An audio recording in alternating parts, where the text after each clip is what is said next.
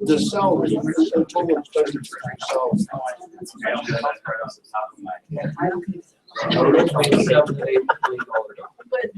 But that's what the recipe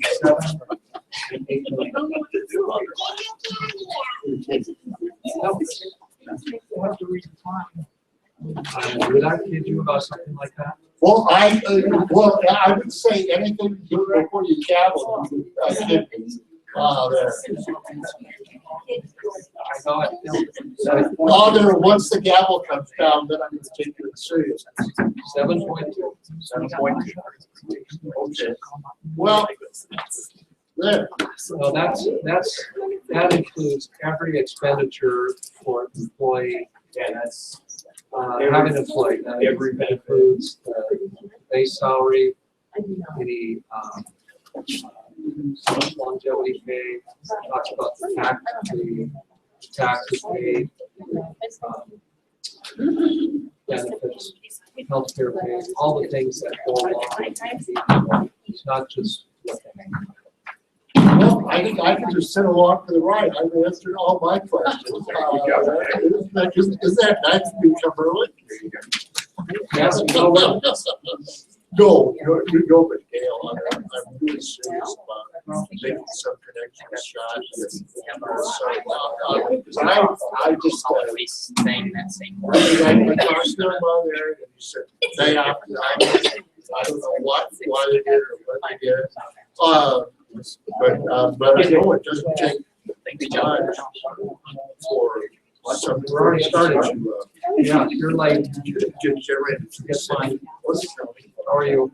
And I know that we had to do so much to be a prime shop, and we rename ourselves something else.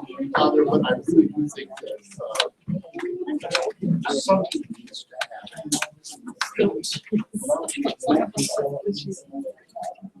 What? Well, I think it would be best. Because there have been people that one way. Why is this thing so? I was there. I thought it was 20. I know.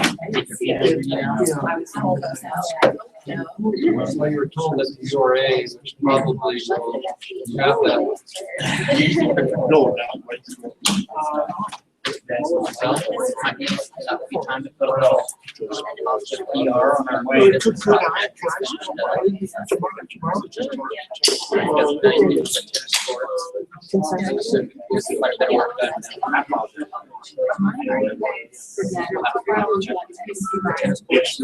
you got all the gravel in and they push you to the. put that in mind.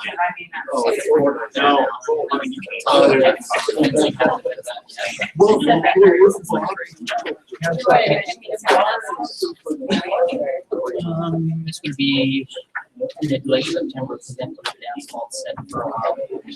Well, I think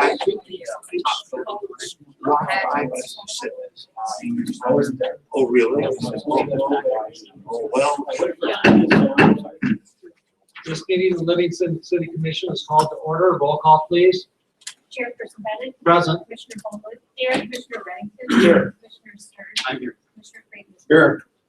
Thank you very much. We will now have a moment of silence.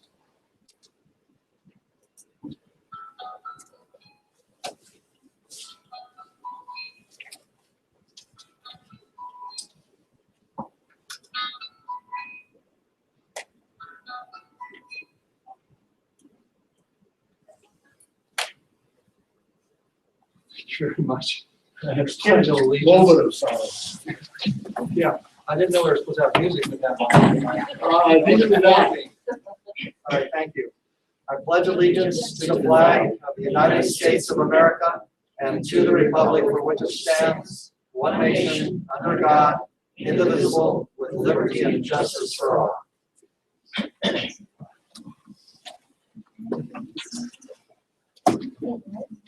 Okay, I guess I have to remind people tonight, be sure to silence your cell phones. No texting in the audience. Okay, so First order of business, is the commission prepared to approve consent items, and if so, do we have a motion? I move we pass the consent items. I'll second. So a motion by Friedman, second by Hoagland. Roll call. Chairperson Bennett, Yes. Commissioner Hopwood. Yes. Commissioner Reddington. Yes. Commissioner Stern. Commissioner Frazier. Four. Motion passes. There are no proclamations tonight. We have several scheduled public comments. The first on our agenda is Chief Kaufman regarding the County Rural Fire District 1 and some training. Is Chief here tonight? You must be on a run. Okay, we can come back to that. Okay, second scheduled public comment, Daniel Durgan to discuss city's purchase lease of his property as right-of-way for the proposed underpass project. Okay. Daniel, you don't need to sign in for the record. You're already on schedule, so you're good. So, Thank you for your time. welcome. Yeah, I And just wanted kind to- of pull the microphone closer so people. That there. There you go. Good, thank you. Yeah, I want to discuss with you where we're at on, I own a tract of land where the underpass is scheduled to be built. So I purchased that land with the intention of making some money off it. I didn't know for sure whether the underpass was gonna go through and we'd sell it to the city, or I would just build on it. It consists of 8 commercial lots. And one, you probably know the white cinder block building that's sitting there on the corner. So I started researching how I was going to use that land and what would be best for it, and quickly it was apparent to me the best thing for the city would be to have the option of buying it undeveloped as is. So I approached Mr. Meese early in May with that option. We looked at a few other options. The city wanted to lease it until they're ready to buy, or what else could we do, or purchase it with a payment plan, or what would be best. At that time, I was valuing the 8 lots at $50,000 each. I bought and sold a lot of lots in that neighborhood, and I think there's very few commercial spots available out there to service Northern Lights and the north side of town. So I think there's quite a bit of demand for that kind of site. So I told Ed Meese at $50,000 a lot, and then throw in the building for $80,000, which is cheap for the building. I thought $480,000 for the parcel. A lease price I approached him with was close to $3,000, which I think is probably not wise for the city to go that route. So we went back and forth, and Ed did a good job researching and negotiating. And as of 3 weeks ago, I told him I'd be willing to sell the land in the building at $265,000, which I think is a very good deal for the city. I guess I want to encourage the commission to act, obviously not any quicker than you're ready, but I'm ready to go another direction. If you don't want the land, I'm ready to use it for something else. And I'd like to do that before winter. So I think Mr. Meese did a very good job of researching, and I think he probably thinks my value is still a little bit high, and I think there's an argument to be made for that. It's a unique piece of property. It makes it hard to value in some ways. If you can say if the city was to buy a similar piece of land, but that's no good. The city doesn't need a similar piece of land. They need this piece of land. And there's not a lot of similar land that is already developed into 8 building sites like that, which gives it, whether you see it as a piece of property or 8 individual properties, changes value quite a bit. I would quickly, my intention would be to sell them to individual businesses. We don't. There's a good market for businesses that want a smaller space right now. So I guess that's really what I have to say about that. Are there any questions on where we're at with that process? Mr. Meese? Is there any clarification from the city commission first? Any questions for Mr. Durgan? Mr. Meese, do you have any point of clarification? Well, I think Mr. Durgan's presented the situation pretty accurately. I had several conversations with Dow HKM and with some local real estate professionals, and as Mr. Durgan said, Developing comparables and knowing how to compare was somewhat difficult. Initially, after quite a bit of research, I indicated to Mr. Durgan that I really couldn't recommend going forward based on the timing of the project and not knowing when the final construction funds would come about, and offered that perhaps the city would be interested through Mr. Code in putting together a first right of refusal type of a document where we would put so much down and then have a first right if there was a sale pending, we could evaluate it at that time. He indicated, as he did tonight, which I think is understandable, that that wasn't an acceptable option, and asked me to go back and do further research. And I think the comment was that there's most likely that there has to be a number where it becomes a good purchase for the city, regardless of the certainty of the project. Did I want to put words in your mouth? No, that's and asked me to go back and take a further look at that. And so continue to do that. Haven't finished that research. And so when we spoke prior to this meeting, I indicated to Mr. Durgan that, again, as he said, he had left us with a number of around 265, and I felt like that he really needed to address the commission and put the issue before the commission, because my struggle is knowing if it's really something that the commission even wants us to continue to negotiate.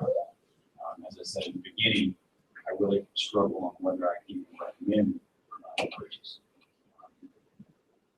So, is that fair description of yes, yeah. how we behave in this matter? So, Mr. Jeremy, I think I'm certainly willing to answer any questions from the commission as well. And we continue to do some research, but as Mr. Durgan indicated, it's not really about comparables. It's about the uniqueness of that piece of property for this particular project when the project occurs. If that were 6 months from now, would be one thing. If that was 2 years from now or 3 years from now, would be different. And obviously, he can't wait for our time. If he has other development.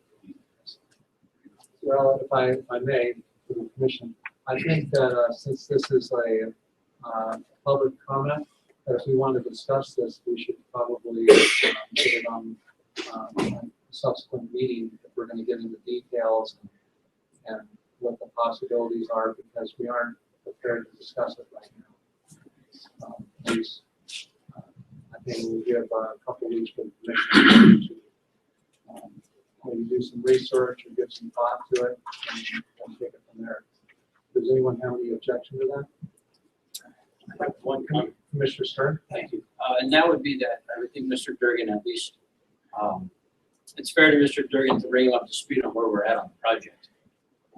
And that, I mean, without getting into detail, I would imagine the funds for this property would come from the global funds for the project, right? However they would obtain. So I don't see the city being in a position to purchase this property necessarily with the funds we have.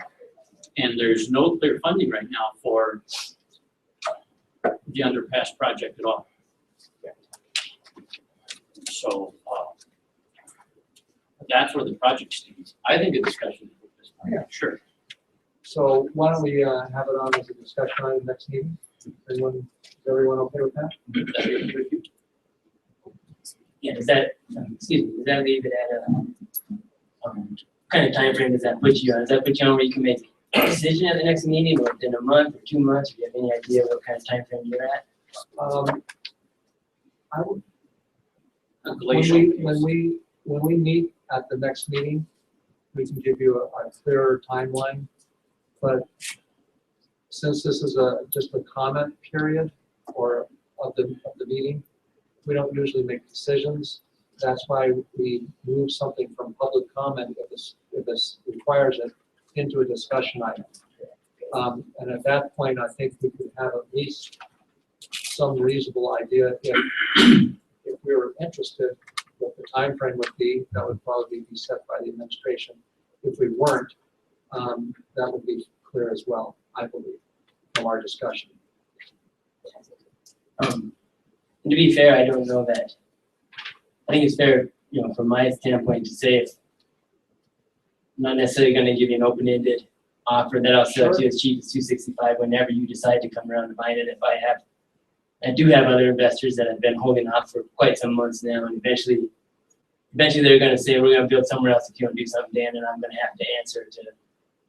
I feel strongly that from a lot of perspectives, building on that's not an option for the city. But as we know, the funding it's not necessarily there for the underpass, and not wise for me to continue to make mortgage payments on the land and utility and taxes. As a private property owner, you don't need to follow our guidelines. You have to follow your business plan. But since you came to the city, we have to follow our process. So that would be our process right now. That's coming to the commission. You've already had some time working with Mr. Neese. But as far as getting the commission involved with the discussion item, we need to put it on as a discussion item so the public can be brought to notice that this discussion will happen so that they can participate in it. Appreciate that. Yeah. Yep. All right. Thank you for your Daniel, time. thank you very much for coming out tonight and appraising this. Appreciate it. Thank you. very helpful. Thanks, Daniel. Mr. Chair, Yes. just for clarification, so that it's going to be clear about this. The comment was made that purchase of the property would come from, for instance, Tiger Grant funds or some other kind of, that's not correct. Okay.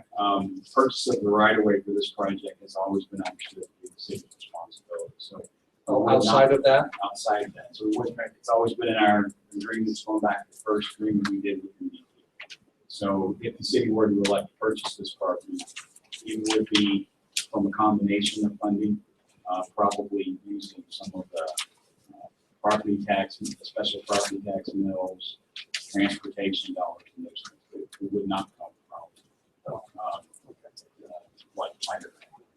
Okay, Tiger Grant or construction funds for the project. Or construction funds that we've set aside from the state of Montana. We're obligated to buy the right of way outside of this. Okay.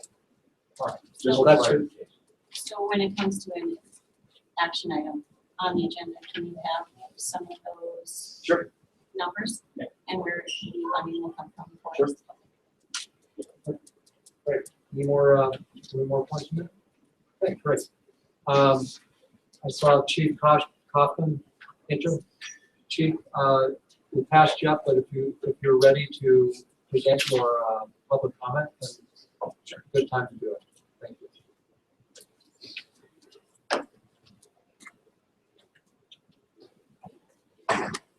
Since you're on schedule public comment, you don't need to sign in. Okay, great. So I was just here tonight to talk about just to inform everyone about the joint project. It's primarily spearheaded by Park County Rural Fire District Number 1. But they're going to, in cooperation with us, work with Helena College as part of the University of Montana to try to bring a fire science associate's degree program to Livingston. So we're actually going to use Park County Rural Fire Station. They have a new training room they built last year that has really nice capabilities, audiovisual, smart board, all that kind of stuff. And they will do a live lecture that's in Helena where the actual lecture will take place. The students will be remote here at Park County's fire station and will be able to participate in the full 2-year associate's degree program here. So it's a really exciting program basically in the fire science world, I think, because if you get a 2-year associate's degree, but you also get all the training certifications that you would need to work for a fire department, especially one like ours. And we look for people to go to paramedics. You won't get fully all the way to paramedic, but you'll be very close. And you'll receive all the basic firefighting training, aircraft training, all kinds of different quality and training. So it's a really solid 2-year program that sets out both the associate's degree education and the fire department certifications that you would need for a career in the fire service. The way that Park County is trying to structure the program right now through the Rural Fire District is they're going to be offering scholarships to 3 students. So the scholarship will be a full ride scholarship to the program, which is honestly about $8,000 to $10,000 for the program. And in addition to that full ride scholarship, they'll offer housing free in their fire station. So when they renovated their fire station last year, they added 5 apartments upstairs, kind of like a college dorm setting with a common kitchen, common room, and then each bedroom off of that. So those are bedrooms. They had 5 people in it. They're down now to 1 person who's there. So there's kind of a recruitment boost for them. And they will have those 3 students up there. They'll live in those rooms.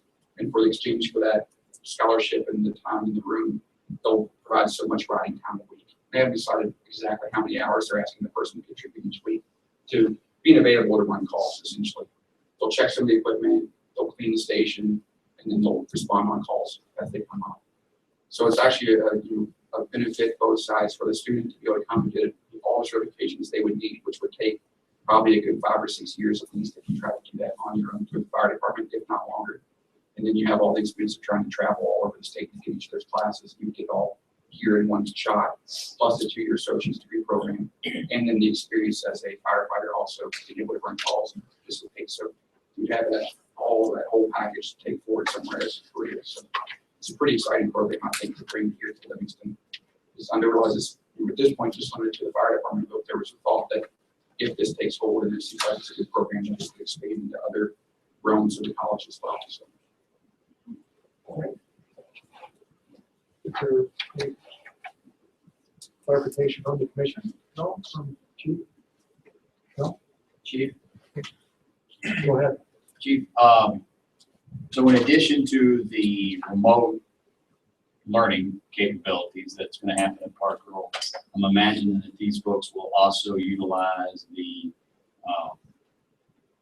fire training center. Yeah, so that was one of the points of it, where they wanted to have this program for a while, but trying to find somewhere, one that had the instructors and the ability to house the students in that kind of college environment now with the amount of stuff that's done online and the smart technology behind the college environment. You need to have a facility that was capable of that. And there's not a lot of fire stations that offer that capability. So Park County having just recently renovated their station, it fit that bill. And then the other half of it was they needed somewhere they could do all the practical skills that come with it. So in fire training, there's a tremendous number of practical skills, obviously, that putting up ladders and fighting fires and all those kind of things, cutting up cars and stuff. So our training center that we built jointly with Park County over the last few years, that really is an excellent facility. And it was one of the things that I looked at as a chief, looking to decide whether this was a place I wanted to apply. And I really thought that was an excellent facility. And one of our goals has been to increase the use of that. And that's one thing that we think would be a huge help. And the school also was big on that. So we'll do the Park County will host the actual lecture portion. The practical skills will be done at the training center. And then our personnel, Livingston City personnel, we have a lot of qualified state instructors, which was also something that's not very common among fire departments in the state. So that will be our portion of the program where we'll provide instructors for that type of program for the practical scenarios. I mean, and I'm assuming that, as far as scheduling our, our personnel, around the on and off hours and that type of thing will work out fine. We won't be short people based on having them have a teaching session of some sort. No, they'll be done with off-duty personnel. The way the college wants to structure the program is that they would have the person, anyone who's going to teach that portion of the program would actually become an adjunct of the college. So when they work at that, teaching those classes, although they're related to the same firefighters, they would be part and parcel of the college at that point, workers' comp, all the insurance, time would be paid, everything would go through the college. It's all separate from what they do for the city. So it would be on their off time. We may provide equipment to assist in that. So our ladder truck may go out and help out for a scenario if they need that, but it would be with the understanding that, if there was an emergency, we would bring it back. So and that's something they do already. They have the program set with Missoula, and they're working on that with West Yellowstone as well. And that's understanding for those departments also. So there would be an agreement about equipment and liability and that type of thing in regards to putting this whole package together. Well, so they had hoped to have it together and start this fall. And what they realized is there's just so many logistics that the college is coming up with on those kind of things. We haven't been able to make it work yet. So the thought is that they're going to have that in place this fall, and we would start it in January. And it's a 2-year cohort program. So once you start, that same group would go in the full 2 years. And instead of intermixing classes, they start as a team, and they progress through the entire program as a team and graduate. And at that point, they would start the next program and bring it in. So it would be a 2-year program starting in January. Yes. And Chief, is the program full now? Do we have all 3 candidates in place? There were. They had 3 that they had picked, and now there's one has had to drop out. So they have one for sure that's confirmed, that's local. They had one that was coming from Miles City, who, because the program is going to be in January, is not really sure what he wants to do, but he was actually going to relocate here just for that program. And then there was a third that was a local resident that had some family issues and needed to withdraw from the program. So they're still looking to fill at least one, possibly two of the spots. So if somebody's aware of somebody that might be interested, have them get a hold of you or Chief Babcock. Absolutely. Yep. And Chief Babcock is the point of contact for the entire program, but he and I have been working closely together on the whole thing. We've been going to Helena and meeting regularly with the college, and they've been coming here, and so we've been trying to spearhead it together, but he is the point of contact for that. Thank you very much. Sounds exciting. Appreciate My it. apologies on being late. What's that? My apologies on being late. No, no Sick problem. kid at home. Thanks, Chief. Sounds good. All right, Patricia Grable regarding downtown underground vault.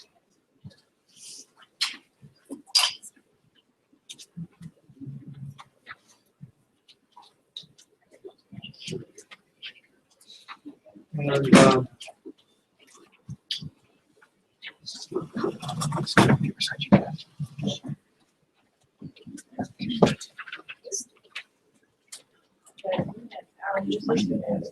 yeah, no problem. No problem. I'll look on the drill. Does the commission have a chance to take a look at Eric's property? Right up. Miranda? We haven't yet.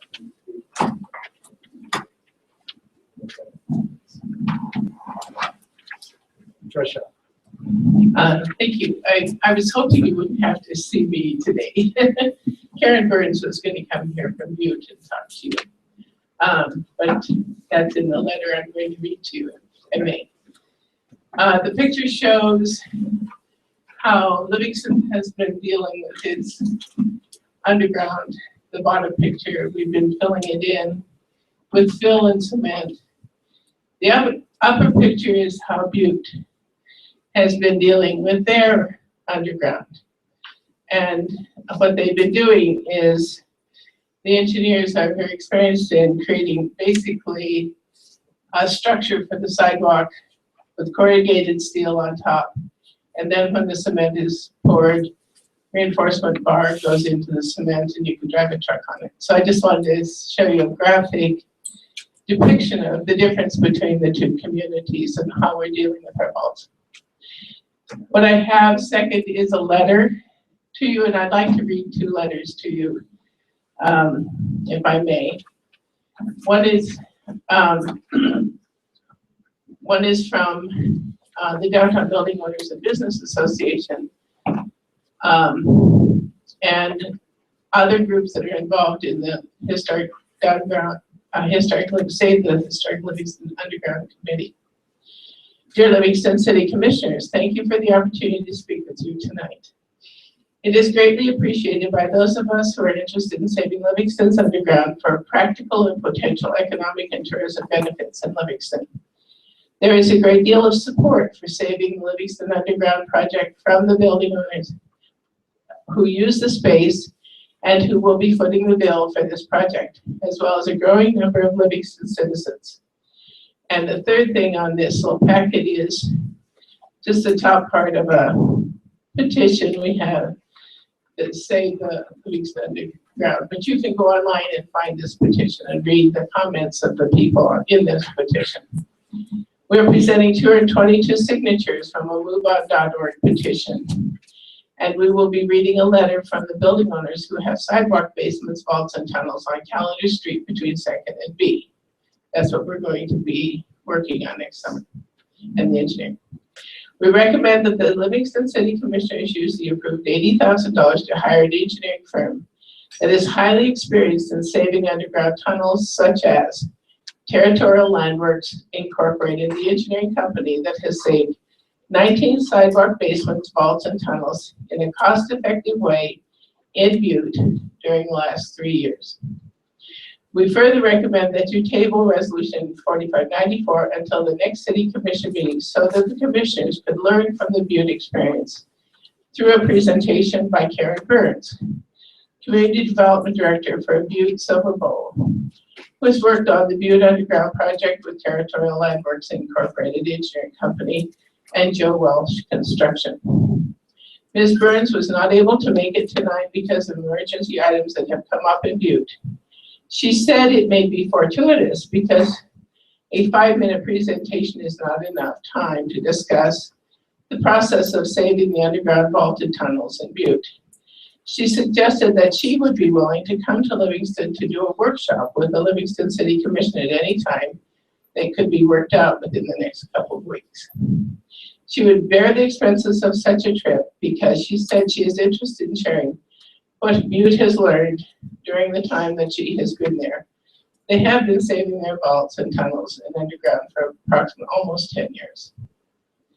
We, the building owners, would be willing to work with the Livingston City Commission to facilitate such a workshop. Thank you for your consideration on this matter.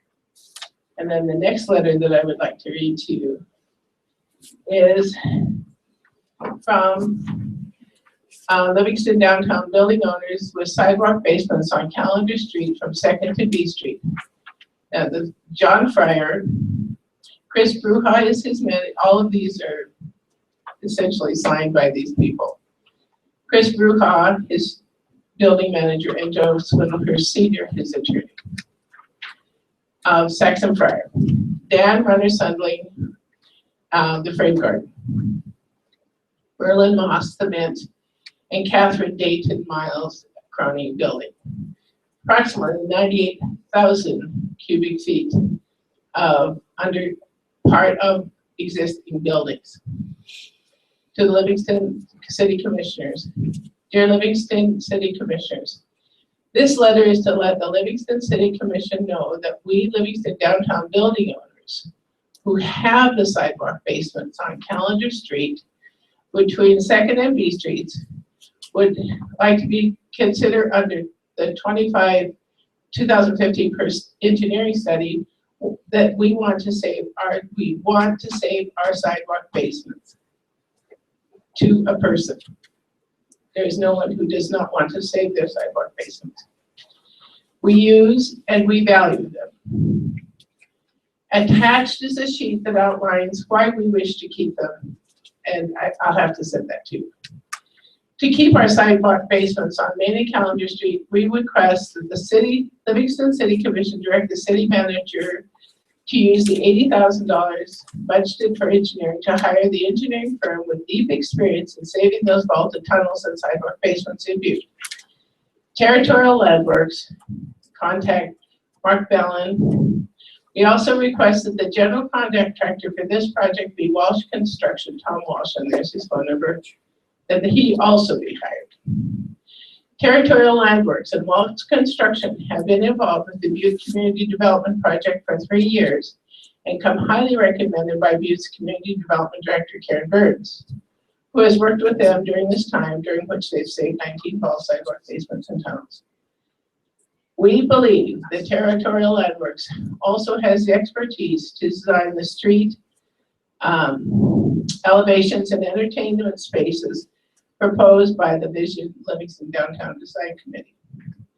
The Butte Community Development Organization with its director Karen Burns and the Future West under Livingston's Dennis Glick have volunteered to help Livingston as it moves in the direction of saving its underground space in much the same way that Butte has done for a number of years. We feel that this will not only benefit us as property owners affected, but the community as a whole, and appreciate your consideration on this matter. So I have emails from Karen Burns. So I would like the City Commission to consider, please, a workshop with Butte. They would come here anytime in the next 2 weeks that this commission might have the time.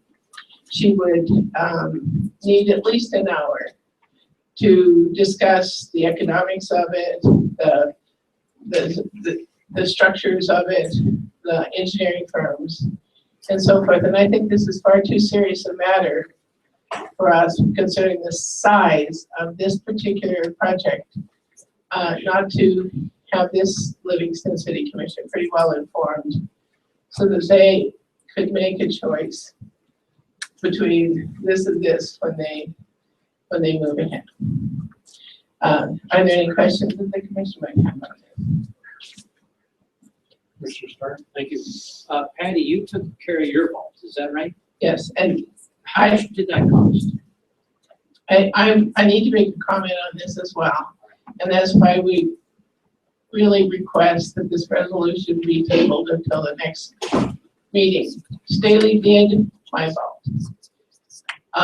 The first proposal they had, I was only notified 2 weeks before they came in to do the vaults. The first proposal they did was, I think I mentioned, putting rebar 6 inches apart in a straight line in a foundation for a 3-story brick building, which would have split my foundation. They were very difficult to work with. Also, the Livingston Bar, and I will send emails on to you from the Livingston Bar and Grill. Livingston Bar and Grill hired Kirk Michaels, the architect, to save their vault. And there's a series of emails back and forth with Staley. And basically what happened is they made it so difficult, and Kirk was going to try to be here tonight to talk to you about it. They made it so difficult that finally this remarkable underground basement at the Livingston Bar and Grill, which used to be the Bucket of Blood with Madame Bulldog and Calamity Jane, was filled in with cement. So we really have a very serious, so the question is, in the minds of the building owners who are going to foot the bill, is please consider having this other engineering firm that has the experience, that knows how to do it, to go ahead and do the design for Calendar Street between 2nd and B, which is what's going to happen next summer. And the building owners and their attorney, Joe Sonohurst, will be more than happy to work with you in any way they can.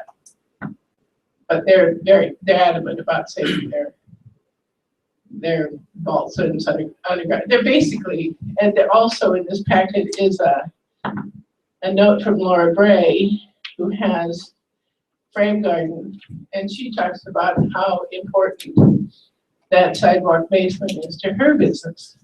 They have stored, it's very important. Right now, these vaults are being used by all these businesses.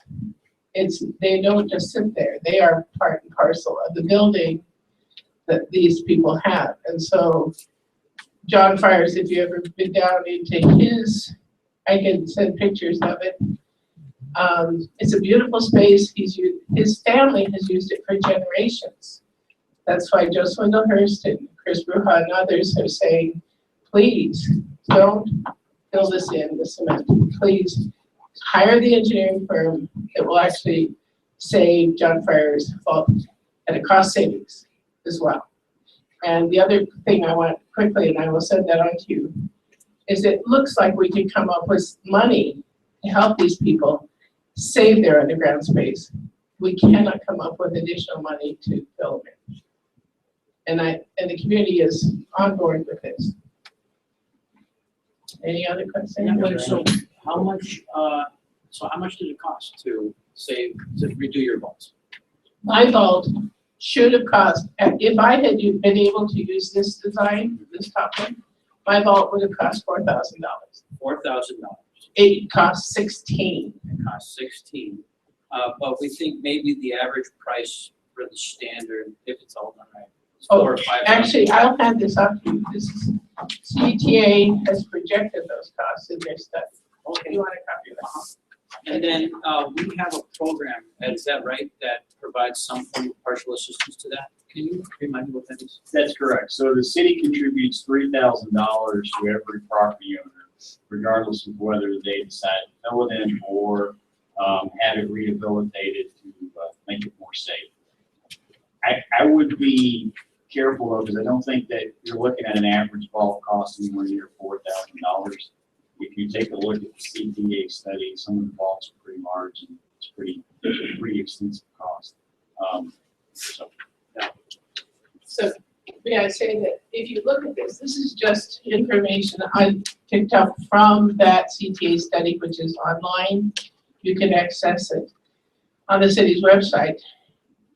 For example, if you look at Catherine Dayton, where the walk is, you will, she will see that her total bill is projected by CTA as $107,240 because the expensive item for her would be to build a wall. And I can send you pictures of this. If you go down there, that is one of the most sturdy buildings you ever saw. And there's an I-beam that supports the entire building. And so you walk under that I-beam out into the sidewalk basement. So there's absolutely no need to build that retaining wall and then fill that in with cement because the structure is right there. All that has to happen is this. It doesn't even touch the sidewalk area, nor does it touch the retaining wall. It just simply supports the sidewalk. So that $96,000 bill would go away should this commission decide to learn tribute on this. For Catherine, it would be a humongous savings. If you look at where John Fryer is, his vault to fill it in with cement would be approximately $52,840 per CTA. On that right-hand figure is the final conclusion the CTA came up with in terms of cost. The frame garden would cost Bunner Sunling $56,000, as opposed to this. We're talking about two important things. We're talking about saving space people use all the time. We're talking about less cost by far. If you add it up, and I put this in there last night, I did the math on it. If you were to fill in that massive sidewalk underground right now from Second to B on calendar, you would almost fill the Grayville building with fill and cement. To me, it's a terrible waste. Instead of allowing people to keep something that they use all the time, they've made that choice. They want to do this. All that has to happen is the engineering firm that is used to doing this needs to be hired to do this.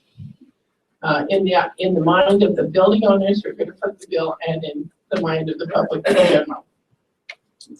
Answer for the issue first. No. My confusion comes from, you were on the city commission. I've been on it for 4 years. Are we talking vaults? I've never heard the term tunnel used before. Actually, What am I missing? Okay. Primarily on B Street, on Calendar Street from B to Second is consistently what are called sidewalk basements. It is an area where if you go down where the frame garden is, you just simply go to the basement and then you walk right out under the sidewalk. That's the sidewalk basement. In almost every case at the Walk and John Fryer's, at the Mint and at the Frame Garden are all just sidewalk basements. My building was a vault.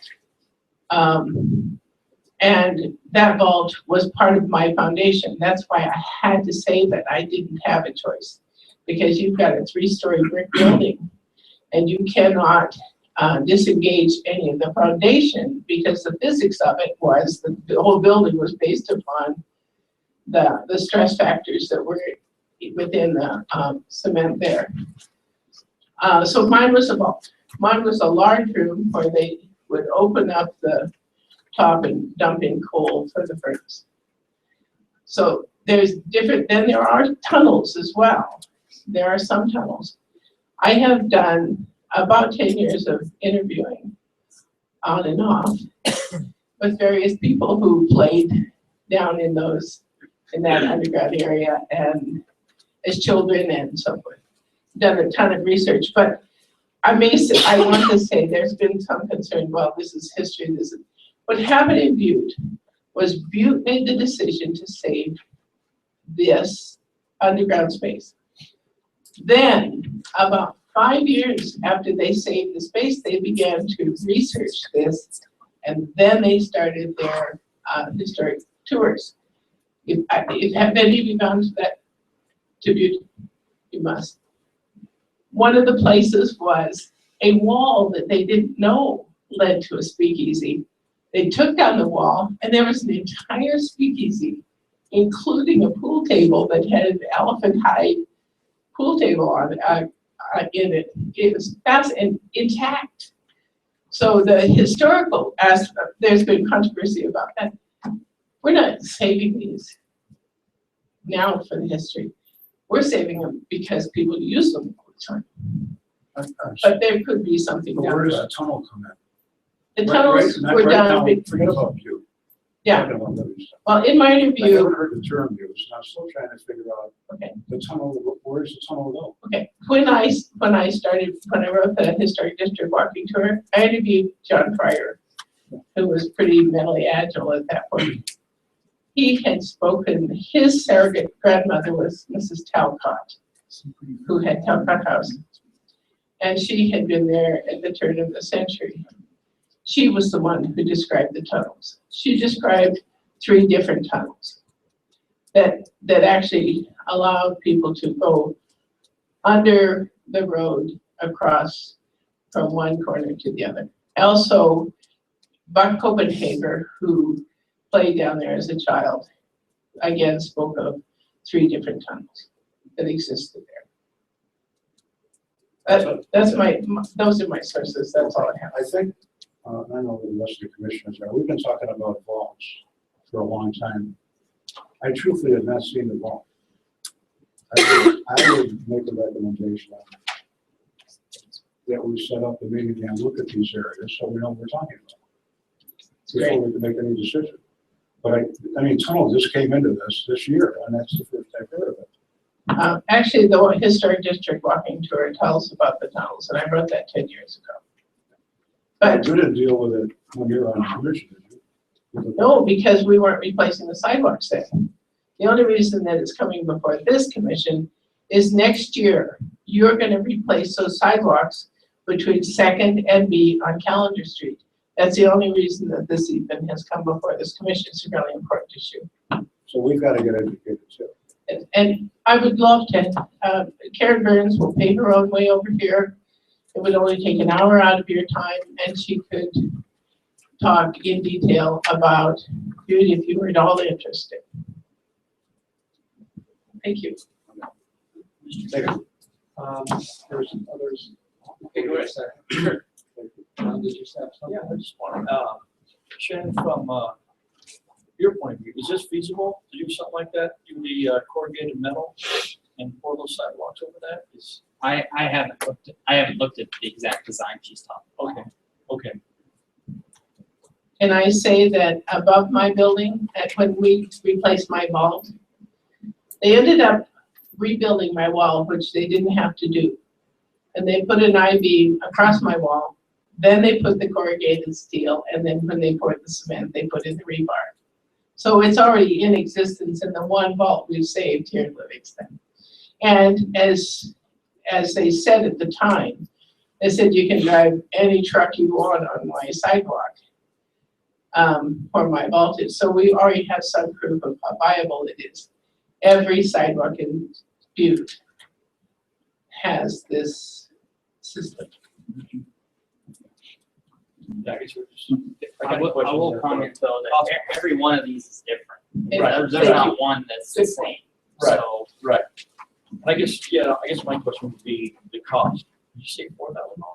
Mine should have been 4,000. It cost us 16, Seems which was very difficult for us to come up with. The 16,000, we didn't have a choice.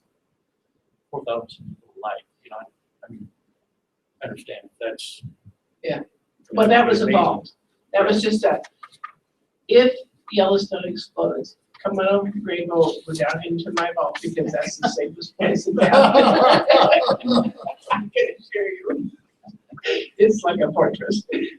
But it was overbuilt, obviously. But it is, that's such a good suggestion too, is to, for example, have Karen come and talk with this group and then arrange just a quick tour to see the different places that we're talking about. And I will provide you with pictures as well. Yes, they're quite beautiful.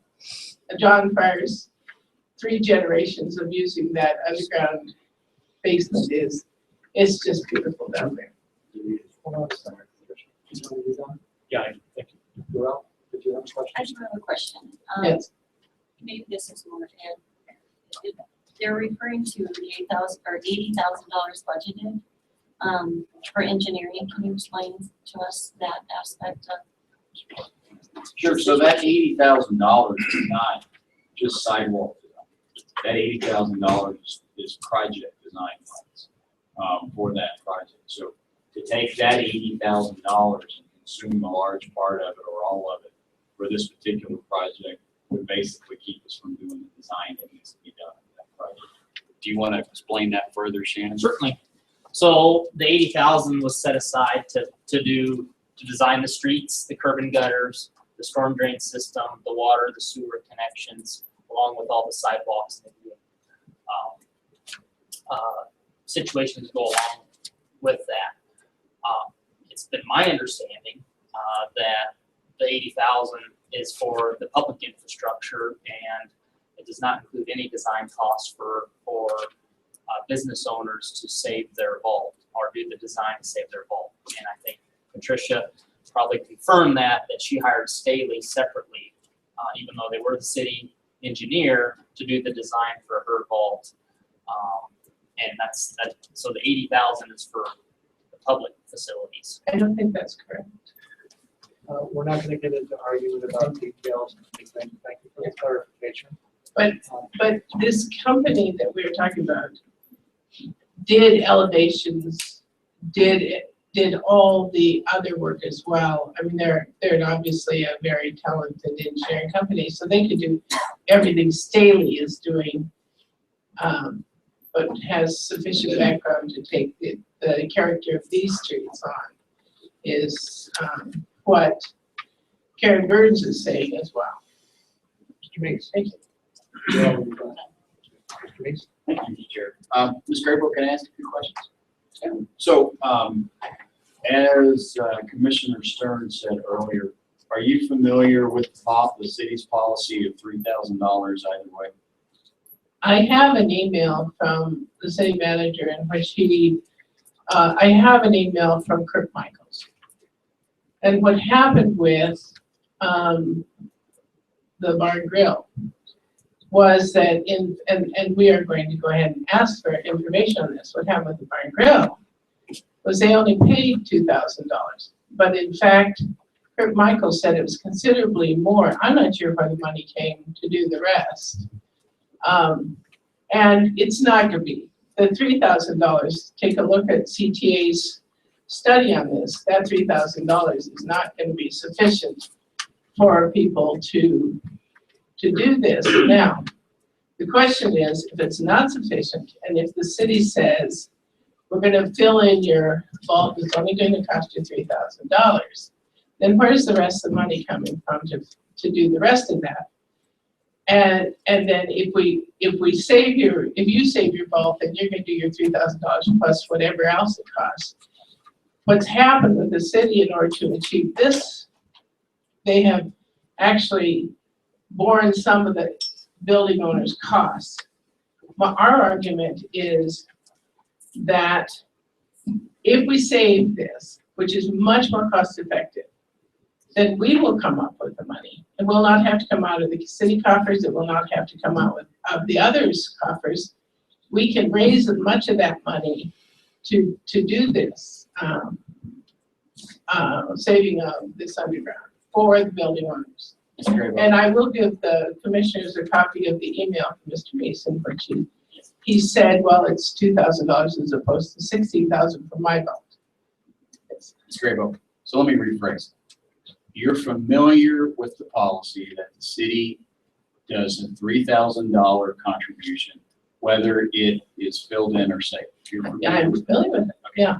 So then, are you also familiar with the fact that it's been the city's policy to let as it was in your case, to let the building owner decide if they wanted to fill the vault in or safe. Are you familiar with that? That's been our policy as well.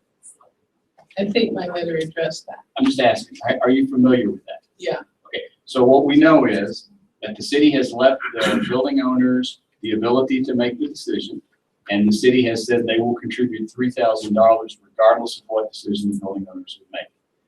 And the city has expected, and it's been my understanding, the city has expected that the property owners then contract for their engineering services, and they bear the difference in the cost between filling it in or saving it, whichever one they choose, and the $3,000. Are we clear on that? Okay.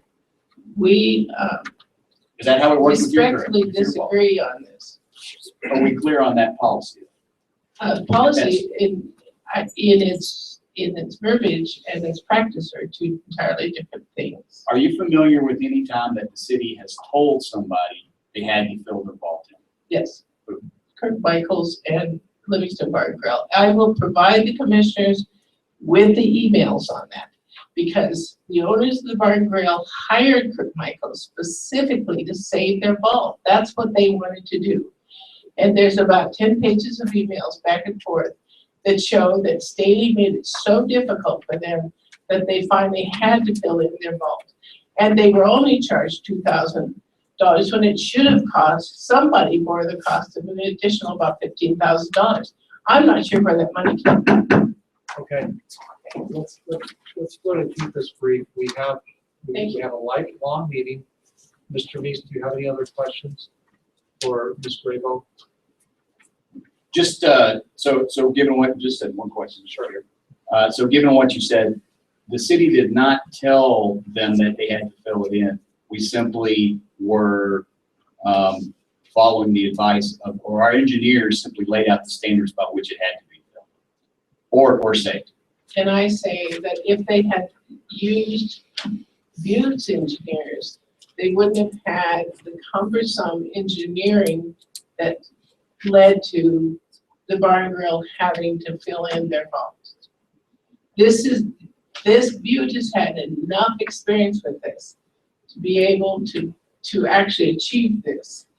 And Staley insisted on a retaining wall that was absolutely not necessary, as they did with my vault, which they absolutely required that I rebuild the wall of my vault. I didn't need to. There's engineering there to do it.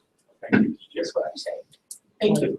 I didn't mean to be, I mean to have us consider moving forward in a really positive direction in allowing people to celebrate these wonderful spaces that exist in Livingston, Montana. So, thank you, Mr. Chairman, for your time. I'm so sorry it didn't take extra time. No. Just so we are clear, the city has a $3,000 policy. The building owner has a choice. The building owner won't be forced by the city to do it. Don't show them the paper. I've seen it already. I got a copy here. And that any engineering that each building owner chooses to do, they can choose their own engineering firm, correct? When I send you those emails from Kurt to Staley, it'll say, oh, here, now you're gonna have to pay an additional $4,000 in engineering. That was an additional cost that they hadn't anticipated, just for the engineering, nothing else. And so the city, I'm saying, so they were gonna have to pay $4,000 more to engineer saving their vault, and then only ended up paying $2,000 to fill it in. Who bore the cost of engineering filling it in, is my question.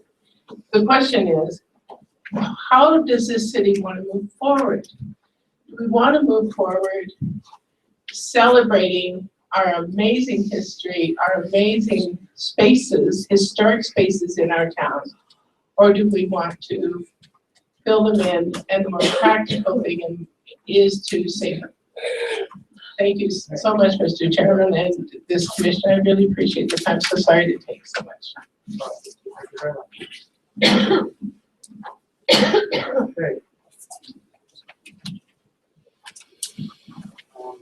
Barb Hellman regarding alley parking between 10th and 11th.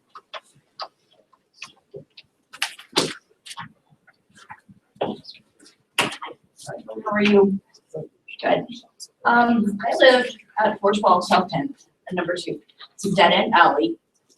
You and I have talked about that. I moved in April. The lady that lives in front of me, I have no idea who she is. Her garage was blocked for about 5 seconds. We were doing construction on the house. There was like 5 or 6 vehicles in there. The gentleman that blocked it, we told him, don't park there. He was going to move his truck. She pulled into the end of the alley and laid on her horn. That's the only time it was blocked. He was going to move his truck immediately. Where I park is right by my house. I live at the end. I am not blocking anybody. The kids living in front of me, they're not blocking anybody. I would like to know why we can't park by our houses. We're not blocking the alley. It's a dead end alley. There's a creek right behind my house. Can you point out where you live on this map? Well, let me see. Yeah. Can I do that? Of course. This is my house, right here, okay? The creek is right here. I got pictures on my phone of where I park, okay? The kids that live in front of me, this is their house, and then I have an 87-year-old neighbor right here. This truck right here is no longer there because he has moved out. So that's where I park. You know, the kids in front of me, they can park right here beside me. We're not blocking anybody. You know, the lady that lives right here, you know, this is my sidewalk right here. This is her garage right here. I'm not blocking anybody. She's not blocking anybody, you know, or the kids aren't, you know. And the alley is black as black and me. I went in and talked to Mr. Coe today. I showed him a picture of it on my phone. He's like, well, I can't see anything. I said, well, that's what you see at night. It's black, you know. And now they want us to park on the street and walk down our alley at night. The kids in front of me, they work from 3 to 11. They don't get home till almost midnight. They have to walk down the alley at night in the dark, you know. And was it last Wednesday? I'm not supposed to be out in storms, and you and I discussed that. I had back surgery when I was 13. I have 2 24-inch steel rods and 4 screws in my back. I'm a walking lightning rod. Last week, Wednesday, when we had that really bad storm, I had to walk down the alley in that storm where there's lightning going on like crazy. Later that night, at 2 o'clock in the morning, I got woke up by a huge boom. The neighbor's tree had fallen on the power lines. The only thing I could think of is if my house got on fire, how am I going to get my animals out and myself out? Well, my truck is parked down the alley. Winter is coming. You guys want us to walk down the alley? There's no lights. There's no nothing down there. The only thing I want to do and the kids want to do are be able to park by our house. Like there's been parking there as long as I can remember. My sister has owned that property for at least 15 years. Nobody's ever had a problem. I moved in and all of a sudden there's a problem. I don't understand. And I would just like to be able to park by my house. Okay. We get some clarification from them. So are you getting ticketed? Is that? Yeah, I got a ticket for parking by my house. So are you saying that you can't go further down this direction on the alley because There's a creek there. And there's no bridge that goes over? No. Okay, so a creek goes there. What's that white thing there behind your truck? Is that a wall? Where's that? Okay, my neighbor's fence is this right here, okay? Oh, right, see that Down red the truck? alley. This white one? See that red truck? Right here. Yes. And what's behind that? That's just grass. Yeah, There's that a white little thing. gray house right behind me. Is that white line a truck? Right here? Is that part of the truck or wall? I'm not sure what that is, but no, that's not a wall. There's no wall there? No. No, this is all open right here to the creek. I take my dogs out there to go potty and they play in the creek. There is nothing back here at all. Okay, so, So when I was parked by my house is when I got a parking ticket. I've been parking there since April. You know, and then okay, so what you're asking the commission is you're asking us to clarify that for you to see, to find out why you can't park. Well, this Okay, lady in hold on. front here apparently complained, and I went into Mr. Coates' office today to see if I could get complaints, because you had told me there had been a lot of complaints about that. There's no paper complaints, they couldn't find anything. So I would like to know why, if there's so many complaints, why aren't any on paper? And the administration help us with the situation out here. We can, Mr. Chair. Okay. First off, I think it would be, in our respect, that you came in and talked to Mr. Cook today, and I think it would be good if we had another conversation that myself and Mr. Woodhull were present at. The complaints actually came through the code enforcement system, the ones that I'm aware of. They came through several emails, which I shared with Mr. Woodhull. I went out on occasion and checked, and the alley was blocked. Mr. Woodhull also made a pass down through there when the alley was blocked. Chief, did you? How? How's the alley Miss- blocked Miss when I Elm. parked by my house? No. Did you have was this one that you went on, Chief? No. Okay. So, staff went out several times, and took a look. We were getting, multiple complaints about the alley being blocked. Ms. Hellman, let me finish. Okay. We were getting, multiple complaints about the alley being blocked. We went out and looked several times, and I referred the matter to Mr. Woodhull and code enforcement that, they took a look at what would be the best, thing to do to make sure that the alley stayed open. And so I think we either were putting up or did put up signs. There is a sign. There is a sign there. So I'm guessing that now that the sign is there, since that time is when you got the ticket, Well, the sign I think went up in around like June. right? I just got the ticket. All right, so you just got a parking ticket then for parking where it was signed not to park. I was parking where my parking spot is for my house. Okay, so- It has been that parking spot for that house for at least as long as I can remember. So, you know, we even talked with another resident about a similar situation at our last meeting. Public streets and alleys, you don't have a parking space on the alley. Those are public streets and alleys. And so what we did is followed up and acted on this particular complaint. If there's more work to be done here, I would think the best thing to do is to have you come back in and let's have another discussion. But yes, I was involved in that as well as code enforcement. We went out a couple of different times at different occasions to take a look, and the alley was blocked. Okay, can you tell me when? I can't right off the top of my head. I mean, I'd have to go look. The complaint was that the property owner could not, or renter or whatever, could not get into their house because the vehicle at the end of the alley. Okay, I can explain that, okay? And this probably all took place in April when I moved in. We were doing construction on my house. There was a dump trailer in there by my house. My dad's truck was there, my truck was there, another kid that was helping my nephew was there. And like I said, the one that we told to move, he moved right away. That was the only time her driveway was blocked. So, You know, and the alley across it is a dead end alley also. And there's no sign there that you can't park in it. so Mr. Chair, I really think that what we need to do is have the members of the administration meet with Ms. Elmo, discuss this item further. But this was handled pretty similar to how we handle most of our code enforcement when we go out and do multiple checks and take a look. And we don't want to do things in one time.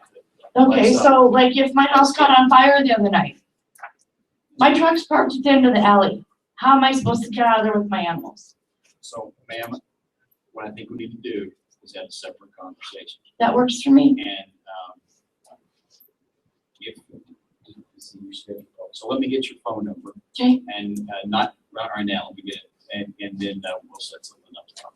okay, yeah, because I would like that taken care of, because like I said, that alley, I showed Mr. Coate today that picture of the alley right by my house, and it is black as that curtain. He's like, I can't see anything. So, okay. Thank you very much for coming in. Thank you, I appreciate your time. So Bart, come back and tell us how it all works out. Okay, look. Okay, we do have one public hearing tonight, public hearing for ordinance number 2059, an ordinance of the City Commission of the City of Livingston, Montana, amending section 2120 of the Livingston Municipal Code entitled Register of Property Purchased or Pledged required examination by adding the requirement that pawnbrokers and junk dealers record item descriptions, brand names, model numbers, serial numbers, and current addresses and phone numbers in the register they're mandated to keep pursuant to said section 21-2. Mr. Meeks, do you have any elaboration? Sure, I would refer to Mr. Coe. Okay. Mr. Chair, as we discussed the last 2 times this ordinance has come before the commission, the administration was approached by law enforcement officers, detectives who were investigating stolen items and things like that, and they believed it would be beneficial to them and to their investigative activities if pawnbrokers and junk dealers within the city limits of the city of Livingston were required to keep additional information in the register that they're already required to keep pursuant to local ordinance.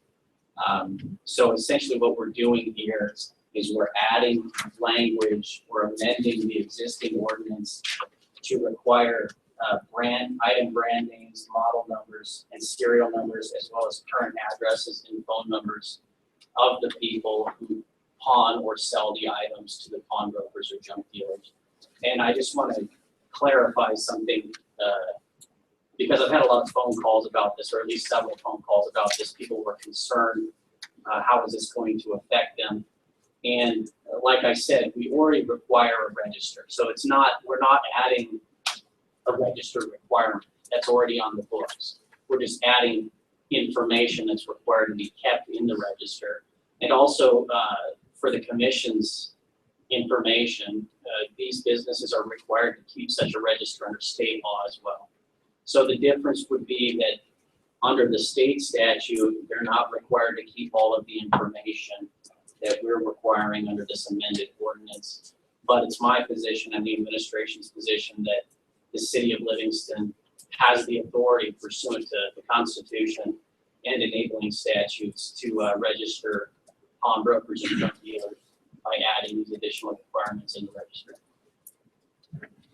All right, thank you very much. This is a public hearing. Public hearing for ordinance number 2059 is now open to the public. Anyone who would like to make comment on this topic, please come forward. State your name and address for the record. Hello, my name is Jay Keeper, 13 Riverside Drive, Livingston.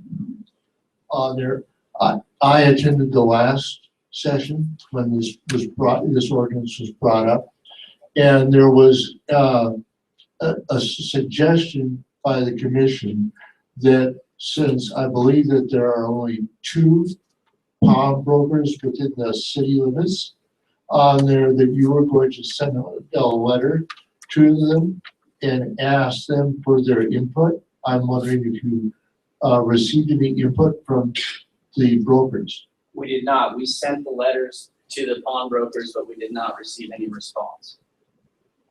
Thank you. Were those by regular mail, certified mail? Certified. Certified mail. So you got cards back that they got them? Yeah. Okay. So they received the letters? Yes. Wise idea. Okay.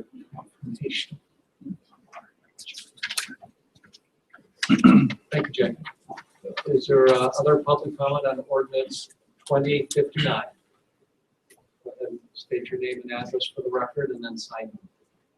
I am Catherine Borneman. I have Out of the Blue Antiques at 211 South Main, and I reside at 310 South 8th Street.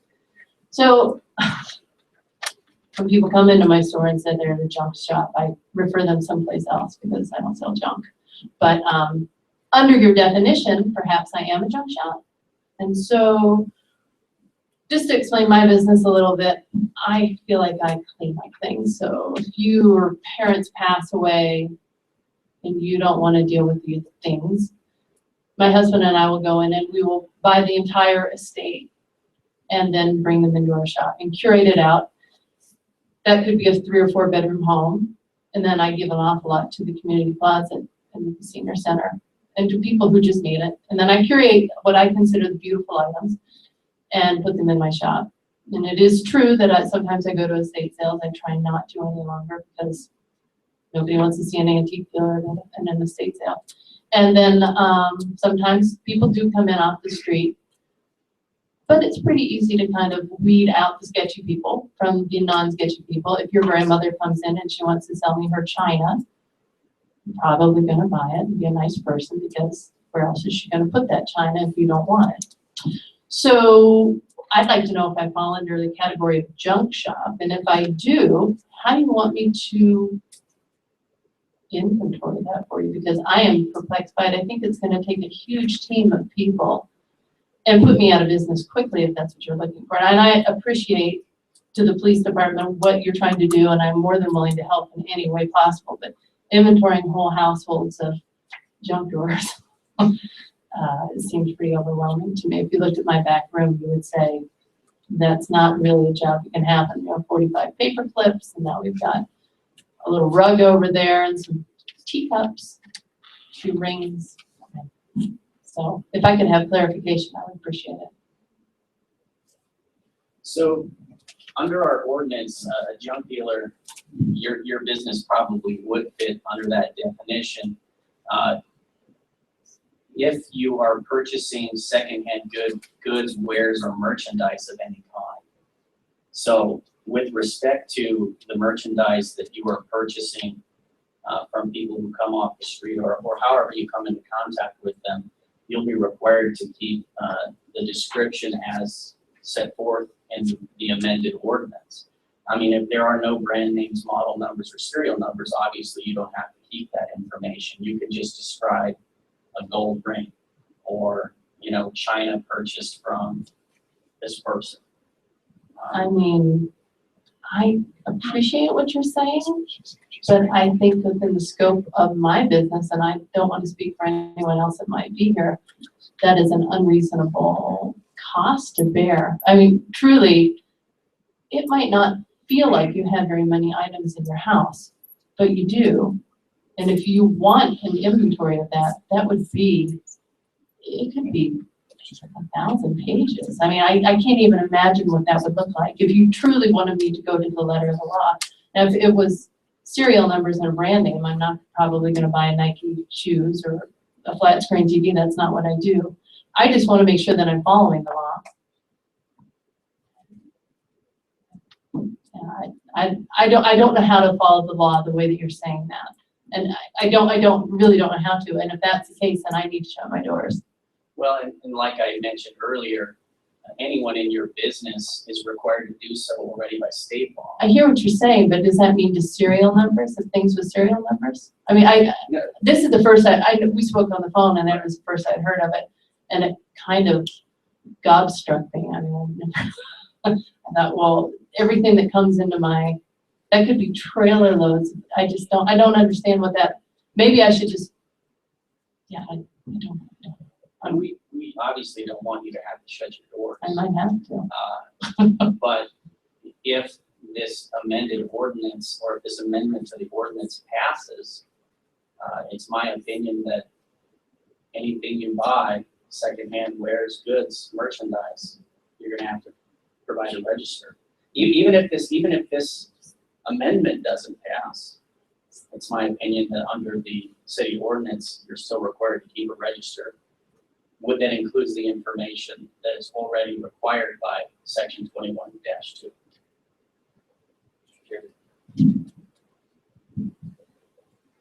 Yeah, I'd like just a point of clarification here, if I may. The intent of the law and the ordinance,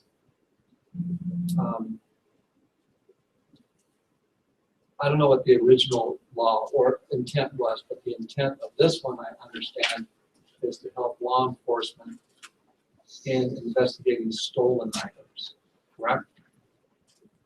Would that be accurate? That's part of it, yes. Part of it, yes. Okay.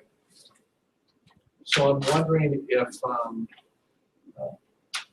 business like Catherine's here is where they're actually going out and buying items to sell. Would that fall into that category?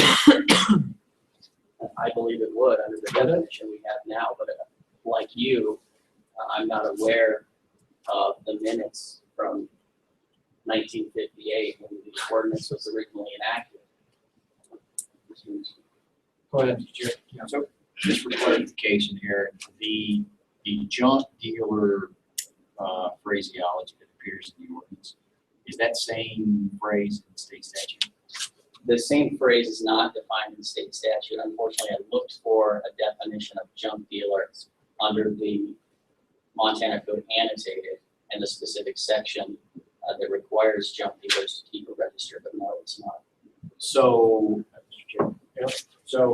the city could provide our own definition. That's correct. I think perhaps that would be perhaps a way to. That was my next Beneficial suggestion. in this If we case, could yeah.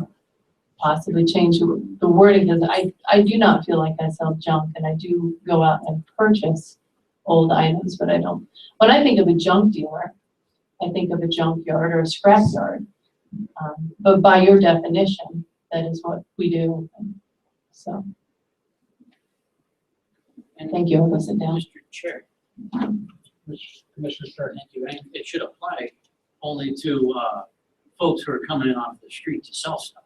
I mean, when she goes out and procures items from the state, that shouldn't necessarily fall under this register. I agree, and I think Mr. Nace's suggestion that we refine the definition of junk dealer would solve a lot of those problems. Or if you just got the register for those items that came in off the street.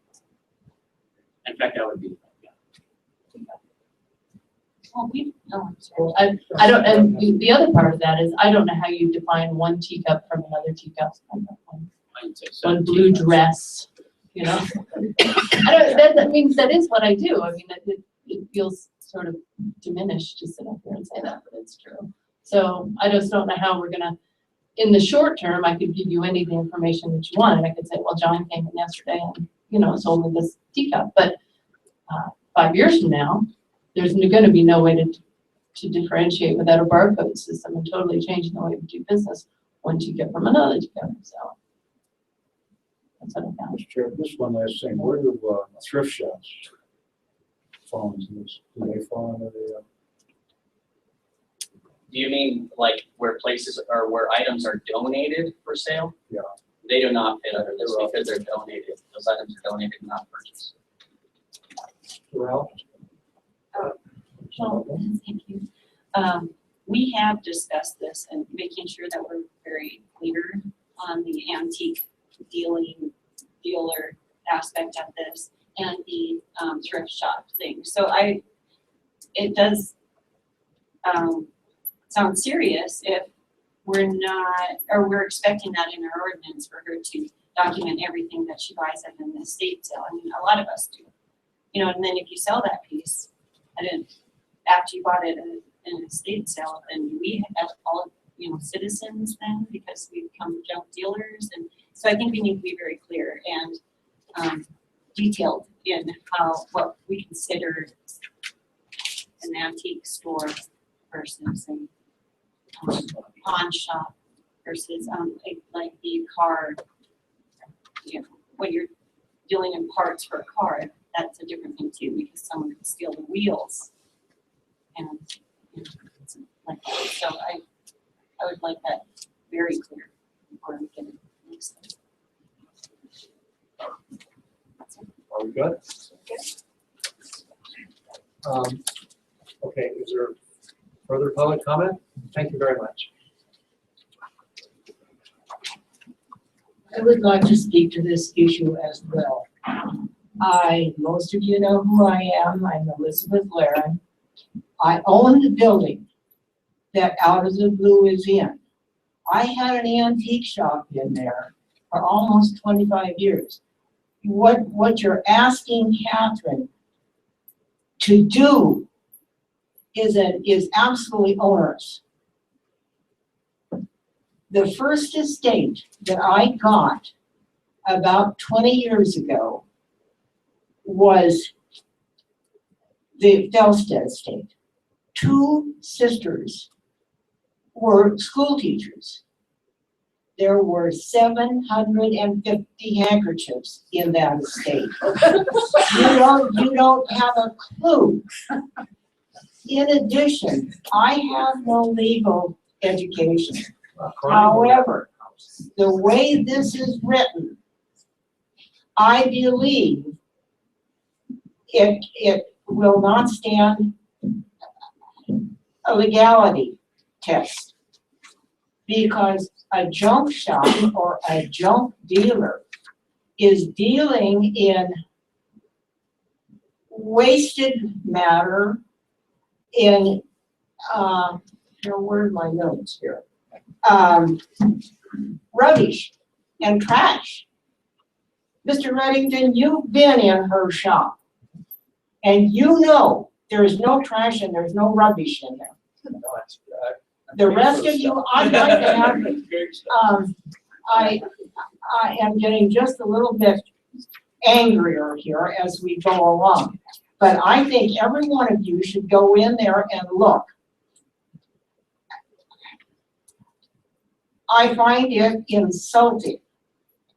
Now, I understand that this language dated back quite some time, but I really believe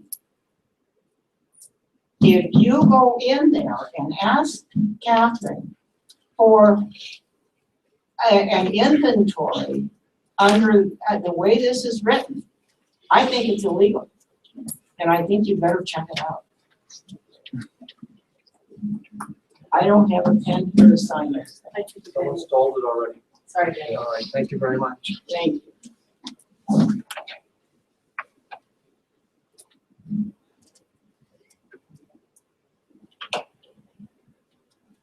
So, sounds like we're gonna rewrite that definition. I would hope so. I have just gotten through having almost a 2-year effort with the county commissioners, and they discovered there is case law in Helena. And Lewis and Clark County got tapped for thousands of dollars because they were in the wrong, according to case law. Don't let that happen to the city of Livingston. All right. Thank you. Thank you very much. Is there, this public comment is still on? Any more public comment? This gentleman here? Oh, are you leaving? Go.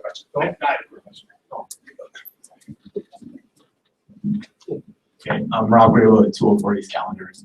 I just had a question about this. Is there, even if you redefine the definition of junk dealer, is there a mechanism by which individual companies could apply for an appeal under that definition?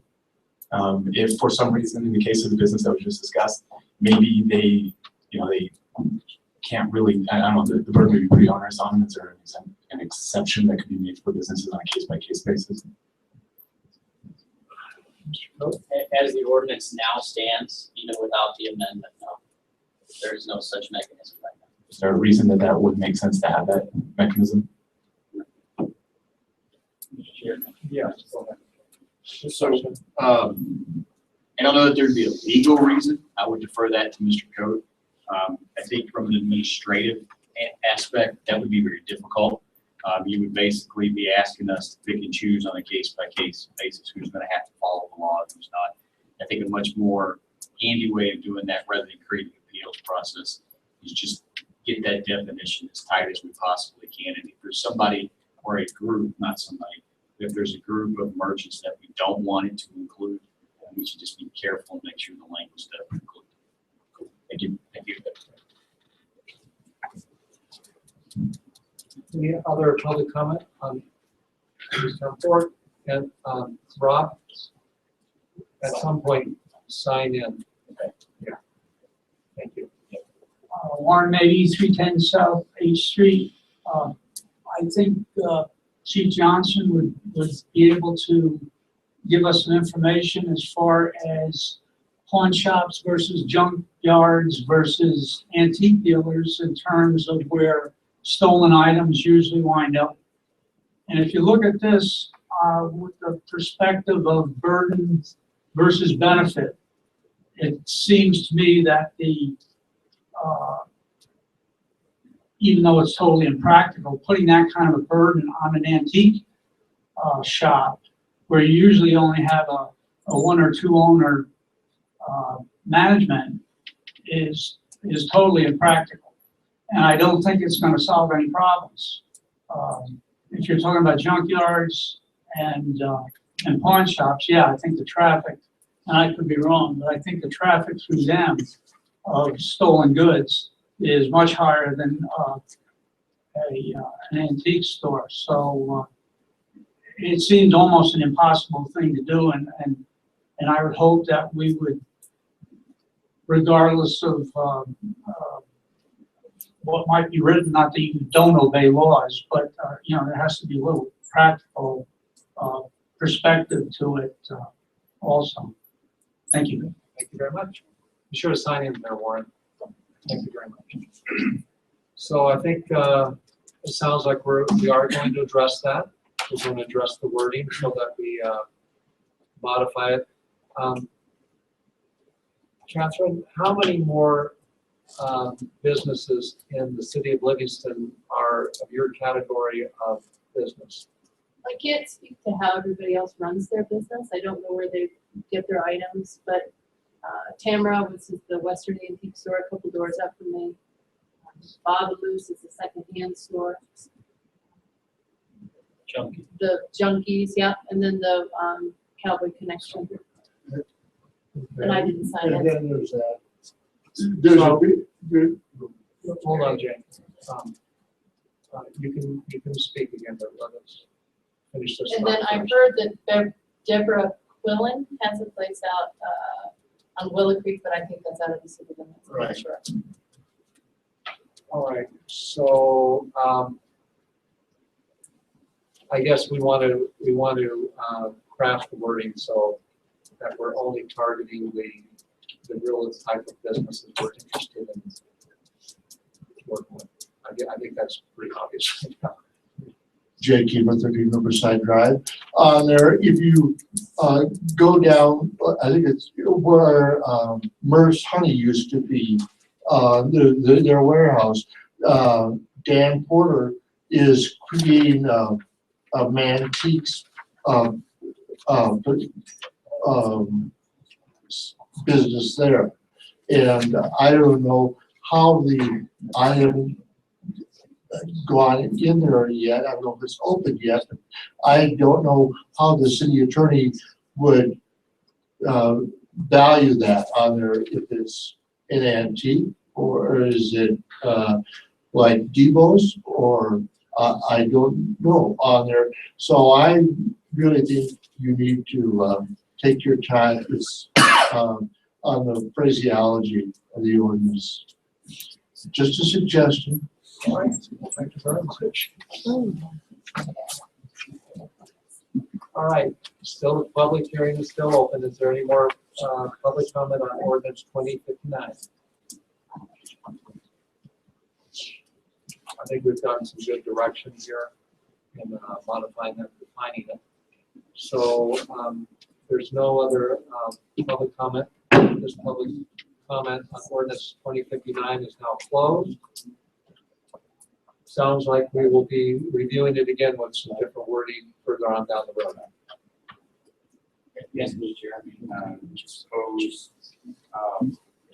2 weeks, a month, what do you think? well, I think we will try to bring this back at the first meeting in September, and we will certainly review that language with Ms. Boyd and some others. Maybe look at this place down there where Murph's Honey Shop used to be. Yeah, I don't even know who Mark is. So. Oh, it's the one across from the Lightning Rock. Okay, so Mr. Chair, we'll revisit that language and discuss it with a couple of those concerns, make sure that we satisfy some of those concerns. Bring it back, try and bring it back by the first September. Okay. Sounds good. Any other, does that sound okay with the commission? Okay, great. All right, we do have 3 resolutions tonight. We did have 2, but I relabeled them a little bit because the first one is an addendum resolution number 4596, which is probably in your inbox. So I'm labeling that 1A. and then the subsequent ones, B and C, so that the administration of Livingston Healthcare can present and go home. Any objection? Okay, did everyone get that addendum resolution? Okay, great. Okay. So we are going to take up that resolution right now. It's resolution number 4596, resolution giving preliminary approval to the proposed issuance by the city of Livingston of refunding revenue anticipated notes, Livingston Healthcare Project, Series 2015, in an original aggregate principal amount not to exceed $26 million under Montana Code annotated, Title 90, Chapter 5, Part 1, and calling for a public hearing on such refunding revenue notes. Mr. Neese. Mr. Chair, I'm going to ask Mr. Lowe to join us at the front of the room. So a couple of things. Number one, we apologize for getting this to you on such short notice, but it worked that way.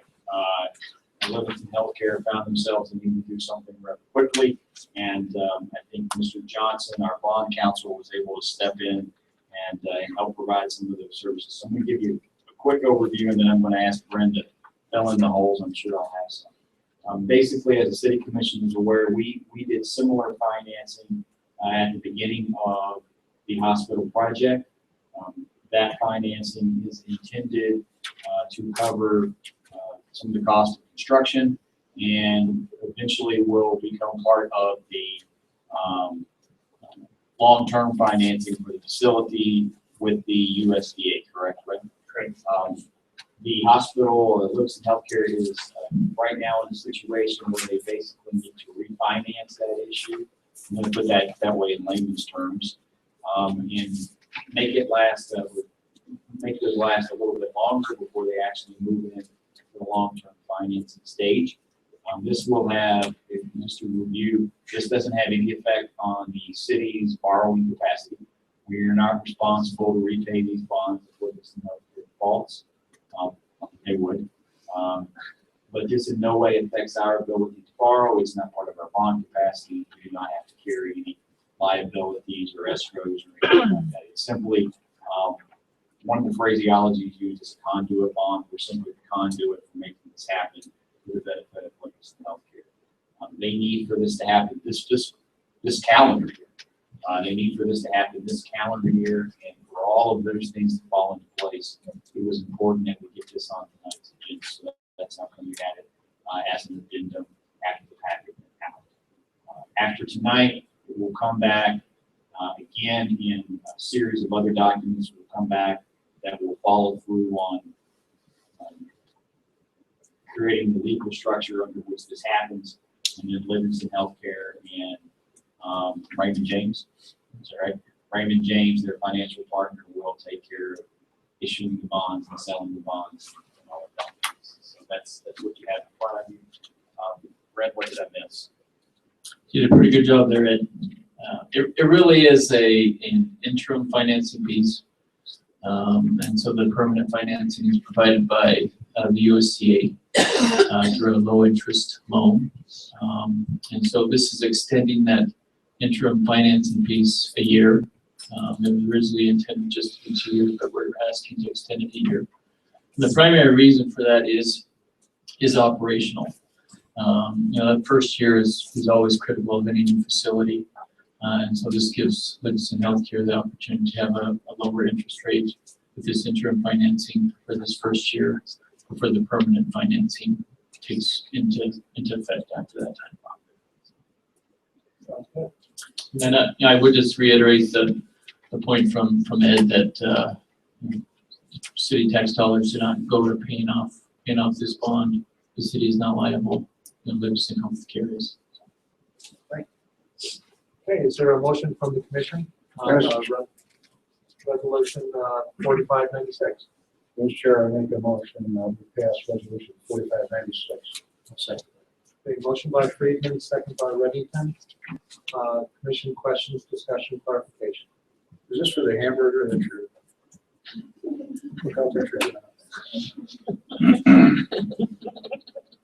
Hearing none, roll call, please. Chairperson Bennett, Yes. Commissioner Vogler? Yes. Commissioner Livingston? Yes. Commissioner Stern? Four. Commissioner Brinkley? Four. Motion passes. Thank you. Thank you very much. Thanks, Brad.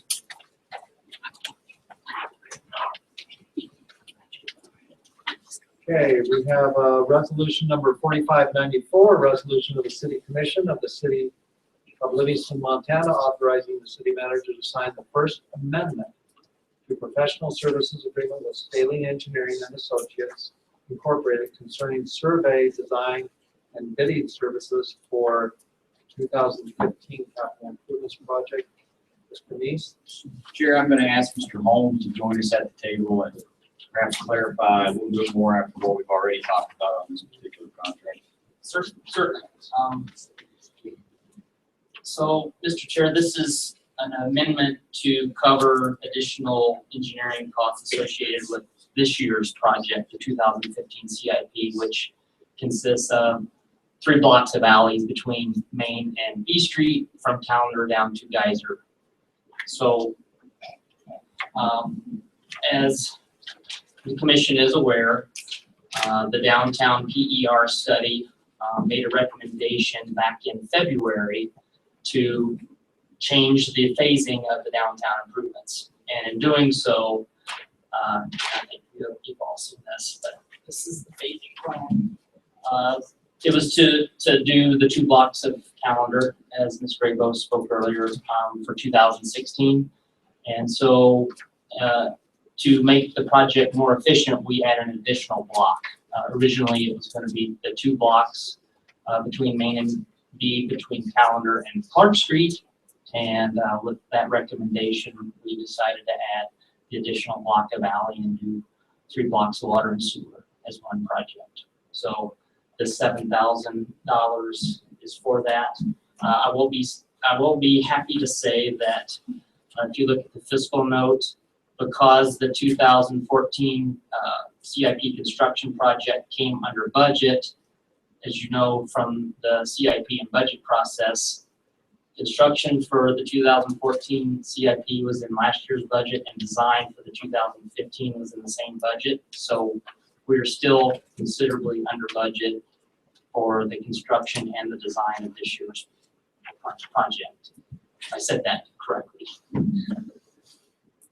I think so. Are you talking about the fiscal note for 4594? 45, yes, sir. On page 41? 41, yes. Where do you see this? Where do you see 14? So the third bullet point, 2014 CIP okay, was there we go. 107,000. So this design for 2015 CIP was included in that in last year's budget.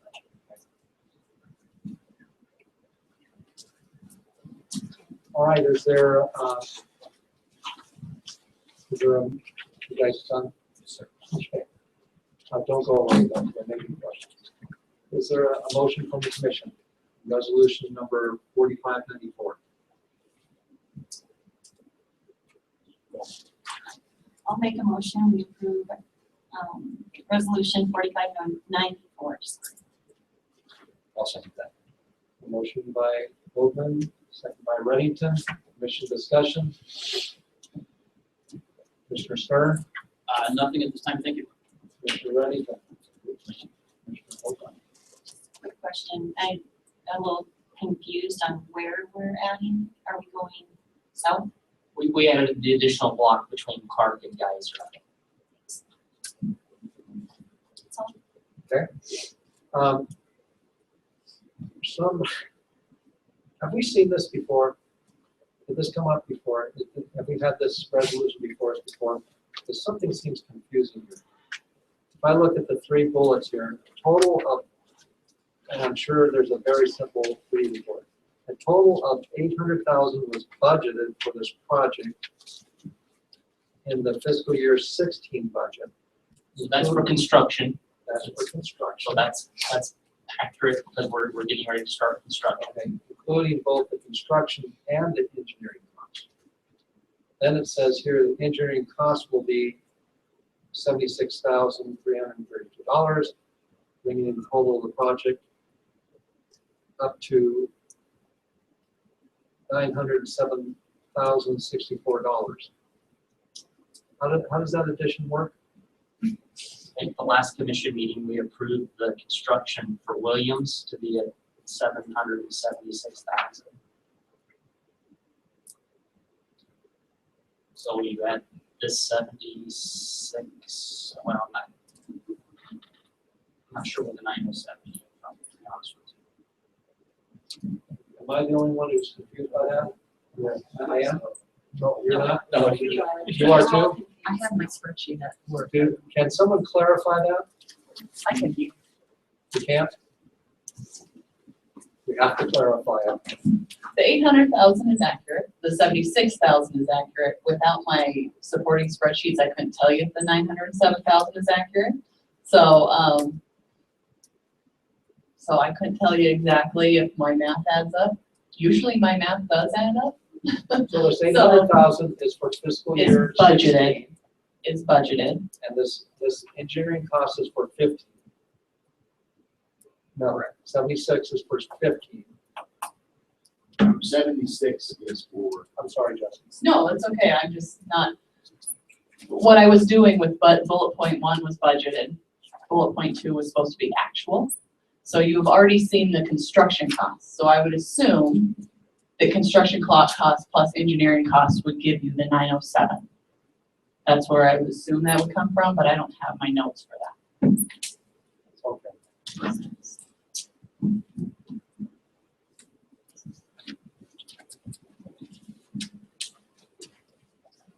So I think we. So I think- is there anything that I can say to clarify? I mean, we came in considerably under budget for Well, I believe you 2014 on that. construction. It's just that when we look at the numbers, they don't add up. So we're trying to figure out how these things add up to make sense. I'm not sure if the number got displaced in a 907, that actually should have been I guess the question is, if we wait 2 weeks, are we going to be in trouble? No. Well, Jay. I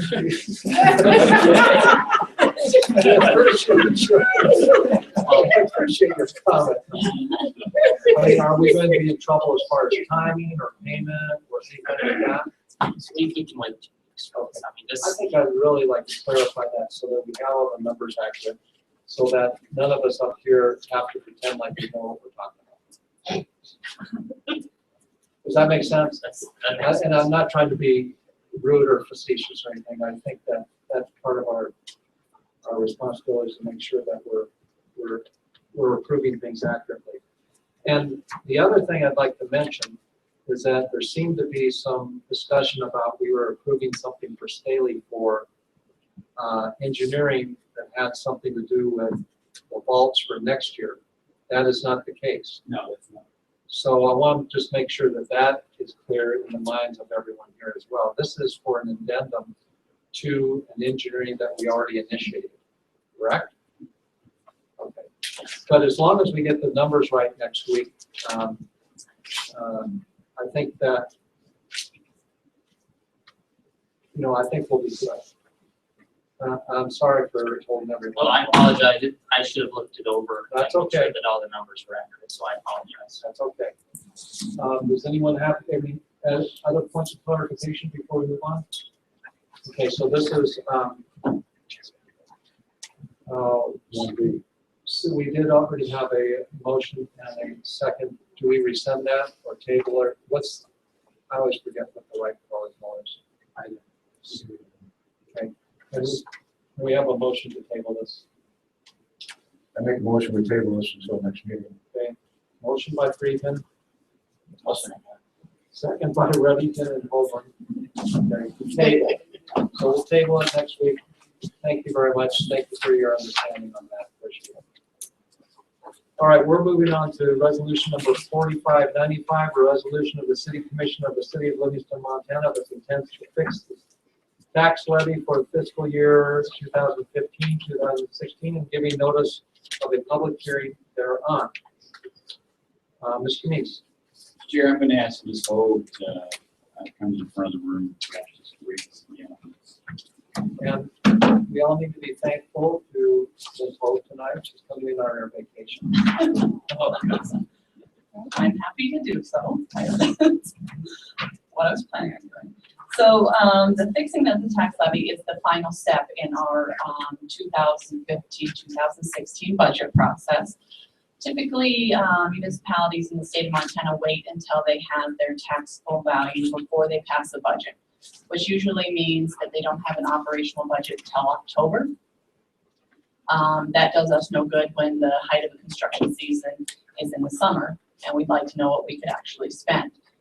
The taxable valuation really is no more than an estimate, a very large estimate, the largest estimate of the budget. And we've been lucky enough to be fairly close on our estimates. What I do is I take a look at historics and project forward based on conversations with the state and my fellow municipalities and just what I'm seeing in the city. This year, grab my notes here. We estimated our budget based on a mill value of $10,555. The actual value came in at $10,562. It probably won't get much closer than that, so don't expect me to get much better. That was $7 over my estimate, which means that our budget is sound. The estimates were really good, and we don't need to go back and make any amendments to the budget. That also meant that our mill levy needed to be adjusted here and there a little bit, and we have done that. And it is attached to this budget here, but for the most part, it's all very similar to what you we've looked at with the budget workshops. The only difference being to the general fund, where that small 1.3 mil went into 1.33 more mills went into. So very similar to where we're at with the budget process. No significant changes. This will be coming next time for a public hearing, and then we'll be done with fiscal year 16 budget. We've also updated this information on the finance website so that the public can see this information on the final budget as well. Good. So don't go back to vacation yet. Hold on. Let's start with a motion from the commission here. Mr. Chair, make a motion to pass 4595. All right. Is there a second? I'll second that. So motion by Freeman, second by Reddington for resolution number 4595. Commission discussion. Mr. Freeman. Commissioner Stern. Oh, thank you. Mr. Reddington. Good, thank you. Commissioner Hope. All right, good. I got a question. Okay, now, when Mr. Meese and I were going over this earlier, the number you passed out there was the adjusted TIF number, the 1055. Yeah, excluding the tips. Yeah. Okay. But the unadjusted number is a little lower than we expected, right? It is. That means that the TIF value went down lower than we anticipated. Now, that means that the TIF fund will get slightly lower revenue than we had anticipated, but it does not impact the other funds. Okay. So, but our general fund will, that number which would go under our general fund was a little lower too, right? No, it was $7 more than my estimate. I had estimated 10,555. Yeah, came in at Why 10. am I getting that wrong? What is, what's the 10916? The 10916 is the total value of all properties within the city limits. Got it. Including the TIF. The 10,562 is excluding the TIF. See, we don't get that tax revenue. Got it. Okay. Got it. Yeah, All right. So, Mr. Chair, so I'm in trouble. because that number from the state came in a little lower, the TIF number, right, included number, came in a little lower than what we had projected. That means the TIF will receive slightly less revenue than what we had projected. Yeah. But the actual net number, even $7 higher, which means the general fund is intact. based on the budget. And it's approximately around $10,000 difference than what we had kind of looked at before. 0.9, Oh, yes. 0.9 is about Yeah. 9,000, 10,000 Yes. total. Yes. All right, so this will come back for a public hearing, but is there any public comment on resolution number 4595, the mill levies for the city of Livingston? See no takers? All right. So what we're voting on right now is passing this so that it'll come back as a public hearing in 2 weeks. Correct, Chair. Okay. Roll call. Chairperson Bennett, Yes? Commissioner Volkman. Yes. Commissioner Livingston. Yes. Commissioner Stern. Four. Commissioner Four. Freeman. Or. Motion passes, no matter what affirmative you use. Okay. So that At least I got some. All right. All right, so on to action items. Discuss, approve, deny consideration of $100 increase monthly for each city commissioner to be effective January 1st, 2016. Okay. Mr. Neese, did you want to add anything to there, or do you want us to just have discussion? Mr. Chair, the City Commission has, I think, had brief discussion on 2 occasions about this item. Retable for this evening, hoping to have a full commission here for discussion. Mr. Cope provided a memorandum to the City Commission on the 25th of June, when he basically did a good job of summarizing state statute and your abilities to increase the commissioner's pay as you see fit, and within a time frame that you see fit. In addition to that, for the purpose of this evening's meeting, I also provided just a sort of breakdown on the information that we had gathered previously and dispensed to the City Commission in a larger format, but this perhaps would at least get back to the comparison numbers. So, thank you, Mr. Chair. You're welcome. So before we decide to have some discussion up here, I'd like to open it up for public comment. Public comment on the consideration of the Livingston City Commission getting an extra $100 per month. Public comment. State your name and address for the record. Lisa Adams, 414 North Main Street. I would like to address the commission that $100 a month, I would disagree with, and I would not want that. And that's all I'm going to say. One check on the not want side.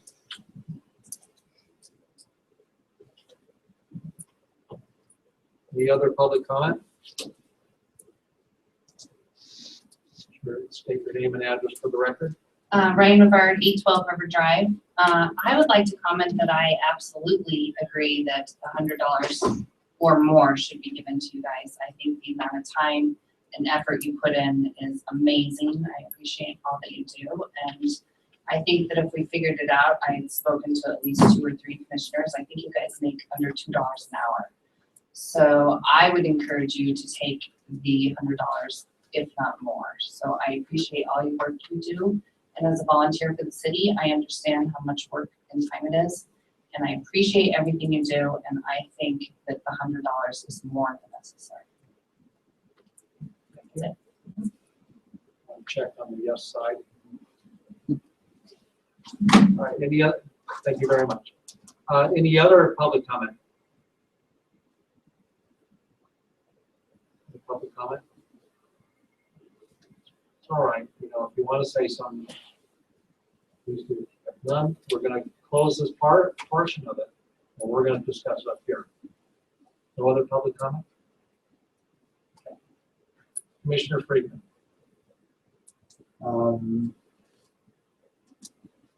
Yeah, I agree. It's been 10 years since any movement at all. And if you look at the rest of the cities on the sheet that we have, at the moment, we're way, way below most of those cities. And I take my job very seriously, and I do put a lot of time into it. And I think it's a fair offer, and especially if we want people in the future, we should be looking at this figure more often than we do. I yield. Mr. Stern. Thank you, Mr. Chair. I understand wanting to increase the pay, but I find it difficult to move forward with that at the same time that we're asking the citizens to pay more in their utility rates. And mostly for that reason alone, I don't think we should get additional pay. And in fact, I personally think this should be a volunteer job. Looking at this list of cities that we have here, that you put together, and thanks for putting that together. Here's Miles City with a population of 8410, just like Livingston. They get paid $250 a month. So that's right with us, we're right in with Miles City. That's the only other Class 2 city on this list. Havre, with a population of 9,000, slightly larger than Livingston, they get $200 a month. They have a larger population and they get less money. Here's Great Falls with a population of 58,000, 8 times more. They get $312, so they get $62 more. We're basically getting paid the same as the commissioners in Great Falls with 58,000 people. I appreciate the data, and however, totally understand how however you all feel about it and respect your decision. And for me, I don't think it's fair to ask the commission to receive more money from the taxpayers. At the same time, we're asking the taxpayers to pay more in their utility costs. I yield. Thank you. Very much. Mr. Reddington. Well, I can honestly say it doesn't make a difference either way to me. I didn't do this to make big money, so, I understand, have some encouragement for future commissioners maybe, but honestly, my kids probably take that $200 out of my pocket. I have no idea. But I don't see, I don't feel one way or the other, honestly, so. Thank you. Commissioner Holman. And I stated this before, that I'm where John is, and that I know we work really hard, and I appreciate that, Ryan, for stating it. And we do make just a couple dollars an hour overall. And yet, on the other hand, I am going to agree with Adam. It's tough to ask for a raise when we're very conscious of our increases, and it's very hard to do. So I've been contemplating this, and I'm wondering if we should consider maybe a smaller raise as a commission. Well, a lot of places, like schools have, when they're behind, for example, with raises due to various things and funding, they'll often do a 10% raise after 10 years of at a freeze, or at a 10% raise after a 5-year freeze, for example. So if we could consider a middle ground on potential. Just wanted to say that. Right. I think this increase is necessary, and I also think it's deserved. If we base it on, we raise rates this year, the commission's never going to get a raise. But we can use that excuse every single year, because we're going to raise the rates every single year. I'm not lying to you. That's going to happen. It's going to go up 2% at least a year. We have it scheduled. So what that means is that every commissioner here knows that the next 5 years, your water rates, your sewer rates, and your garbage rates are going to go up 2% every year.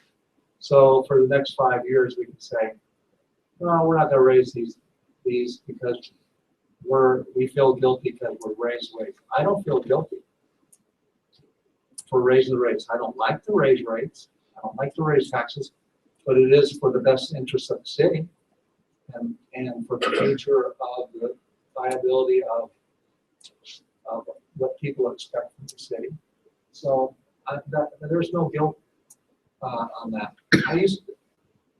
Maybe in the beginning I felt guilty, but after realizing the benefit that the city and the citizens get from that, that's part of our job, and everyone here has voted yes for those rates. So none of the people here feel guilty for it.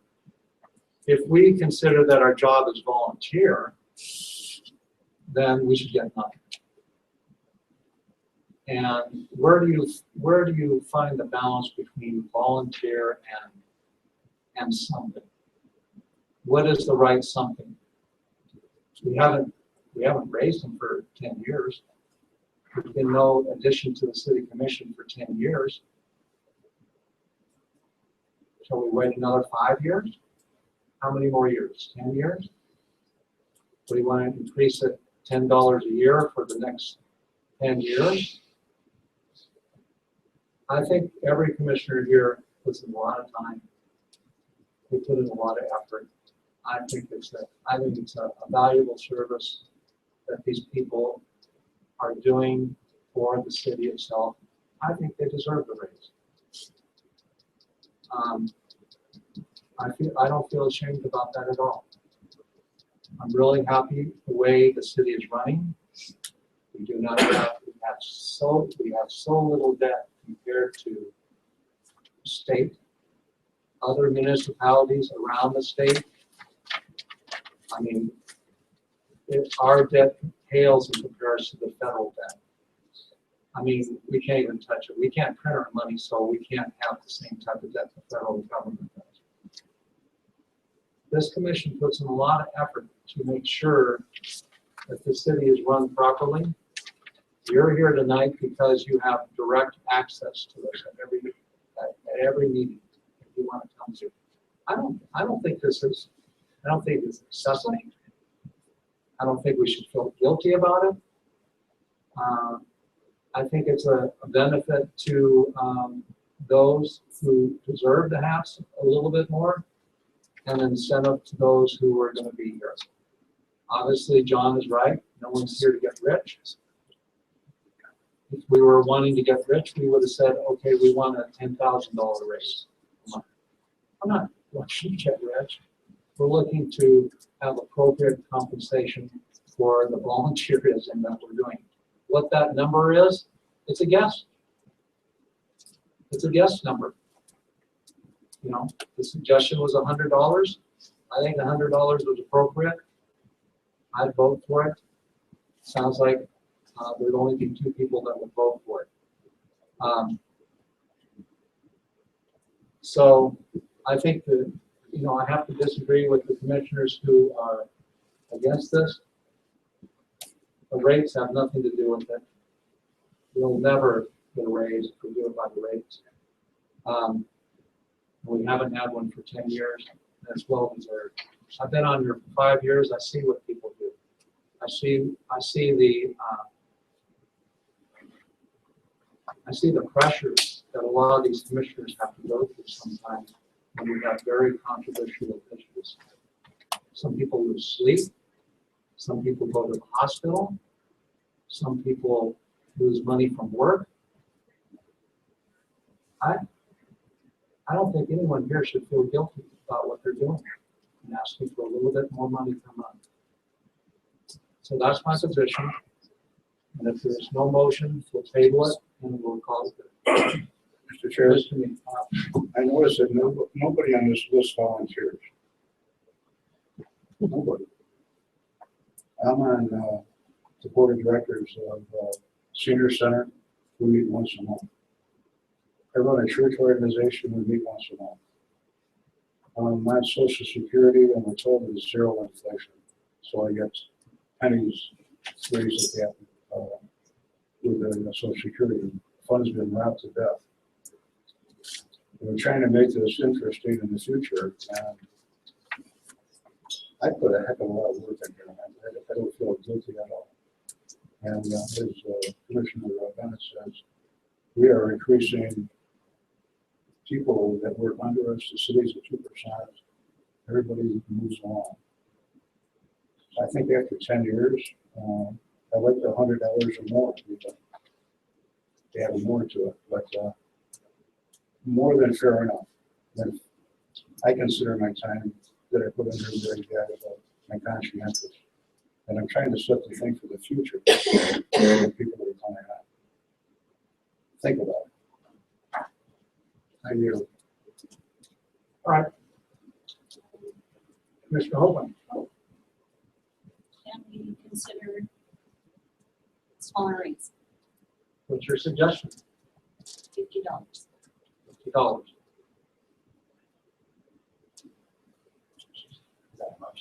Is I'm that, gonna make that motion. I think trying to find a balance here is important. I agree all around. I don't think we could disagree with anything said by any of the commissioners.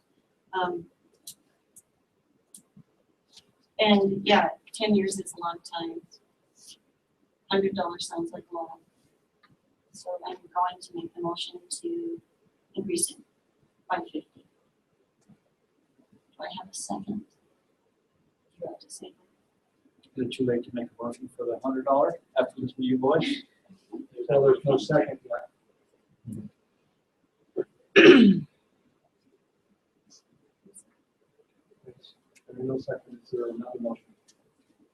I'll make a motion, we increase it $100 just from this new voice, you know, I think, you know, you're right, you put, you know, a lot of time into it. I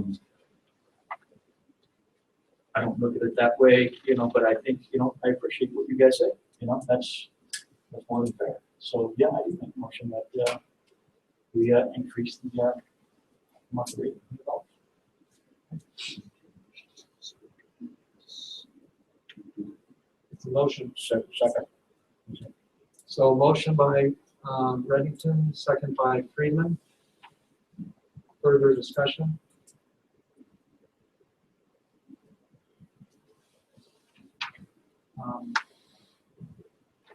Any other public discussion after hearing our discussion?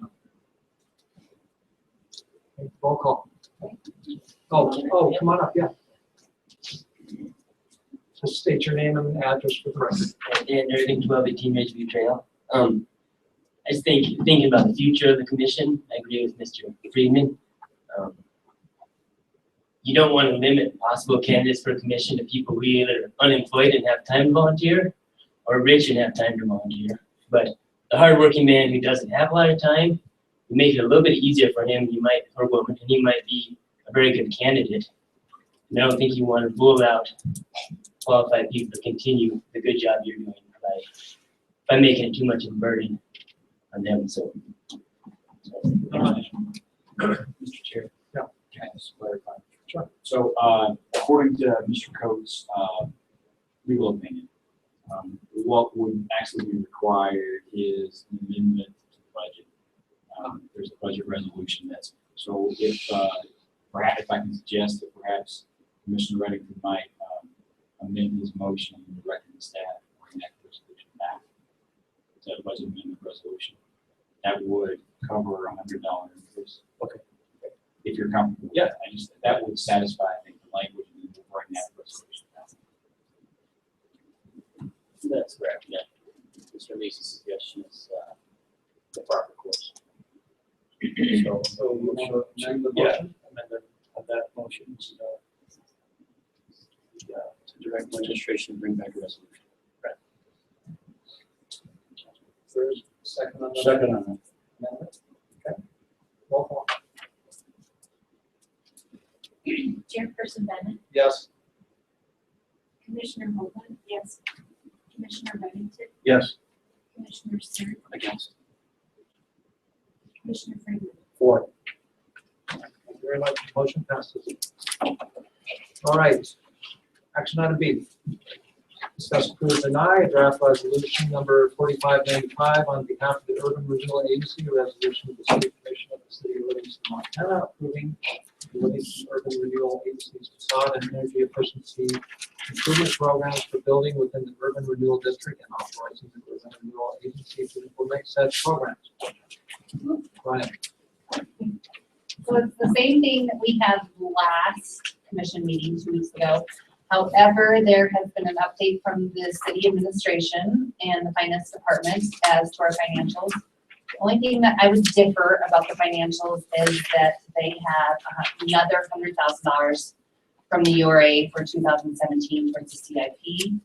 We have not voted on that, nor have we discussed it, and so I would not put that in our budget. But other than that, I agree with the budget for the administration. They also have us not bonding and sunsetting, which is fine because we have not bonded. You guys have not decided to bond yet. But there is an opportunity for us to go ahead and bond on a project if we can agree with it and go forward. But these are the numbers, if we don't bond, how it goes out till the end. You can see that the facade and energy programs fit fine with their finances. Okay.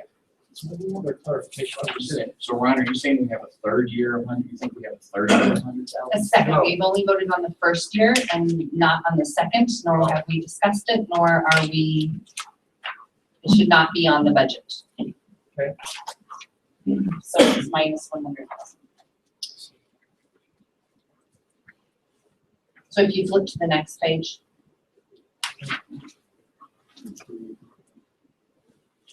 So I guess the next. Right there, where it says infrastructure projects, 100,000, 100,000. We have not agreed, nor voted, nor discussed on that second 100,000. If you'll recall, the first 100,000 is when we kind of had a mix up between the commission, the administration, the URA, but we have not discussed that second 100,000 at all. So I would disagree with that second 100,000. So we should add another 100,000 to the end of it. I'm not saying that's not going to happen, but we have not had the discussion. It should not be included in the budget at this point. So, Mr. Chair, just for clarification, I would disagree with Mrs. Rivard because I firmly believe that our conversation that we had this year was about the 100,000 for both years. But I don't. This is the CIP. This is not an approved budget. So we do the 100,000 a year at a time. But the CIP, my understanding from our conversations, we did talk about the 100,000 for 2 years. However, given what Ms. Rivard is saying, I don't think it's substantive to tonight's conversation with regard to whether there's sufficient money in the URA or not for this particular program. There certainly is sufficient money, whatever the disposition of the final $100,000 is. Thank you, Mr. Chair. This isn't the approved budget, so we're good, you're good. Okay, so, is there anything else you want to say, Ryan? Nope. No? Unless there's questions I can answer. Okay, are there questions from the commission? Commissioner Stern. Thank you.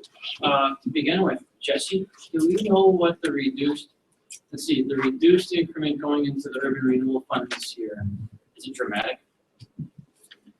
I haven't evaluated what it would result in their revenues yet. That would be something I'd probably undertake in the CIP process. Gut feel? What's that? Your gut feel? Are we talking like a 50% reduction Oh, in no. revenues or No, like no. 10% or 5%? Yeah, probably 5 to 10. That's gut. I'm not looking at the numbers at all. 25% Don't is quote me. going to be the most likely case. All right. So with respect to the actual, what is it, the agreement, the guidelines, in the guidelines, page 4 of the guidelines has got 2 comments. The very last paragraph, the proposed project must be, so that would be on page 62, on the bottom of page 62 of the agenda pack. The proposed project must be for an improvement to a taxable building or buildings located in the district. What does that mean? Because when I see that, a taxable building or buildings located in the district, it's an urban renewal project, so all buildings under the program have to be located in the district. And so I mean, it's still, there's an or in there, right? It's a taxable, and then what's it?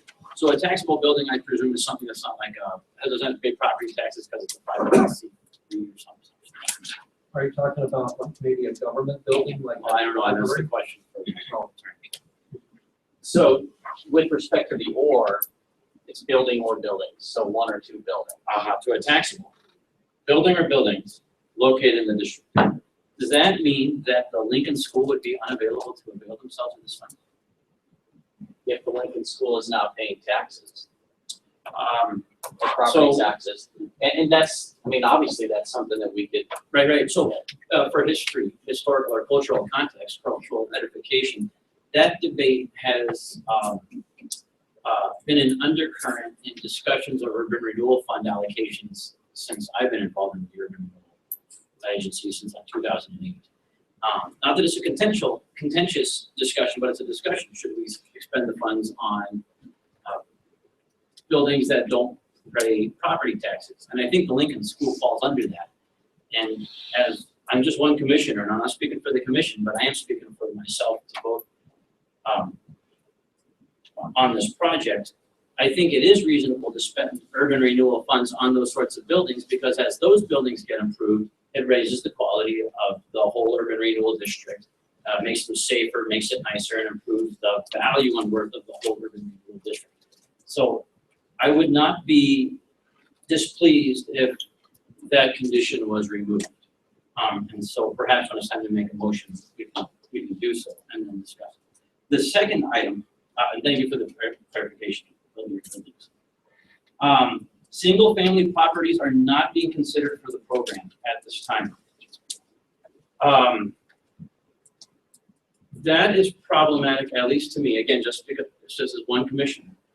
Because, as Commissioner Bennett noted at the last meeting, all property owners in the urban renewal district pay their property taxes, some of which goes to the urban renewal fund.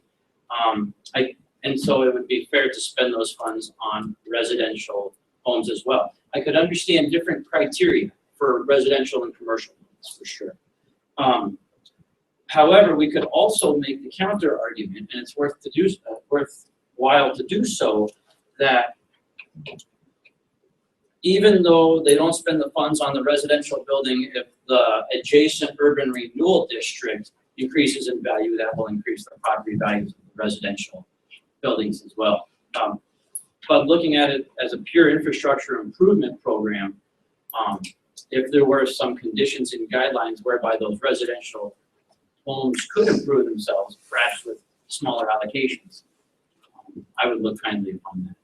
And I think the program would be more inclusive.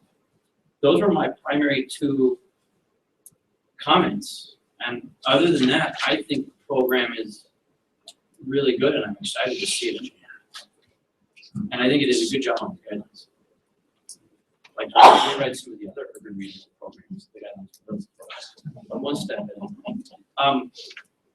So I'll yield the floor for the moment. Any other commissioner comments? Commissioner Brady? Mr. Freeman?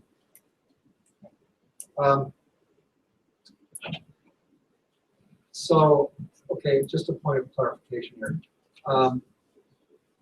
So a tenant can make a request, but the building owner has to get permission for that request to be submitted, is that correct? Correct. The letter They would- has to go Correct, along. they would have to be signed by the building owner and then by the historical preservation committee as well.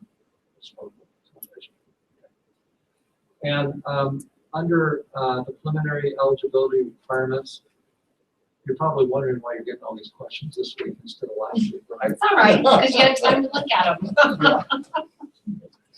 So anyway, under the preliminary eligibility requirements, under the first bullet, which is the long paragraph,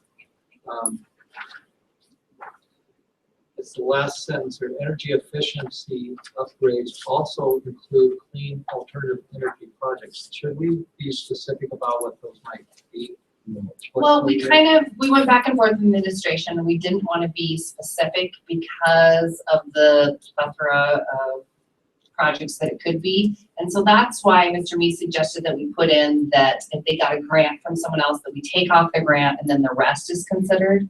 And so anything that would apply for Northwestern Energy grant, anything like that, we thought that they should take advantage of that and then we can handle the rest. So for example, if someone had a $20,000 project, Northwestern Energy gave them $5,000, the $15,000, then half of that would be available. I saying that right then? Okay, and so then we would pay 7,500, they would pay 7,500, Northwestern Energy would pay the 5. So that's why we kind of left it open.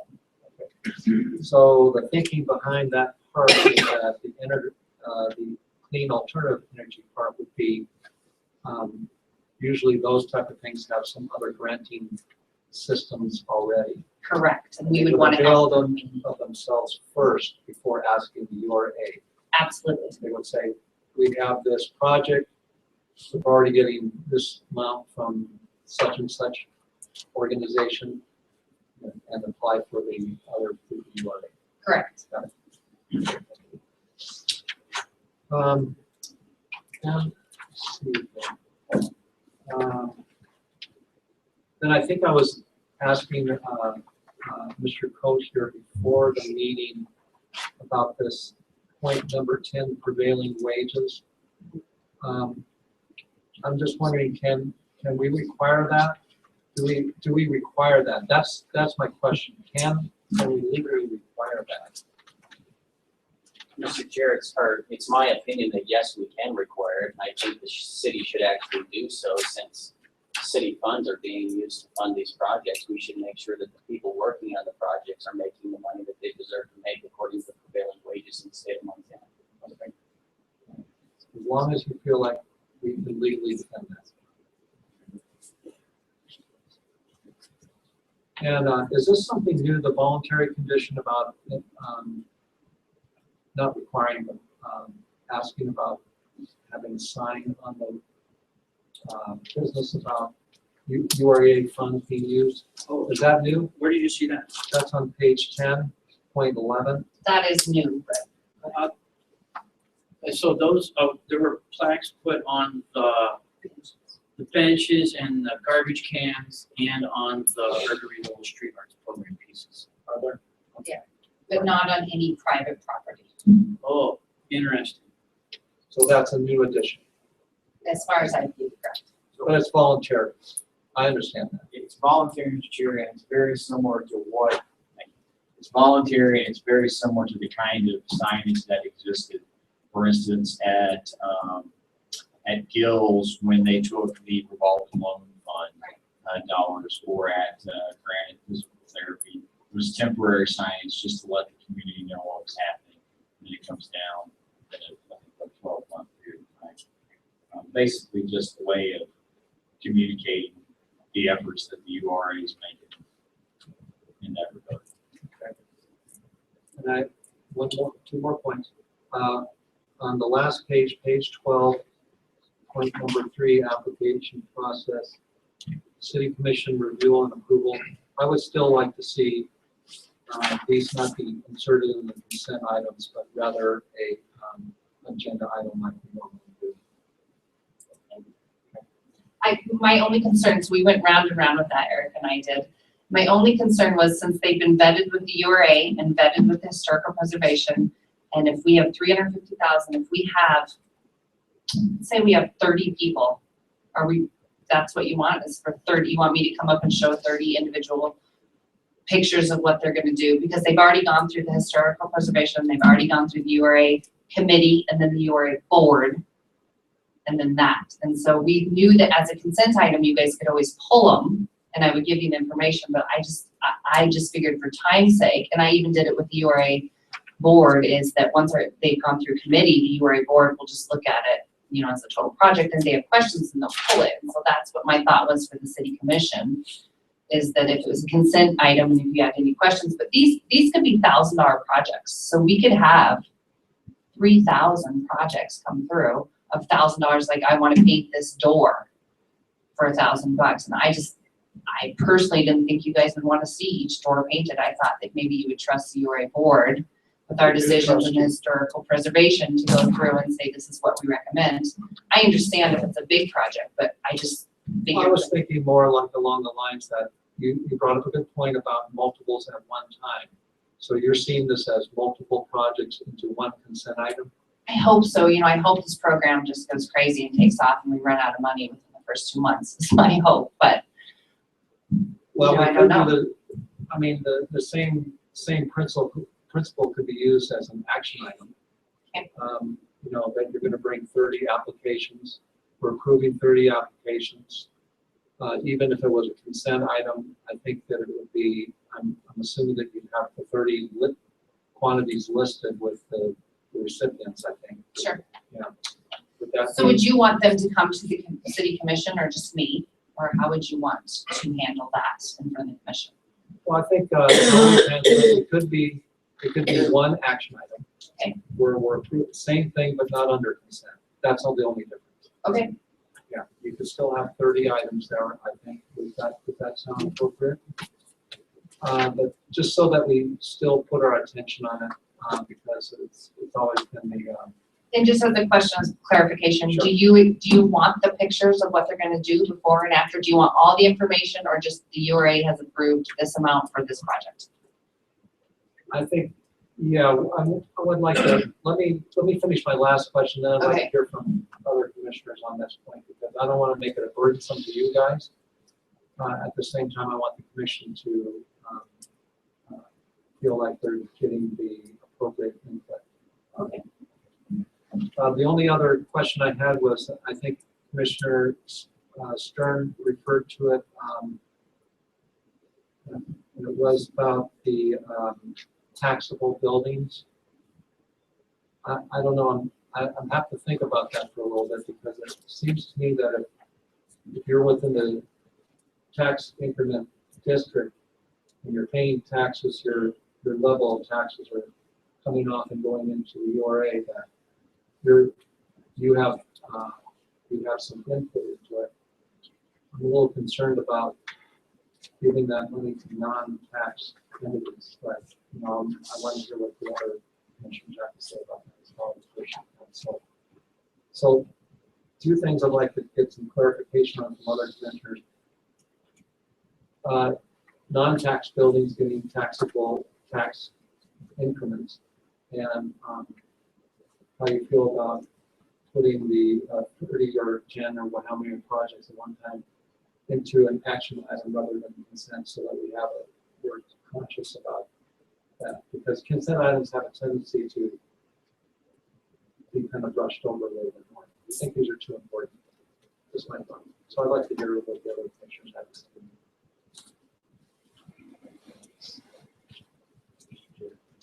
Mr. Meese. Yeah, just one quick Yes. So, for instance, in the case of the Lincoln School, it's my understanding that even if the property has nonprofit ownership, if they have rental or other income properties within the building, such as the senior center, they're taxed based on that percentage of the building that does revenue stuff. So it would have to be a structure, and I think we do have one that comes to mind, that's totally nonprofit. The CHP building would be the one that comes to mind. And I'm not sure if they pay taxes or not. What about the school district? School. Well, because the schools are in the URA, that's correct. But I guess in terms of, you know, some of those examples where it may be owned by a nonprofit, senior center, Livingston School, the Masonic Lodge, all of those places, if they're generating revenue, they are going to pay a tax based on the square footage involved with the revenue generation. So I guess all I'm trying to say is I think by that we're going to have a small number of structures that are completely nonprofit. Now, it could be a big one like CHP's, but the vast majority of those folks are going to be paying some kind of taxes based on the activities within the building. And a fair number of the nonprofits don't own their buildings; they're renters inside the district. So, right. What about like the post office and the library? we can figure out a way to tax the federal government. The library does not pay income tax. No, they're a joint city county operation. So, Mr. Chair. So, right, I was echoing what Ed was saying, that the buildings that are 100% not taxable aren't doing a lot of renovations to generate profits. And if, I guess, well, maybe certainly the energy program would be wonderful for some of these. I think the benefit, I totally understand what you're saying. I think the benefit outweighs the objection, especially given that there are so few of these buildings that are 100% non-taxable, and that those ones that are not taxable aren't really out for profit anymore. Certainly, I don't see CHP doing a facade renovation, but they're limited funds, but I could see them doing infrastructure improvements to reduce their bills going forward. With respect to the consent item, I totally agree with you. It should not be codified that these are in the consent items. It should just say it'll go come in front of the city commission, and then the administration, I think, does a pretty good job of judging whether or not it should be a consent item or not. If it's a big project, you have it in front of us with the materials. If it's a bunch of little small ones, maybe it goes in the consent item. And so we could just remove. So that's how I would approach that, is I would just remove the words as a consent item. And then it says, the project will then be presented to the Livingston City Commission. It is worth it. We should make sure that we get all of the approvals, and maybe it's written this way, correct me if I'm wrong. All the approvals, including that of the City Commission, before the work is ever initiated. That's the intention, right? That's Yeah. correct. Okay. They're given a notice to proceed once they've achieved all of the approvals. Okay, so, yeah, so we could, so can I make a motion then, or do you want to talk about that particular element? So are you just making that one motion right now? Well, I would make a motion to, let's see, what are we looking at? We're looking to bring forth a resolution to start this in motion. So we need to bring this back as a resolution, right? Yeah, so I would make the motion to approve the program as written and please ask the administration to bring a resolution to implement this, subject to the following amendments. That in section 2, bullet 3, that we remove the word taxable in the first sentence. So that allows the other buildings to be addressed. And that we remove the words, let's see, and then in section 5 to 5.3, that we remove the words as a consent item, which just allows it to come in front of the commission in whatever form we all see fit. So that would be the motion I'd make, and then parenthetically, the comment about single-family properties are not being considered at this time. I think that should be addressed, but I would not desire to sink the whole program based on that. Maybe at sometime in the near future, the URA could consider amendments to the program already moving forward. Can I ask Yeah, sure. something on that? So apartments are included, correct, but not single-family homes. How many do we have in the URA of homes that may need to? I believe it's just down Second Street, is that correct? I think it's just down Second Street.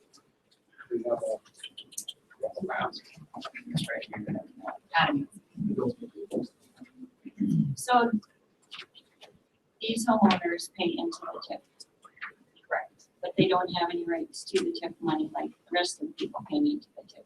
Unfortunately, like with the CIP and everything, the sidewalks don't go down, so they have not benefited thus far. Except for the beautiful flowers and sidewalks. And the water lines. And the water line. Yeah, and there's The water line program. and the basement sprinkler program as well. Correct. None of them have chosen to take that. Oh, here it is. I'm not opposed at all to having them included in the program either, at all. Did you discuss that?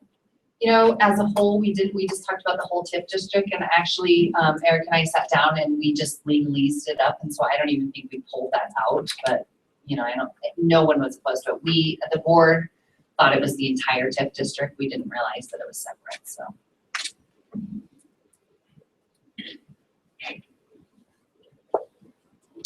So Adam, how many houses do you think? Oh, I don't know.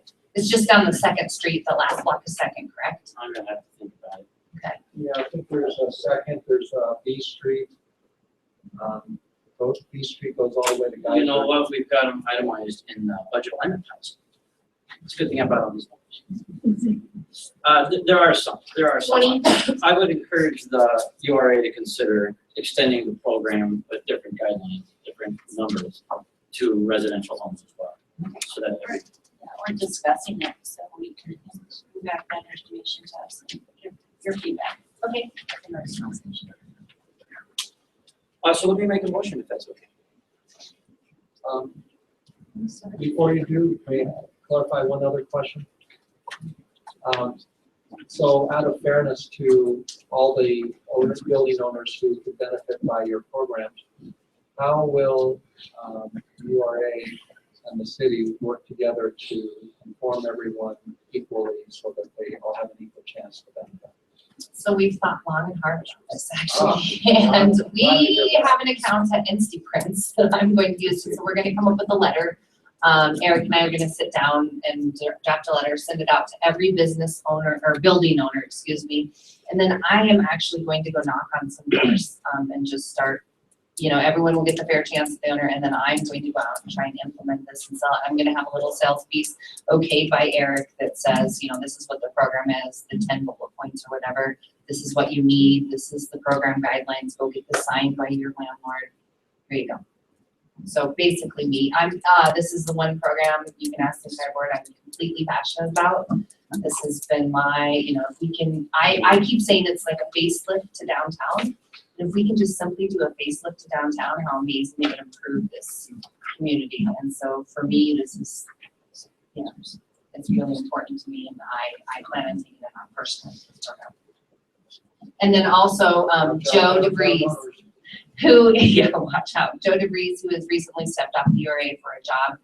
She has partnered with, I think it's the Greater Northern Yellowstone Plains or something, but they're an energy improvement program, and so they're going to come around and they have volunteered to also go around and talk about the energy improvement program. So they're going to partner with me to this. Yeah, that's my question. Okay, great. I'll make a motion. I got 35 to 40 residences. Okay. So not an insignificant number. I move we direct the administration to bring forth a resolution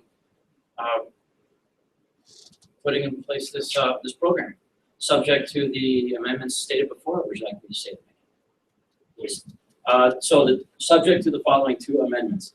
One is that the word taxable be removed from the bottom of page 62 on the last bullet.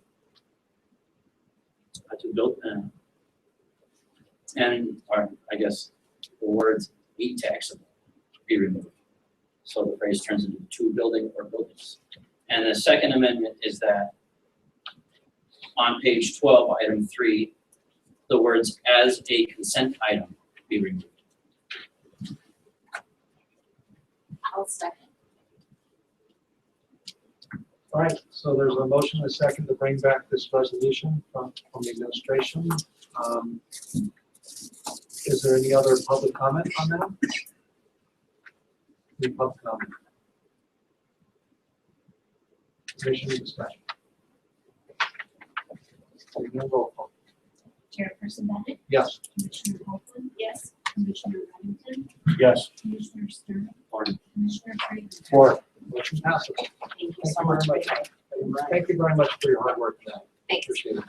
And the administration as well for putting that together. Appreciate having a nice day like that. And Yeah. Chair, and if I could just toss two things real quick. Okay. One, similar thank yous to Ms. Rivard and her efforts to do this. I think this is a great program. It's something done by URAs across the country. I think it fits very well with the intent of the URA. The second comment I would make is just towards what we were talking about with regard to consent items. And we'll certainly work with the URA if it's a grouping of $30,000 projects. We'll give you a bid tab type of a graph to stick that in consent. If it's a more major project, that we think the city commission will be more desirous to go into detail and put that into action. But we'll certainly work with the URA to make that as efficient, time efficient as possible without even finding without the correct information. Sounds good. Thank you, Mr. Chair. Very much. All right. We're on to the next discussion item. Discuss the administration's effort to develop enhancements for the city's drug enforcement efforts. Mr. Chair, this is an item that we have discussed a few moments in brief detail at previous meetings. We had it on the agenda for the last meeting and decided to table it. And so Chief Johnson and I just wanted to come back and provide some further updates. And certainly if the commission has additional thoughts or discussions, we would be glad to do that. I'm going to give you just a quick overview, and then I'm going to ask the chief to fill in holes as well. So the comments, the thoughts that we have for you are basically grouped into three primary areas. And one of those is the addition of a full-time detective investigator to the Missouri River Drug Task Force. Right now, we participate with the task force, a small annual contribution, and basically what the chief and I continue to investigate is the possibility of simply adding an FTE to our department and then assigning that FTE to the Missouri River Drug Task Force. They currently have one full-time detective that's provided by the sheriff's office, correct, Chief? Right. That works all of these types of cases in our community in concert with our detectives. So this would be a second position working through the drug task force, full-time equivalent on our staff. Right now, when we net the numbers out, we're probably looking at about a $50,000 increased expenditure for the general fund for us to do that. That would drop back to, I think it's 11,000, 12,000. It's been that low. How much? 12.5 that we now contribute to the drug task force. That would go away in this expenditure. So we're not sitting here tonight telling you that we can figure that out. But that's what we were looking at the moment. One of the options that we have in most directly affect enforcement. A second option is one that we've already started on. We've been working on it for years, and we think we have found some ways to enhance that, and that's our relationship with the school system. I'm going to be very clear. As a public administrator, I do not hold the position that community drug issues are simply the result of the under 18 population. In fact, I think that's quite often usually not the case. But that being said, we recognize there are special challenges for drug enforcement and drug education. A couple of those would be several years ago, we eliminated the DARE program. That was done for a lack of funding and difficulty keeping up with the training that was required and the assignments of additional officers. We are looking into what it would take for us to basically create our own more limited curriculum, probably a 1 or 2 meeting base as opposed to a 9-meeting base, and using the SRO to do a little bit more of that. Just this summer, the administration has met with the school system, primarily around the SRO position, revamping some of that to make it even better for both organizations. And one of the requests that came out of that was more frequent utilization of the canine animal, especially at Park High School. And so that is also one that we'll be following up with. Some additional patrol duties. Typically, the SRO has moved between the schools, within the school, and the immediate school campus. We have reason to believe there would also be some benefit at certain times of the school day of having them visit a couple off-site, but immediate. So parking lot at the pool, parking lot at the Civic Center, perhaps Mayor's Landing during lunch, some non-school property, but some places that perhaps could use a bit of additional enforcement as well. So we're working on scheduling that out. And then again, the administration through Chief Johnson primarily continues to look for additional ways that we're going to work with the school system. The third avenue that I would put on your plate tonight and tell you that this is a huge research project that we just now started on. I personally think it might have the most benefit for this particular issue. That is establishment of a local drug court. And the drug court is a system, and I'm just going to summarize that 30,000 foot view. But a drug court is a system where certain types of drug offenders are diverted out of our typical court system into a drug court system. They may spend up to a year, I believe, Chair. They may spend up to a year in the drug court system. They have to come back before the judge on a regular basis. There are repeated drug testing regimens that they go through. And so the effort there really isn't just to enforce and adjudicate, but actually to rehabilitate and prevent recidivism, move somebody away from the issue. Again, if the addition of the officer represents an increase in cost of $50,000, I'm pretty sure this is well beyond that increase. At the same time, and I don't even have a ballpark. At the same time, I think that type of effort, and there's a lot of data and research still being gathered, will probably do more for our community in the long run in terms of addressing the actual problem than either of the other two we've done very well. So we would certainly like some feedback from the City Commission. This won't be the last time that we want to talk to you about this. Like I said, we have some additional research that is underway. We want to come back and talk about this some more, but I guess we would, Chief, anything you would add to that? No, I think you did a fantastic job. Fantastic. So we would certainly entertain questions, comments, suggestions. All right. Comments from the commission. Commissioner Freeman. Commissioner Stern. No, thank you for that explanation. Commissioner Livingston. Commissioner Holman. Okay. I, like you, don't think it's the problem generating necessarily from the youth. You'd have to get it from someplace. One of my main concerns are people who are bringing it and selling it. Those are the real criminals. How do we address that situation? Deputize neighborhoods with shotguns, or what?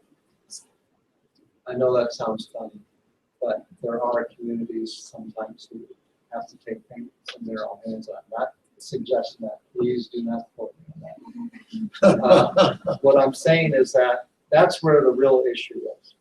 The real issue is with, and I really don't know. I hear things, so we all know what hearsay is in any community. It's not always necessarily factual. That there's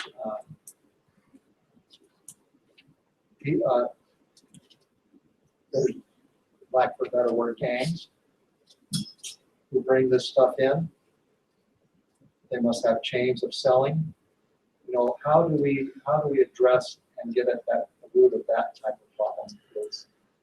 Because if you can stop it from getting here, there's less access, even though everyone knows teenagers know how to get things if they want them. But how do you reduce access?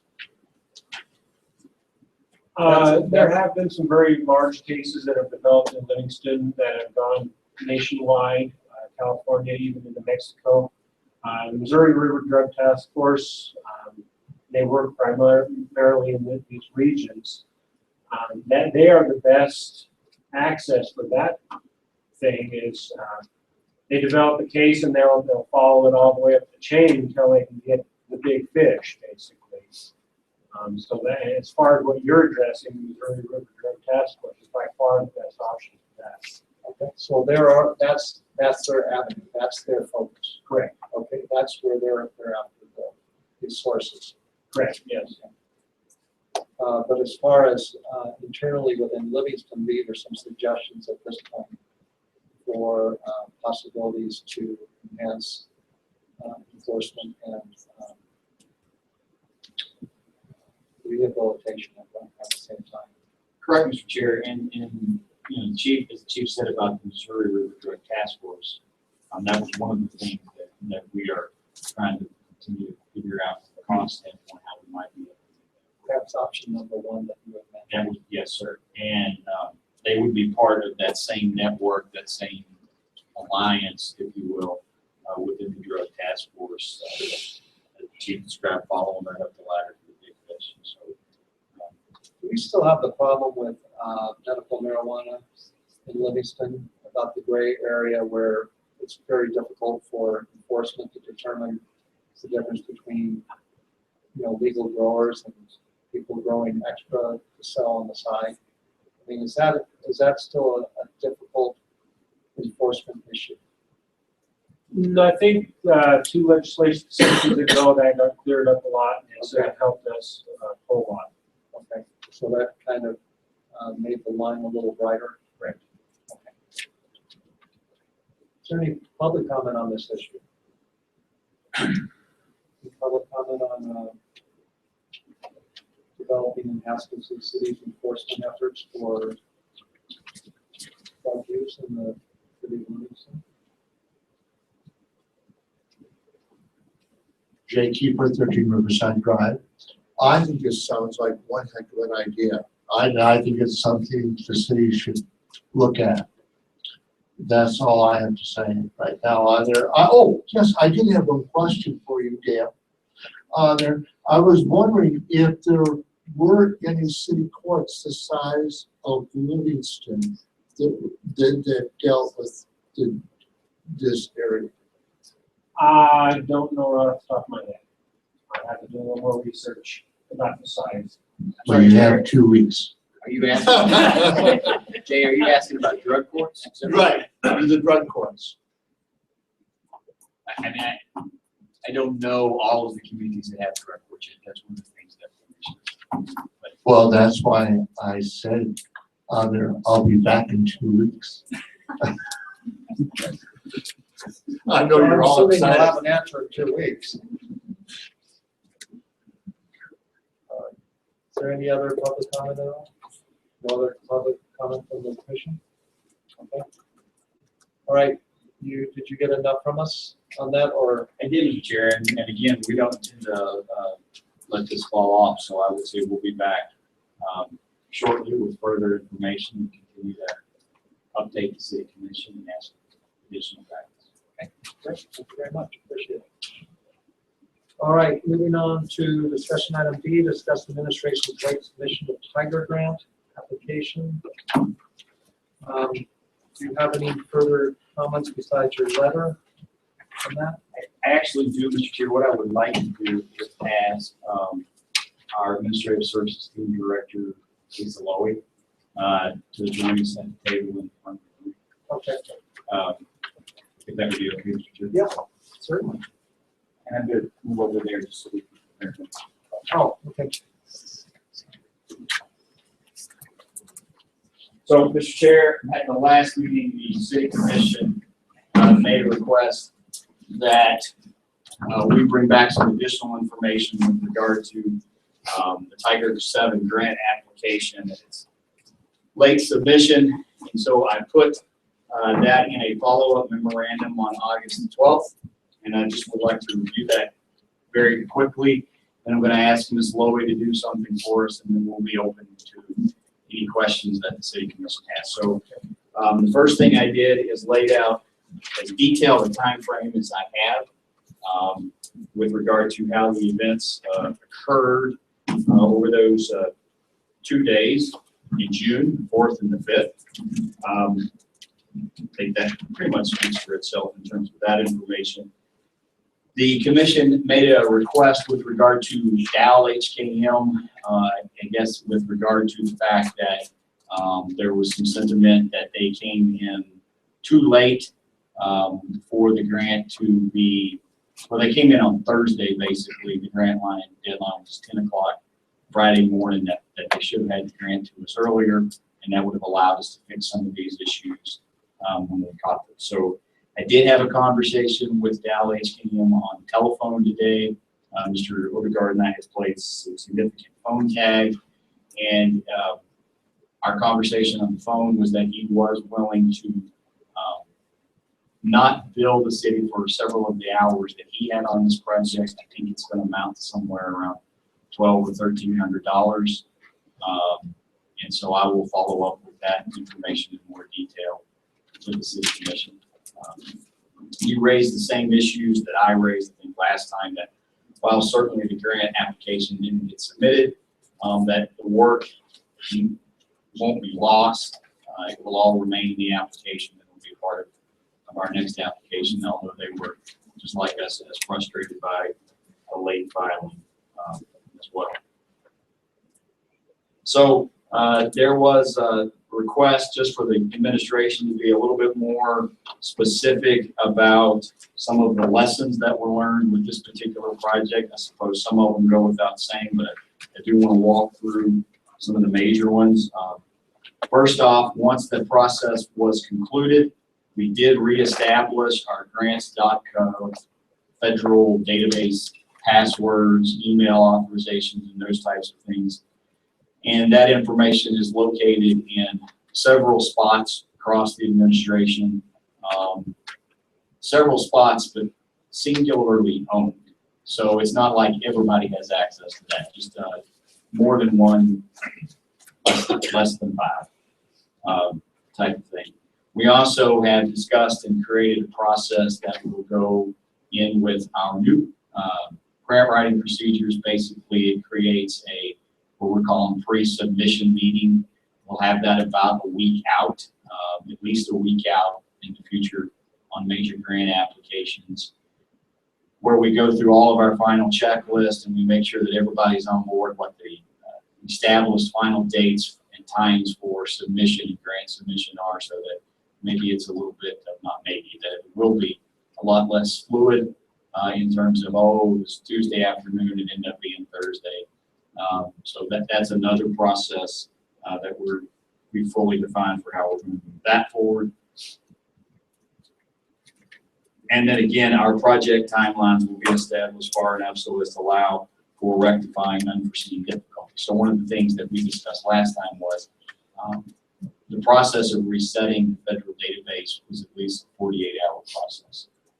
That's just, the system won't let you do it any faster than that. And so a wise thing to do would be to back that deadline up so that if we do find difficulties in the future, we've allowed ourselves sufficient time to deal with those things. So there's several lessons learned here, but I think those are three of the major lessons that we've learned with this process. As I said, almost all of these we've already put into place. As our new grant writing staff comes on board, we'll obviously school them up on this as well, and this will be part of their new protocols and procedures. That being said, I would like Ms. Lowy to take a few minutes and just walk us through kind of a diorama, I guess, of that brief period of time, just so you have a little bit more perspective from somebody who was actually on the frustrated end of the phone calls with the federal government. And then when Ms. Lowy is done, we'll take any questions that the City Commission might have. Okay, thank you very much. With, Lisa, excuse me, I'm sorry. Could you move the microphone closer to your mouth there? Sure. The people in the back have a hard time hearing. Okay, great, thank you. With regards to this timeline, it is very accurate with regards to the efforts that were being made both simultaneously within my team as well as the team at finance. One of the pieces, when you talk about the extent that we were going through during those couple of hours, as it were, Jesse was certainly on the phone with the federal government, and I was as well. During one of my phone calls with them, I was advised that the email address that they had on their file, there was a typo in the livingstonmontana.org portion of it. Once that became evident, I had IT on the phone saying, okay, can you build me the incorrect address and route it to my email so that we can even just reset this system and get it through. The federal government at that point would not reveal to me what the typo was. So we couldn't go to that link. So we were trying multiple different processes and avenues to get this reset and get this submitted. We were advised at that point that it was a 48-hour turnaround, and which at that point we knew that the deadline was essentially not going to be met. The other piece to consider with this particular system, this is a system that we utilize once a year for the submission of this grant. So not knowing that this typo existed, as the emails were expiring, or not the emails, as the passwords were expiring every 60 days, we weren't receiving the notifications because the email was wrong. Oh, okay. With this particular system, all passwords expire every 60 days systematically. So, and there's an email prompt for that expiration and reset process. But with the email address being incorrect, we were never receiving those notifications that that these passwords had expired. So with that, again, after I'm sorry. We have this clear view of our 9:30 cutoff time. We have to make a motion to extend our meeting. I apologize. Thank you for the honesty. I appreciate it. Is there a motion to extend the meeting past 9:30? I'll make a motion. Is there a second? All in favor? Aye. Aye. Meeting is extended. Thank you. Sorry for the interruption. That's fine, thank you. So with those efforts, obviously we did everything humanly possible to rectify this situation and get this submitted on time. And again, I take full accountability for it not being submitted.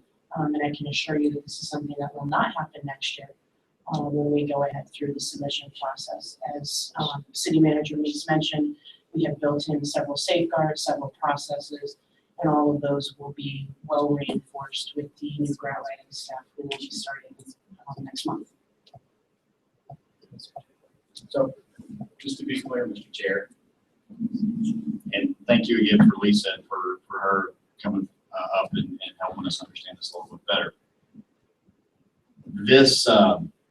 This email typo actually occurred after the last Tiger grant application was submitted.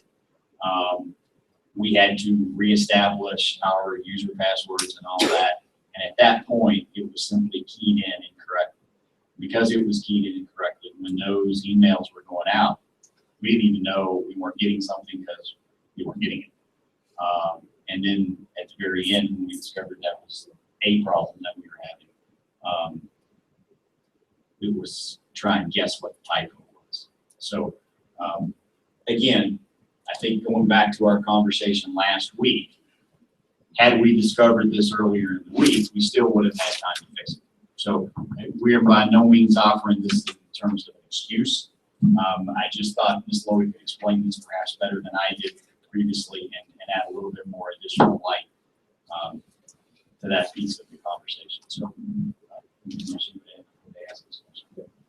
so Mr. Chair, we'll answer any questions that the Commission might have. All right. So Commission clarification. Commissioner Stern? I'll hold my comments in advance for just a moment. Commissioner Reddington? Good. Commissioner Ogle?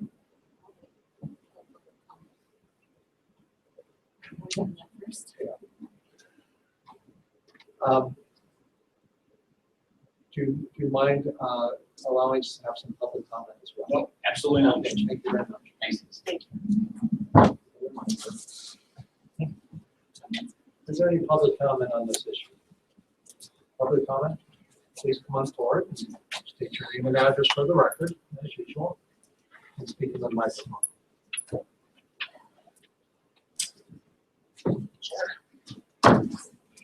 Okay. Because Warren, maybe 310 South 8th Street? you pull your microphone just a little closer, Warren. Sure. Thank you very much. There we go. I just have one question. If I send to an email and it doesn't get there, I almost get an immediate bounce back saying it didn't get there. That didn't happen? We weren't sending the email. We had to type in what our email was for the federal government, and they may have been getting bounce backs, I don't know. But because the email was mistyped, nothing was showing up in the email account here because it was going the wrong place. So there wasn't any bounce backs for us to be getting. Okay. Thank you. Did your leg fall asleep? Yeah. I figured that's what happened. Want me to write my name again? No, just state your name and address for the record. Okay, I just wanted, That's okay, I I like- don't break the rules. Okay. Jay Keeper, 13 Riverside Drive, Livingston.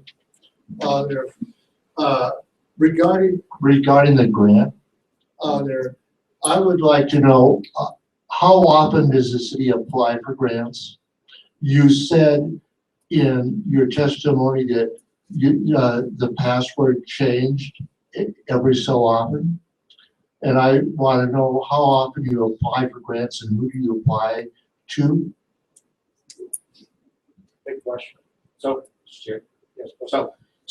So this is really the only federal grant that we make direct application for on an annual basis. And it's their federal database system where the passwords expire and have to be renewed every 60 days.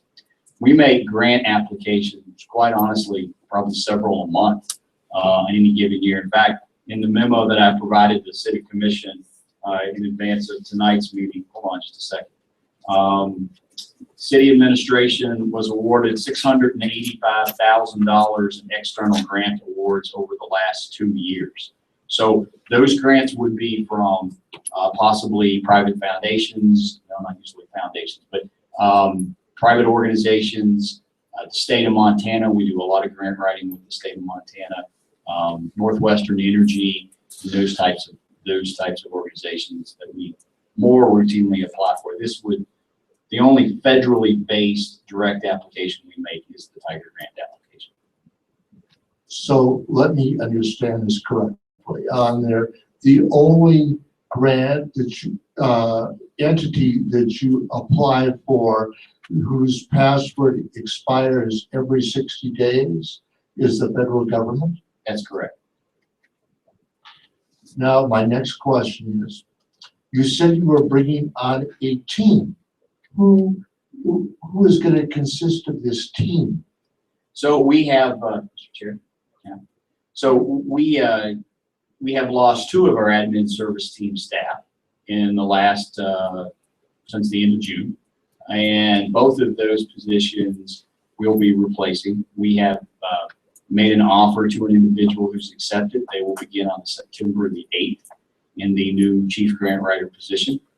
And we are working internally to look at how we're going to best backfill the 3rd administrative services team position, which is also had some grant writing, but it's primarily our communications position and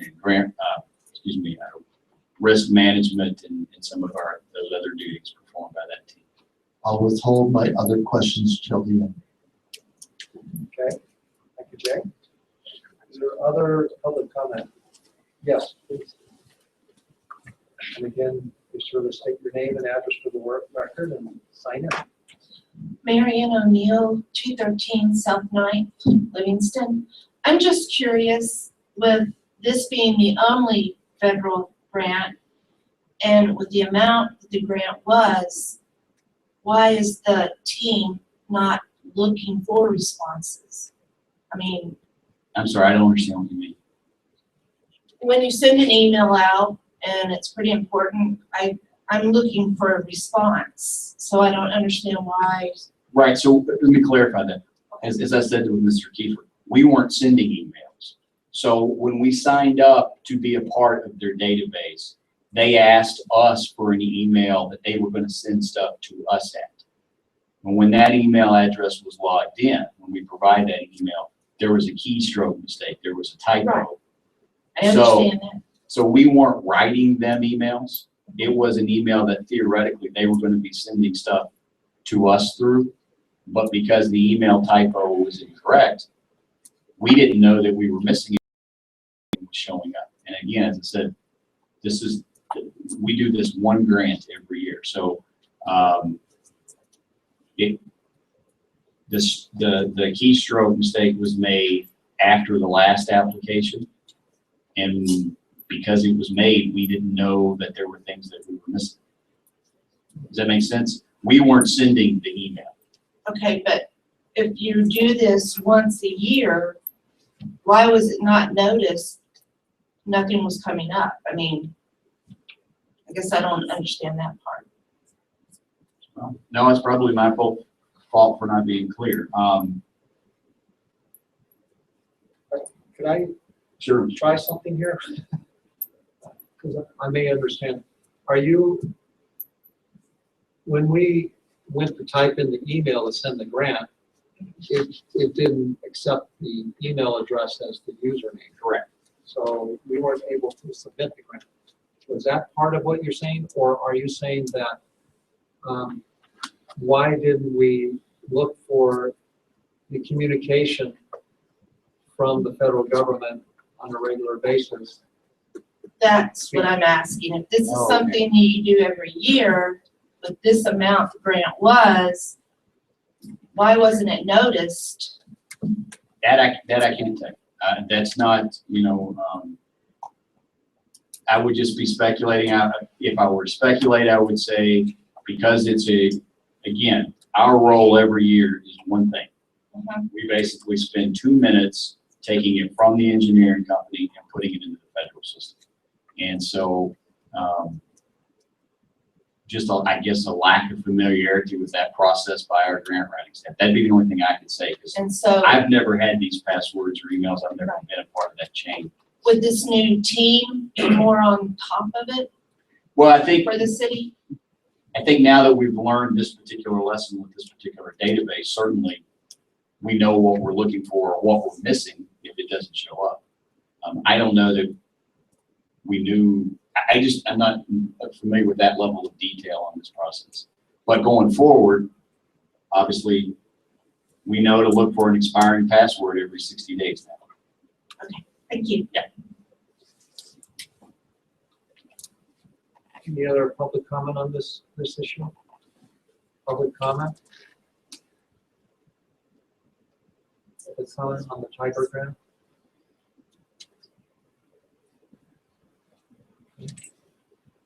If you think of one, sure, raise your hand and come on up.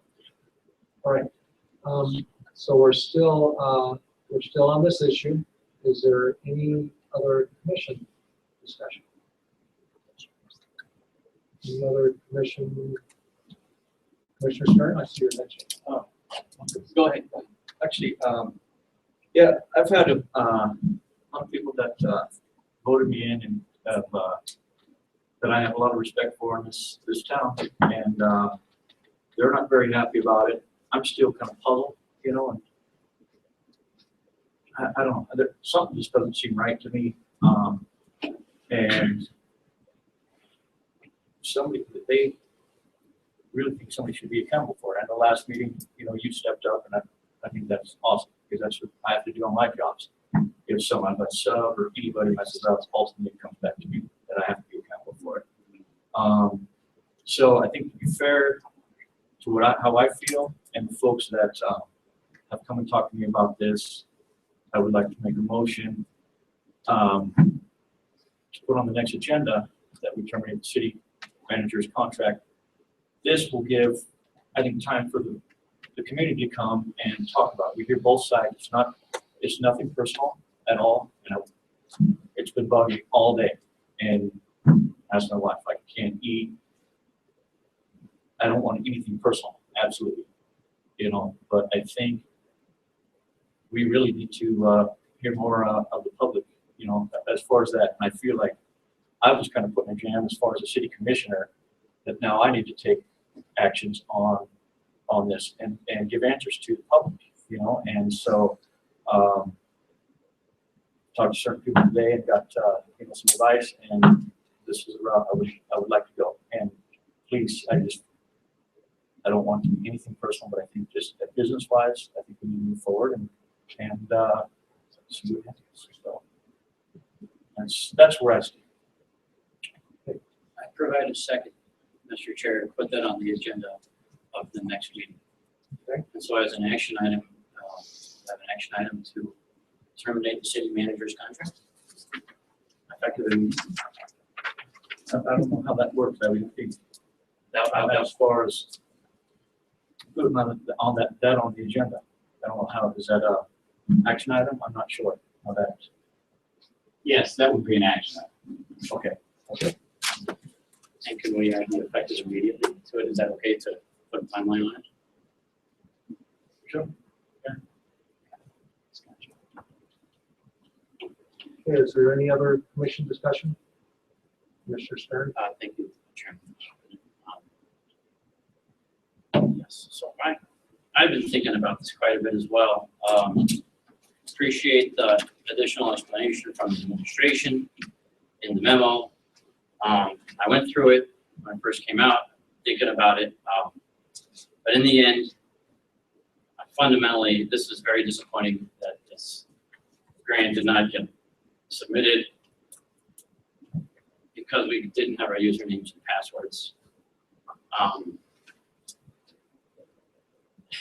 There certainly seems to be a lot of turnover in the AST and the administrative services team. And personally, I just think this is the typical performance you get from the city manager. The city manager, the role of the city manager, they put together the team, they set the work environment, you got to take responsibility for the administration's performance, and I don't think the administration's performance is getting any better. Oversight of the administration is the principal and primary business of the city commission. That's our prime responsibility, and that's something I personally take very seriously. And fundamentally, we have to do what's best for Livingston.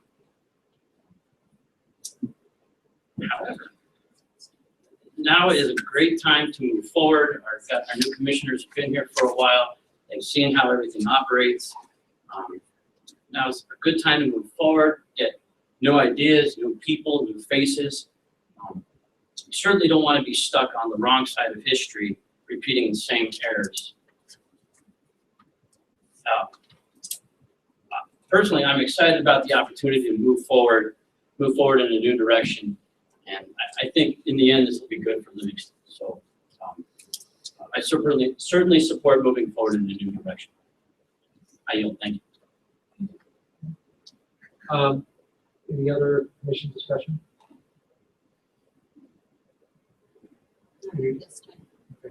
Any public comment?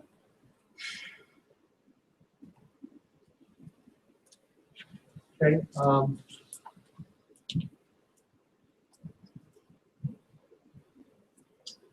right, city manager comments? So, Mr. Chair, before we move on, I'd like to address what's been said this evening. First off, I'd like to say thank you to Commissioner Stern, because I absolutely take responsibility for the team that we've put together, because we've put together an incredibly good team. This is the best management team in the state of Montana, bar none. From the city attorney to every individual that sits in that audience and comes to work on Wednesday mornings. And I'll take full accountability for this team. They're 100% great, hardworking, smart, competent individuals. I've spent 25 years as a city manager. Have never fired somebody or even disciplined somebody for a typo. Never heard of it. Never seen it done. I think that's a little bit irresponsible. Of course, I'm speaking from my own personal position. I think certainly there are mistakes that people make that you learn from, and some of them do require discipline. And I've never hesitated to apply that discipline when necessary. This is not one of those places. This was an honest typographical mistake that led to an unfortunate outcome with regard to a grant application. One of the things that I said in my second memo, and that I hoped we would have a little bit more discussion about, is perspective. So I want to try and establish that for just a moment. Let's take a little bit of perspective. Tiger 7 grant had $500 million available for funding. $500 million. They received $9.8 billion worth of applications. So they received 20 times the applications as what they had to dispense. If all had gone well, if we had submitted our grant like we should have, if all had gone well, the opportunity that we would have been funded would have still been small. Just statistically, formulatically, the types of priorities that they have looked for over the different Tiger grant cycles, our chances of being funded were still pretty small. So asking to discipline or terminate someone over a typographical error that resulted in a non-application for a grant that was 20 times over submitted, I think is a little bit of an overreaction. We've explained what we've learned. We've explained what steps we've put in process to go forward. And I'm confident that this very, very excellent team will move it forward. We have, as an administration, just in the last 2 years, secured $685,000 in grant awards for the city of Livingston. We've done that all those dollars were with our internal staff. That's a pretty good record over 2 years with our administrative staff for $685,000. Were some things that happened differently at the legislature this year, we would have probably added another 750 to that based on where we stood with the TSET program, but they couldn't get their act together. So what I was hoping for is to step a little bit back tonight and take a little bit look at perspective and say, yes, we're all frustrated, we're all disappointed, but let's also remember what we're talking about. We're talking about a grant application, not a $10 million check that didn't get cashed. There is no repeat history here. We're not repeating mistakes. This mistake isn't one that we've made before. In fact, we've applied for this grant 3 times. Everything went well. So certainly we made a mistake. We'll learn from it and we'll go forward. But again, I want to make the point that we have a very accomplished team outside and inside the admin services team. They're doing an excellent job. Grants alone is proved out by the numbers that we've received. And perspective, this was not an uncast check. This was an application for a grant process that was 20 times over applied. If the new standard is we can't make a typo, we can't make a mistake, if that's the new standard, and there's no opportunity to learn from our mistakes, then it will be hard to keep the excellent team that we have, whoever sits in the city manager's chair. You can change the city manager. It'll be hard to keep your team. It'll be hard to get a city manager if the standard is perfection. So, I would just leave that with that. I look forward to the conversation next week. And I just want you to know that I take an extreme amount of pride in our team. It is probably my single greatest accomplishment at the city of Livingston. I also take an extreme amount of pride that 10 years ago, this particular project was nowhere. The city of Livingston had complained, whined, and croaked about not having an underpass for 30 years, and not a single thing had been done about it. It's only the city commissions and the administration of the last 10 years that have moved this project to the point where we're even ready to try and apply for these types of opportunities. And we have designs, and we have things that will move us forward when the construction funding is in place. So thank you for that opportunity, Mr. Chair. Thank you. I appreciate that. And no further city manager's comments rather than what's already in the packet. Thank you very much. We'll have public comment just a moment. Commission comments, Commissioner Friedman. I've been sitting on this commission for 4 years, and a door opens a sliver, and we go through this every 6 months trying to get rid of the city manager. We had a meeting the other day of new commissioners and myself, led by our city manager, our financial manager. That lasted 3.5 hours. I think the whole city should have been sitting there to understand what the hell we do. And I'm very proud of what we do. What I don't understand is you're talking about new faces. Look at what you're looking at straight ahead. You have a new police chief, new fire chief.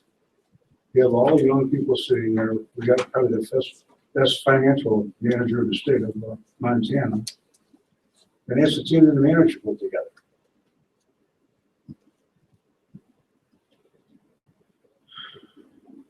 I've talked to other people who get involved in the same types of things with the government. And believe me, when you make one typo or one mistake, that comes back in your face and you're dead. And this happens a lot.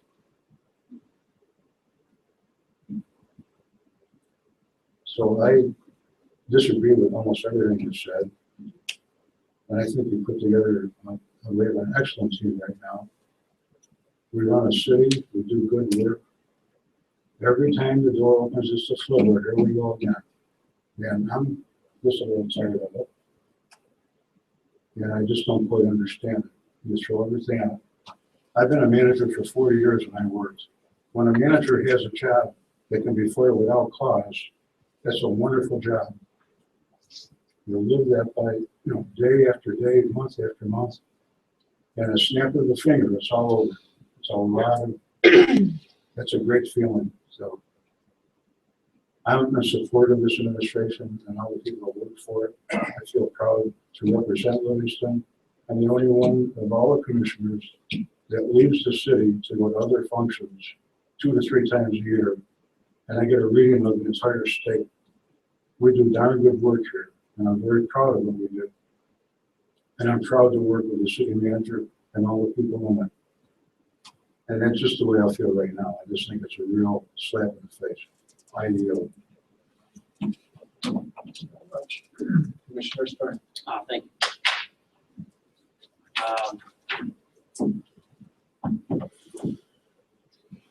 Ed, thanks for clearing up the matter with Dr. Reed. She'll be prepared to be here at the next meeting. I look forward to that conversation. If we could get an update when you meet with Barb Hellman, is she still here? Barb Hellman's parking situation, if we could get an update on that as that progresses, that would be outstanding. Because that's for, it seems like something that needs to be resolved. And then the city-county compact, are we still making progress on that? Where are we on that? City, county, you're asking me, right? City, county, select compact, we haven't had any meetings for a while. Commissioner Olson and myself are on that committee, as well as Steve Caldwell and our city manager at East. So we just haven't met recently. Scheduling this summer has been difficult. There's been a number of times when I or other folks weren't able to make the meeting. So Commissioner Caldwell and I will hope to restart those next month. Next month? Yeah, in September. In September. Yes. All right. That's all I have. Thank you. Commissioner Reddington? Yeah, I would like to say, just because I made the motion doesn't mean that the city manager is actually going to get terminated. I'm just saying, people in the community have talked to me, and I feel like I need to express it. It doesn't mean that it's done. It's not going on a witch hunt or anything. It's just something I need to say that represents the folks that voted me in. Doesn't mean it's going to happen. I don't, but who knows?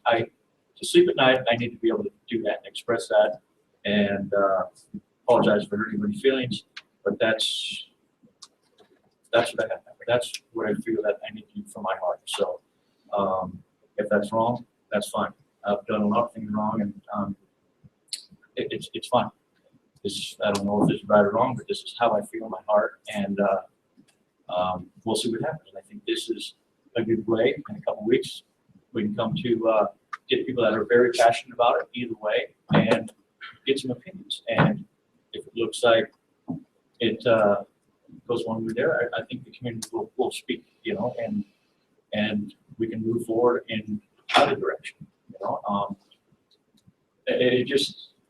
I just feel like a lot of people don't know the details of it, and you get the stuff on the street, people, but there's a handful of people that I really respect their opinion and value their concerns. So we'll see if they show up in 2 weeks. If not, at least I spoke my piece. And thank you very much. I just want to ask the public, and I want to make it heard on, or put on record that I would love to hear people's opinions on this and or other issues. And I've been thinking long and hard about this and expressed it to quite a few people that call me. My phone number is 333-2758 is my home number, 333-2758. Email me at the City Commission email. And just talk to us. And what I'm feeling in our community, and I need to express this loudly, and this isn't really as related to what we're talking about at this moment, but if people aren't going to come to us and talk to us enough, I mean, we hear only 5 voices, and then you go to Facebook and on this is really Livingston, which I don't think we're really Livingston the way I've been seeing it on Facebook. But people complain and berate and say things around issues without ever, in my opinion, I don't think most of those statements said would be said to the faces of the people they're talking to. And I have a really big problem with that. And that's another thing that we need to change because it's not really Livingston to act like that to each other. So come to us. I'm asking people, come to us, give us your opinions, good, bad, and ugly. We're listening, and I appreciate, everyone who does come to us on a regular basis. But it's small. Sometimes they can be kind of small, and and it's a big issue, and we need to hear things that Ed's doing right from the city as well as what he's doing wrong. And I mean, from the community. So that's all I'm going to say. Thank you very much.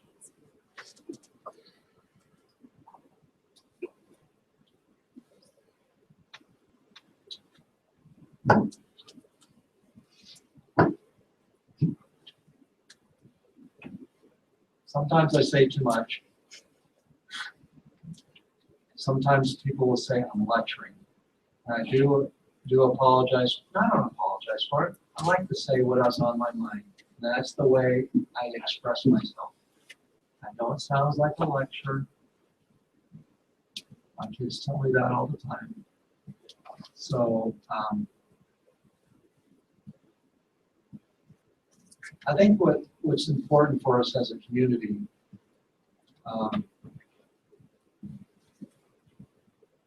we need to talk to each other a little more face to face. I hear things about myself from other people that someone else said, that they overheard someone at a bar or a restaurant. All that stuff is nonsense. There's usually no facts involved in that. I have never had anyone come up and tell me to my face that I'm doing a terrible job. But I will hear it from the community that someone, I heard that you're doing someone told me you're doing a terrible job. Well, why can't we, if we have a disagreement with someone, why can't we just come up and talk to them? I think Commissioner Hoagland was alluding to it, is that most people won't say to your face what they tell other people. Now, why is that? It's actually kind of cowardly. I'm gonna let that sink in. It's cowardly.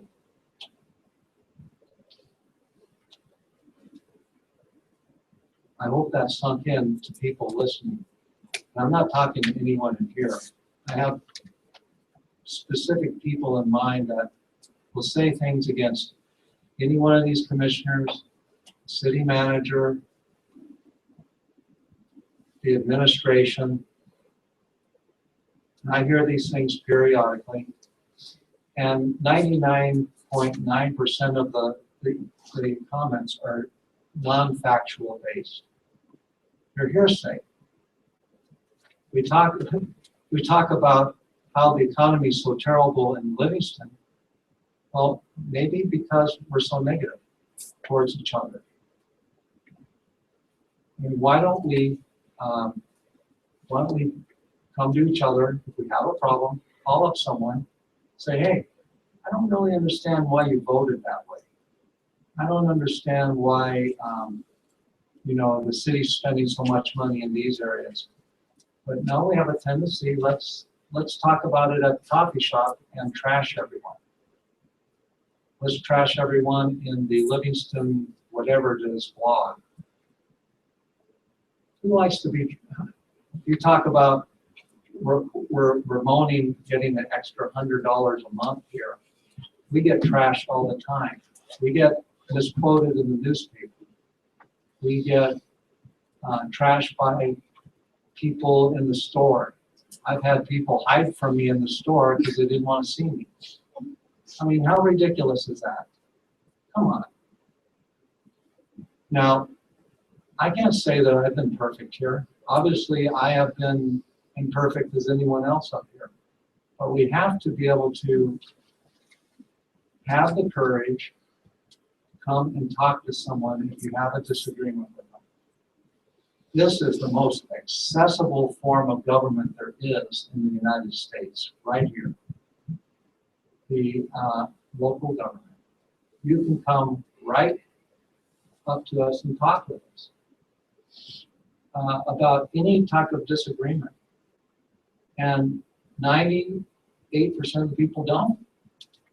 They'll disagree with you all day long, but they won't ever talk to you about it. Here's an interesting story. There was, how can I say this without naming a name? I talked to someone the other day. They were saying, I heard from someone that this person was trashing the city all up and down. I called them up and I said, okay, well let's go through your issues. I knew that their issues probably weren't facts-based, and I was correct. They weren't facts-based. So I called them up to spend an hour and a half on the phone. An hour and a half during my work hour. Going through because I wanted this person to be well informed about what is really going on. After that hour and a half, not saying that I'm such a great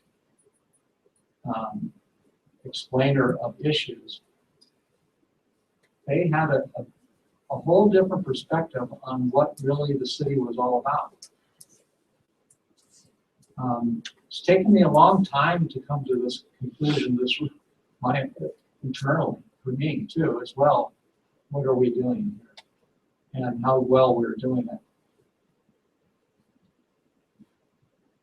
Getting to my point, there are a lot of people that put pressure on commissioners who don't know anything. They talk, they don't have any facts, and they put pressure on the commissioners to vote a certain way based on nothing, because they don't want it. They don't want you to raise the water rate. Why? Because I don't want it. Okay. You don't want the water raise rate? Well, who do you want to pay for it then? Some people say, why aren't you getting the grants? Why don't we get more grants? Well, where's the money for grants come from? It's not free money. It's coming from someone else's pocket. Where do you think grants come from? We apply for grants from the federal government or from the state government. That is tax money from someone else that we're getting gifted. I mean, that happens throughout the United States. It's not free money. It's coming from someone else's pocket who's paying for it. These federal grants that the states get, what state are they coming from? They're coming from New York and California.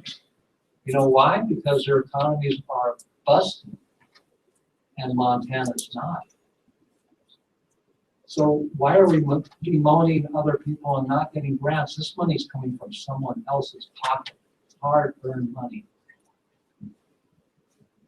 Yeah. So those people that are putting pressure on these commissioners to vote one way or the other, most of those people don't know what they're talking about. So anyway, they're not the ones who took the time, walked from door to door, handed out leaflets, got themselves elected, got themselves sitting up here, and they owe it to people putting pressure on these commissioners to know what they're talking about if they're going to ask the commissioners to do something. They owe it to the commission. If you're going to put pressure on us to decide a certain way, know what you're talking about. It's a disservice to yourself and to the community to want us to vote a certain way if you don't know what you're talking about.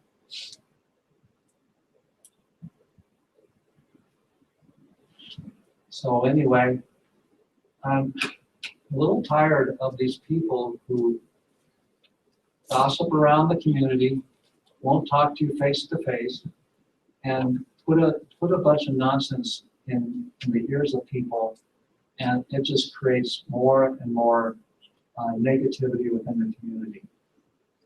Let's talk to each other.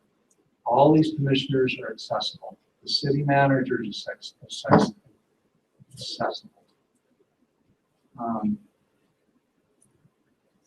I think the city does really good. I mean, for me to admit that is a big deal. I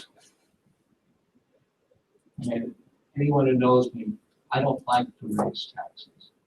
I don't like to raise fees. But at the same time, I don't like the idea that if we don't do those things, someone else down the road will have to make up for what we didn't do. We have the responsibility as citizens to do that. Now, I've gotten way off the subject. I probably said way too many things. I've watched that gone on for 10 minutes now. So that's on. I'm going to limit myself to 10 minutes. Anyway, I'm talking to all those people who gossip in this city and tear down this city, and tear down these commissioners, and tear down people trying to do good work. If you don't like it, you come get voted in and you sit here. And if you have the courage and the cojones to talk to people face to face, then do it. And stop being a moaner and a bitcher. And do something. Do something positive. We're doing something positive here, even though some people don't think so. So there you have it. Is there any public comment?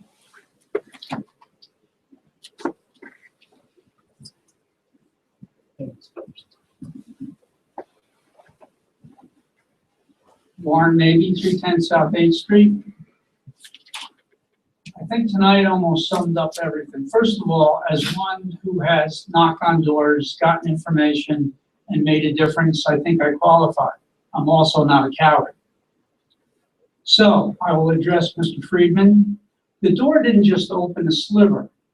This is an ongoing process. I've sat here for a number of years and seen how this has all gone down. This is not tonight. This is not about a misspelled password or anything else. And that's how this whole thing segued tonight, by the way. And the real bottom line of how this didn't happen is way deeper than what's been explained here. First of all, this is not an attack on any of the personnel who work, or a comment on any of the personnel who work for the city. This is addressed strictly to the city manager, period.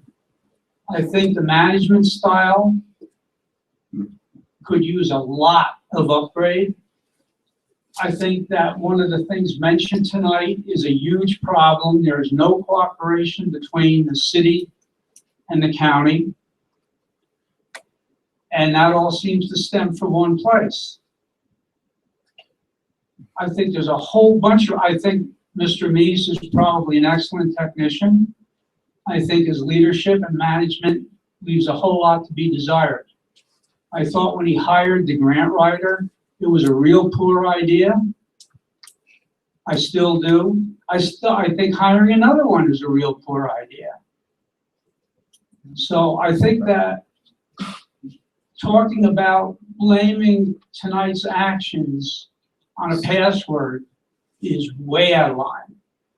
They didn't open the door a sliver. The door's been wide open for quite some time.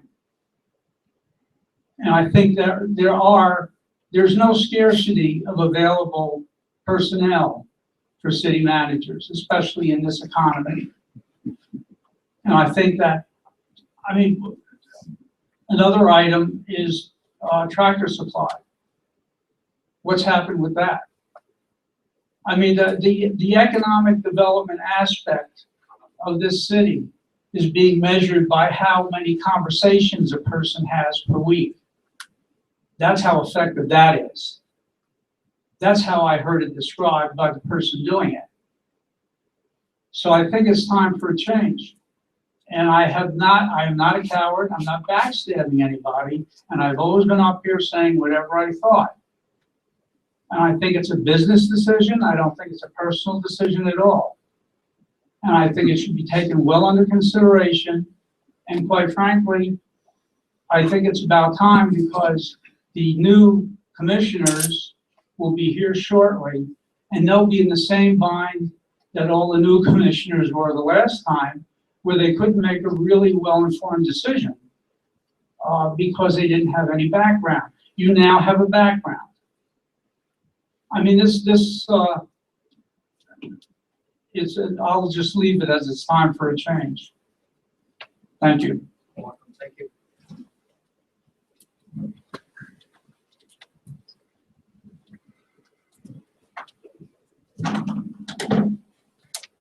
Jessie Hope, 209 East Chinook.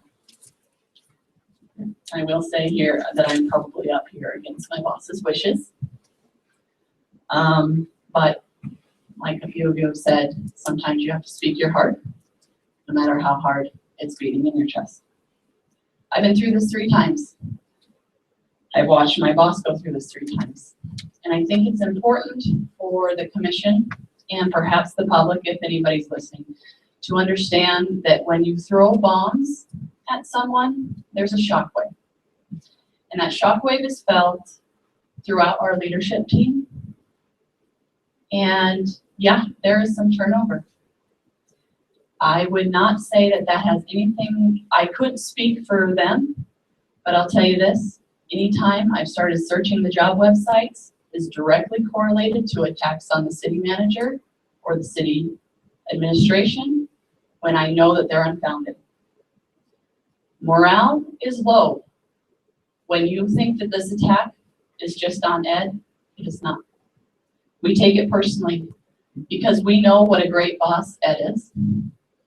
That day that I was submitting that grant, trying to submit that grant, was one of the worst days I've had at work so far.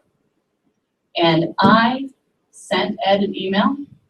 Immediately, he called me, and I just knew, I'm gonna get fired, or I'm gonna get written up. And you know what he said?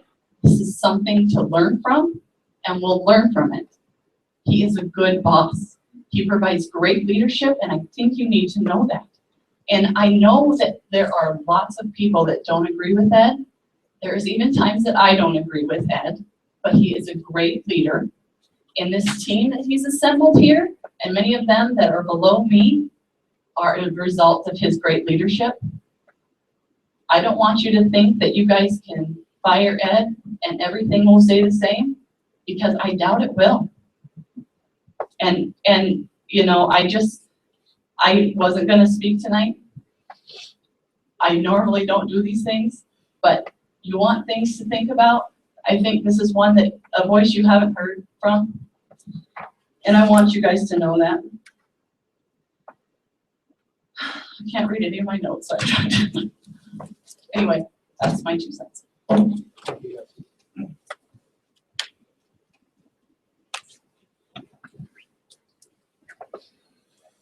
Ryan Rivardi, 12 River Drive. Mine is about the URA. We have requested multiple times to put the senior center on the agenda. It got put on one time, got tabled. We have requested it multiple times. Today I was shocked that we weren't on the agenda again. Heidi was also very surprised, and frankly, it's very embarrassing to have to go back to the community over and over and over because things are not being put on the agenda for the city commission. The senior center has waited for multiple months now. And I embarrassingly had to apologize to Heidi, and she had emailed the administration, and he said it would be put on, he apologized, said it would be put on September 1st.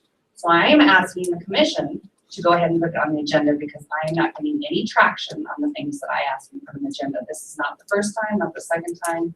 Multiple times the facade grant was supposed to go on, it gets forgot over and over and over. I've said nothing because I tried to work with everyone, but it is very frustrating as the URA board to put things forward, vote on them, get a vote, and then it is months before we can go forward with the commission because the administration either simply forgets or whatever to put it on the agenda. We are working on getting an employee. I did receive from the administration, I believe two days ago, a request to put out for an employee, but that has also been months in the working. So just got it 2 days ago. We have a board meeting tomorrow morning. I will try and get the board to go forward with it, but I don't, at this point, it'll be September. We're going without a secretary and with no administration help. Fortunately or unfortunately for me, the other 3 board members are not as committed to it as I am, and so I am alone. I am doing the minutes, the agenda, getting bids and everything. I've asked for help multiple times and I am receiving none.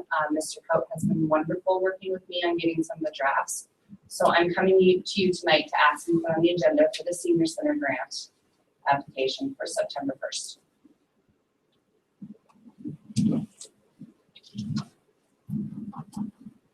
Any other public comment?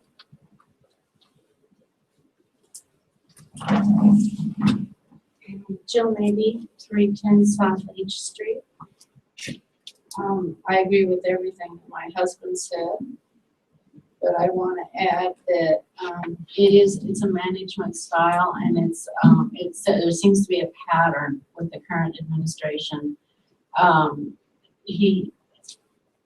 again, the Tractor Supply giving them a hard time when we have this opportunity of having a wonderful company come in, and the way the whole issue with the truck stop was handled, I felt just gave me the hinkies because there wasn't any thorough information given out. We had to dig ourselves for all of the information. We had to go do internet research, and we don't mind doing that too much because we're citizens and we're trying to do our civic duty.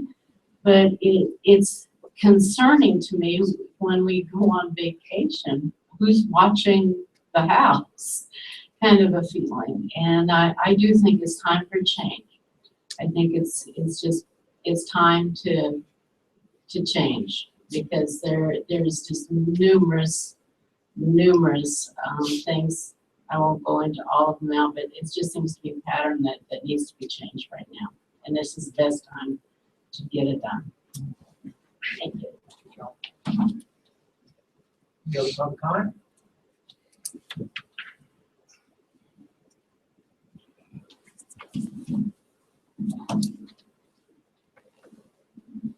How many times have you put your address there tonight? Well, I just put my name down on the address. Jay Keeper, 13 Riverside Drive. I'd like to ask the commission for some leeway on there. I'm looking at my agenda and under scheduled public comment, item C, Patricia Graybo. I'd like to ask her a question that was not answered by you, asked by you. Do I get permission? Sure. Sure. Patricia, I would like to know if any of the businesses that you listed that wish to keep a vault and restore their vault. If they were to restore their vault, how long would that vault last? So they do the sidewalks again. I mean, they'll last forever, if they don't do sidewalks in 100 years, they'll last 100 years. I guess, how long is it before the sidewalks get repaired on an annual basis? I'm not sure what you're asking. New concrete has about a 75-year lifespan. That's 75 years. So, okay, I won't be around then, to worry about the sidewalks. My next question has to go with, item B on your agenda. Daniel Jurgen came to discuss the purchase or lease of his property. I guess it was approximately 8 acres. Or it should be 8 lots, excuse me. Okay, it's late. I just want to know if the city has performed a geological test regarding the quality of the land to see if that would really be the apropos spot for it in underpass. No, we've not performed a genealogical test because that has to do with someone's heritage and background. But well, we've done several geotechnical tests. Okay. And the geotechnical test, preliminary geotech for the entire project, yes. And all of those results are available either on our website, or if there's something specific, I can get it from the engineering firm. Well, it's just reviewing the recent rains that we've had here there, and how B Street is been blocked, and I can just envision another mistake that was made in the 50s being made in 2015. So, Mr. Chair, so what you have to consider is that you're comparing 1950s engineering and undersized lines and pipes for what we have now in our community for what they were building to then. There's no comparison between the engineering in the B Street underpass from 1950s and the engineering that's in the design process that was designed in the 2015 process for the new underpass. All of that has been part of it. As I've said before, we've had at least 7 or 8 times where we've sat in this room with 16 to 20 engineers and reviewed all of those pages, page by page. So, you know, I can't sit here, I'm not the engineer, I'm not going to tell you that it's never going to happen. But the likelihood that it's going to happen with the type of engineering in the new underpass, it's not even similar. They're not apples and oranges. They're not even in the same universe in terms of the types of problems that we see with B Street. Okay, now how many grants do we currently have underway? I can't tell you just right off the top of my head. Okay, the thing we keep those, Jay. Oh, excuse me? We try and keep those fairly up to date on the city's website. We have a Okay. list of all the grants that are out there. Well, I really felt that I was graced to come at the last meeting there when Mike Gyree came and basically was talking about the trees in Livingston on there. And one thing that it's floored me for a long time, but I do not know why the city does not create an Indiegogo account, a Flex account, where if the city says, you know what, we want to save our trees, can you just click on this link on there and go from there? And they have 2 kinds of accounts, commissioners, and add on there. One is like $20,000 a plus, or one is a Flex account. And if you get $12,368.42, somebody in the city can hit the button to say, send it to this account. This is where our bank account is on there. And when you said that, and when Mr. Bennett, when you said, well, the money has got to come from someplace on there, I was just wondering, are there not private foundations that the city applies to? Mr. Chair, most private foundations won't grant to levels of government, local government, state government, federal government. They don't provide those types of grant funds to government agencies. Where we do work with private organizations sometimes is like with Northwestern Utilities. We've received quite a bit of grants from them. Other types of private corporations that we've applied to. But usually foundations, those funds have to be channeled to a 501c3. Okay, now, there, last question, this Tiger grant, there was, you found out on the last day, prior to the deadline, if I remember the timeline? That we didn't have the correct information. We found out on Thursday before Friday. Right, okay, so that'd be the last day before it was due. There is nothing that stopped the city there from putting an earlier deadline. Correct. There. Are you making plans to incorporate an earlier deadline so that this hullabaloo can't happen again? Right, so we discussed that back during the meeting. It was part of the written comments that I provided to the City Commission about some of the changes that we've made to the grant application process. With this specific grant, with all of our grants, we're building a new, what we call a pre-submission meeting and a new timeline that will do exactly that. So yes, we have built that. Okay, now, before everything started, Lisa told me currently that there are 100 employees employed by the city. That's correct. Well, about that. Right. They're, 101, 102, 103, I can, on there, and that your current salary has a range of 7.2 to 8.3 million. So if you take 7.2 million, that is the total of all of our fringe benefits, salaries, health insurance costs, everything that's employee related is, I think, right at about 7.2 million. Okay, now you said, you referred to your new team there, like about how much more will your new team go, as far as when I look at the 7.2 to 8.3 million salary there for the 100, how much more is the city going to have in salary? Now, actually, with the changes that we're making to the administrative services team, we're actually reducing our salary and benefit costs there in the end. I think about $2,000 a month. About $9,000.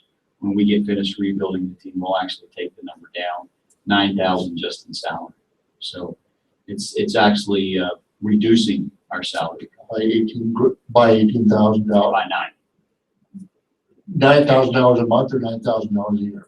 $9,000 a year, the total expenditures for the team, for that particular department. Okay, thank you very much. Good night.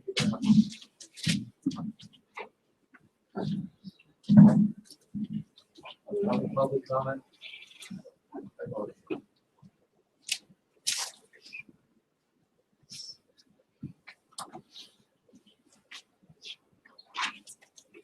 Patricia Grabo, 204 East Calendar Street, Livingston, Montana. You can only have 3 hours for your comments. Dang. This is an important comment. It's an important time for Livingston, I believe. I think sometimes to do the right thing, it takes a lot of courage. And especially if you're in a representative democracy in which this is not a closed corporation with employees and employee satisfaction and outcomes and computer programs and so forth. I was raised, my role models were, I'm old, and they were Mike Mansfield and Willard Frazier, who was the best mayor that Billings ever saw in its history. He was my surrogate father. I loved him dearly, and he was smart, and he was courageous, and he did the right thing for Billings. And he didn't do it because he was part of a mini corporation with quantified details, and if you made a mistake, then it was over. This is not a mistake.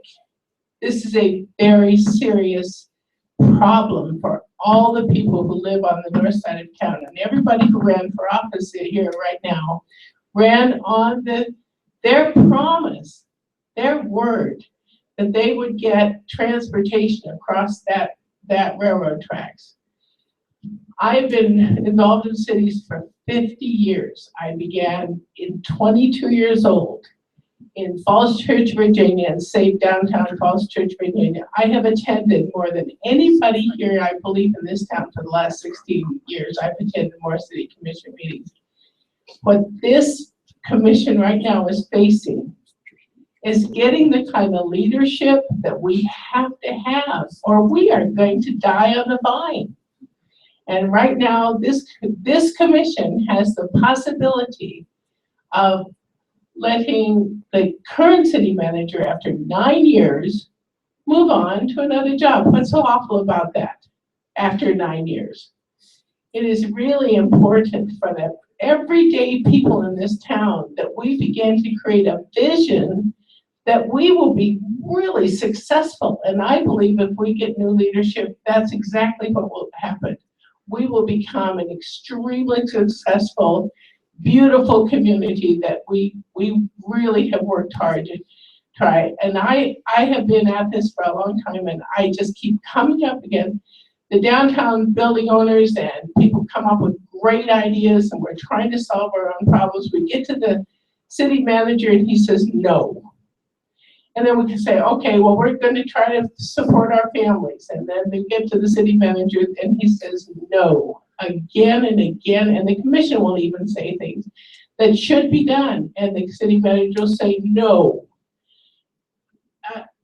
It's at a point where it can no longer happen. We had a poll of the people asking whether or not the city manager should be fired. 72% said he should be fired. That takes a lot of courage to say that. It's just time. But the other thing, and it's nothing personal. I personally like this person, but our vision as a community, it is time to really grow and flourish, and it's not going to happen under these circumstances. The thing that you have to have is leadership that believes in government of the people, by the people, and for the people. You have to have a government that empowers people and does not minimize them and diminish them. I mean, just this little comment to Jay about genealogical, geez. But it's really important for this future, and I will work hard. I worked hard all these years to try to make this happen. And I just want to say, I'd like to see us set up a meeting in the next 2 weeks, and how do we do that? Do we have to get direction from you guys for this underground? Let's talk after the meeting. Okay, can we possibly, do we have to set it up in a meeting, or can we set it up after a meeting? The attorney, do we have to set up a workshop during a meeting? Let's talk afterwards, Ben. Let's take it Okay. offline. Okay. These people that wrote this letter, John Farr is facing $52,000 according to CTA. He's 80 years old. He wants to save something that really matters to him. His friend Joe Swindlehurst likes him. He really wants this to happen for his friend. We have Catherine Dayton, who's facing $120,000 or $140,000. You guys, these are really important issues. This is not gossip. James, this is not gossip. These people are really, really hurting. They need someone to listen to them. And if they don't listen to them, then they're going to have a hard time. You know that's not what I was talking about. Well, you know, I was on the city commission. I've been at this for a long time, and you know, you develop just that water off the duck's back. You know, that's just part of the job. I mean, in a democracy, you're going to have 1,000 ideas instead of 4. And you gotta be open to listening to the 1,000 ideas instead of just the 4 that do agree with you. You have, if they're concerned, if they're frustrated, then listen to them. I listen to everyone who speaks to me, even you. And I'm not. And I you know know. what? Yeah, I understand. I always provide, I listen to everyone. What I was talking about was those who don't provide anything but negative. I'm, And I wasn't talking, but if you're providing vision and then somebody goes, oh, no, we can't do that. It's not that you're negative. It's just that you're just so tired of the put downs that you go, oh, I can't do this anymore. You know? I know how you feel. Yeah. Anyway, good. But I just admire this group. I admire you. I just think it's time to step up to the plate and do the right thing for everybody who's working so hard and who loves this community so much. And I think it's time for a change. You yield the rest of your time? Okay.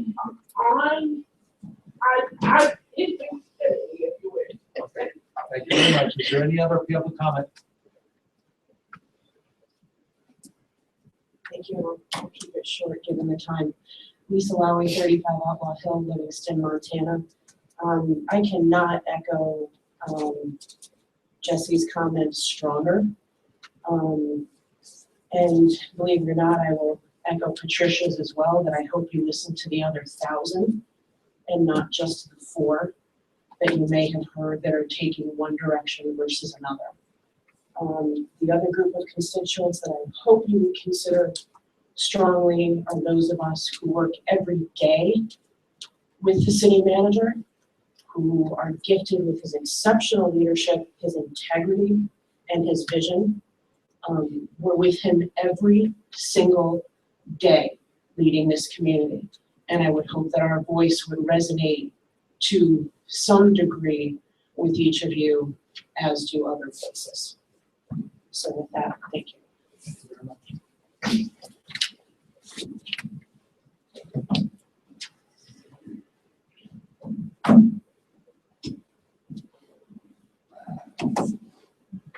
Shannon Holmes, 118 North D Street. I'm going to keep it very brief, and I'm going to tell you that this is definitely against Ed's wishes, because I've talked to him about it several times. So I'm actually, the first time in 2.5 years, I'm going against what he has to say. But anyway, Jesse, agree with her 100%. Lisa, 100%. Ed's a great leader. He really is. He exemplifies hard work, dedication, and certainly integrity in a boss. I don't know where people can comment about his management style and his, when they don't work for him. I mean, if anybody wants to ask his leadership team. Like Lisa said, we work with him probably 50 hours a week. The thing I admire most about Ed is he leads by example.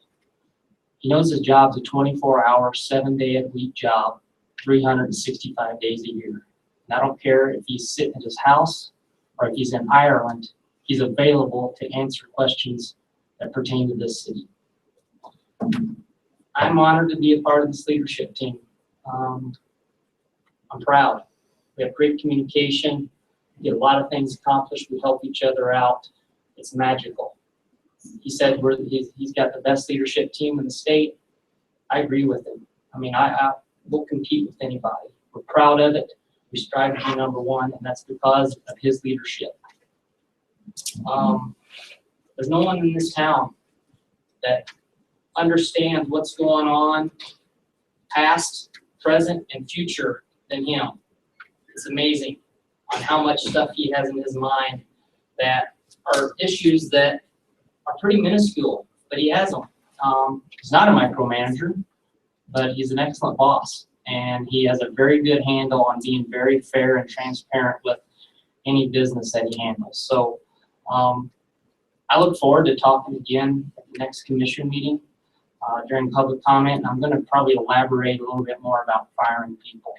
And I don't know how many people out there actually have gone through the act of firing people, but it's It's probably the toughest thing that you can do if you're an employee, you're an employer. It's tough. And I'm going to talk a little bit more about that and give you a little more insight. But it's 10:45. I've been at work since 6:30. I'm tired. I like to go home, but it's I wouldn't do myself any justice like you, Mr. Reddington, by not speaking my opinion on this. So Appreciate it. thank you very much.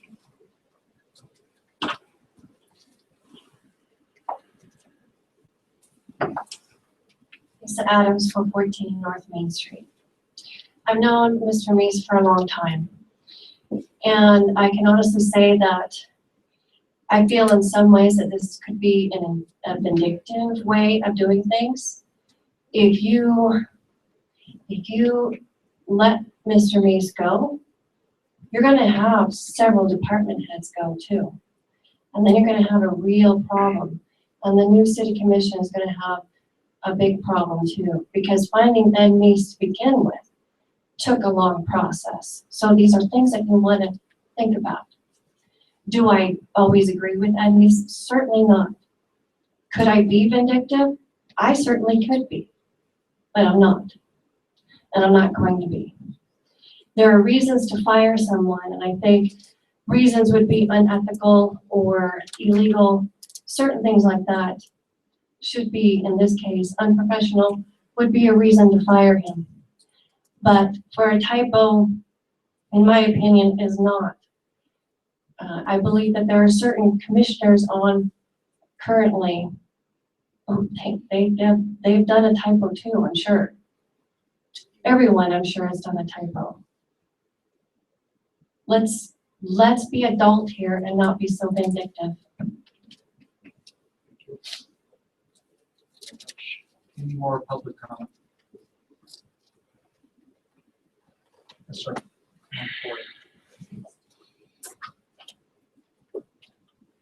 Ben Kaufman, 1219 Wildflower Trail, Livingston, Montana. As the newest member of the leadership team, essentially, I probably have the most objective look at things.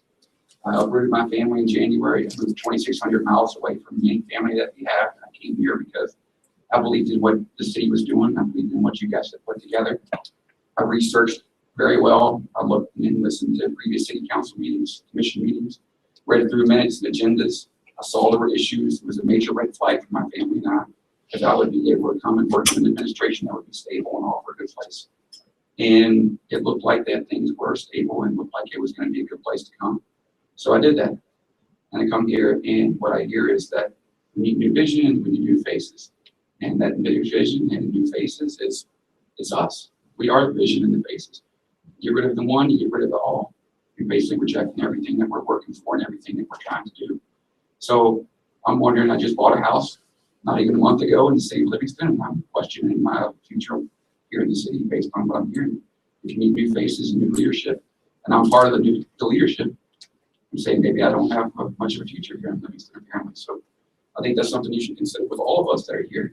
You know, it's not just one person. And if there's a need for change, change is understood. Changes happen all the time in the business world. But how that change is taken and the effect that it has on the organization as a whole is something that any competent business manager would consider when they're making a decision. And it lasts far longer than just a simple one meeting and it's done. Effective immediately has lots and lots of stuff that goes on way after effective immediately. That's what I have to say. Thank you very much.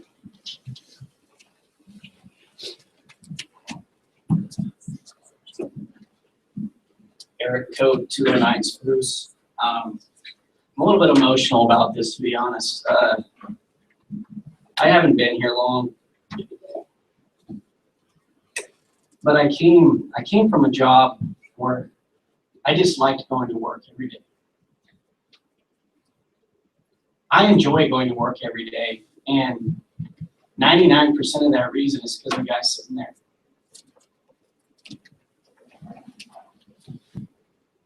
He's always there. He'll stand up for us.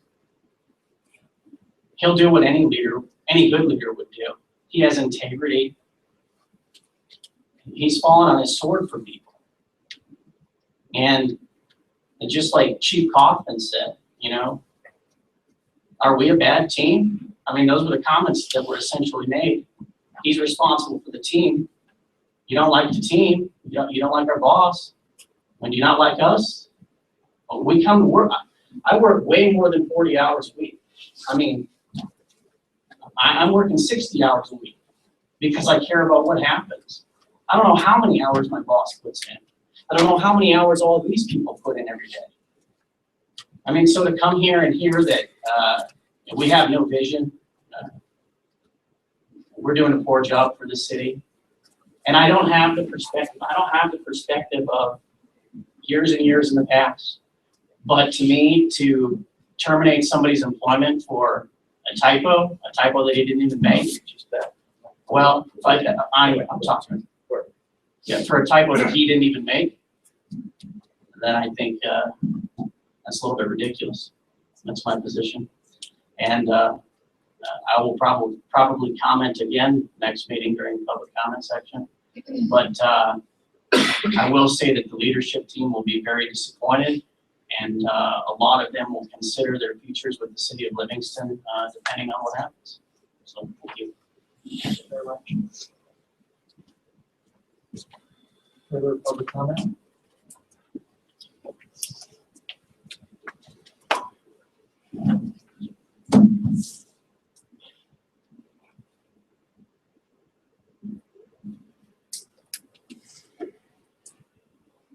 Jimmy Woodhall, 101 Spruce Lane, Livingston. I just want to echo what all my colleagues have said. The city commission, of course, is the sole employer of the city manager, and he works at will. I just would caution the city commission that I'm going to be communicating with you between now and the next meeting, because I would like to understand the real reason we're going here. That's all I'll say. Thank you very much.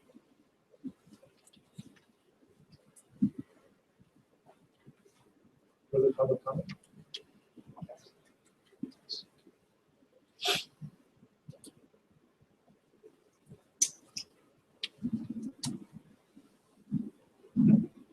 Warren, maybe 310 South H. No one has even mentioned or criticized any of the team at all. Not one. Also, it's a whole lot more than a typo. That should just be right off the table. We've also just heard 3 bullying comments and threats about people bolting. Now, how would you like to work with them on an ongoing basis? I worked with people for 36 years. And to me, that is a sign, but maybe you don't really want them to be working for you. And in this particular economy, I think almost anybody can be replaced. And I hope they don't want to. Some of them make comments because they don't really have anything else to do, but I think to the chair. 3 bullying comments and 3 threats. And I wish that people that I've had firsthand information from who were there were here to show the other side of the management style. And it's negative. I'm not negative about Livingston at all. I'd love to see it develop like crazy, but all in the right way. And nothing is happening in that area,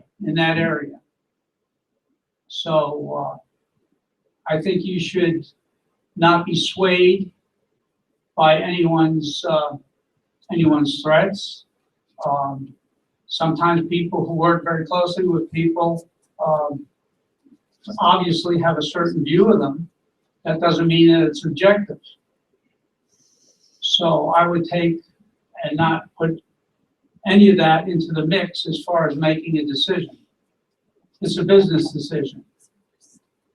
You know what's happening or not happening recently in terms of economic development in Livingston, period. And again, and I don't know how else to reiterate, no one has said anything about the people who are working in the city administration, not a word. So, thank you. Thank you very much.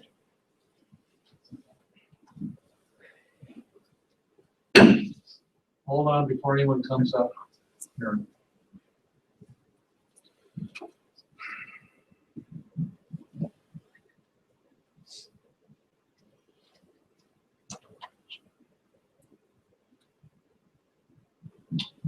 I'm calling for a 10-minute recess, please. May I have one from the commission? May I have one from the commission? Yes, sir. Okay, 10 minutes. Take a break.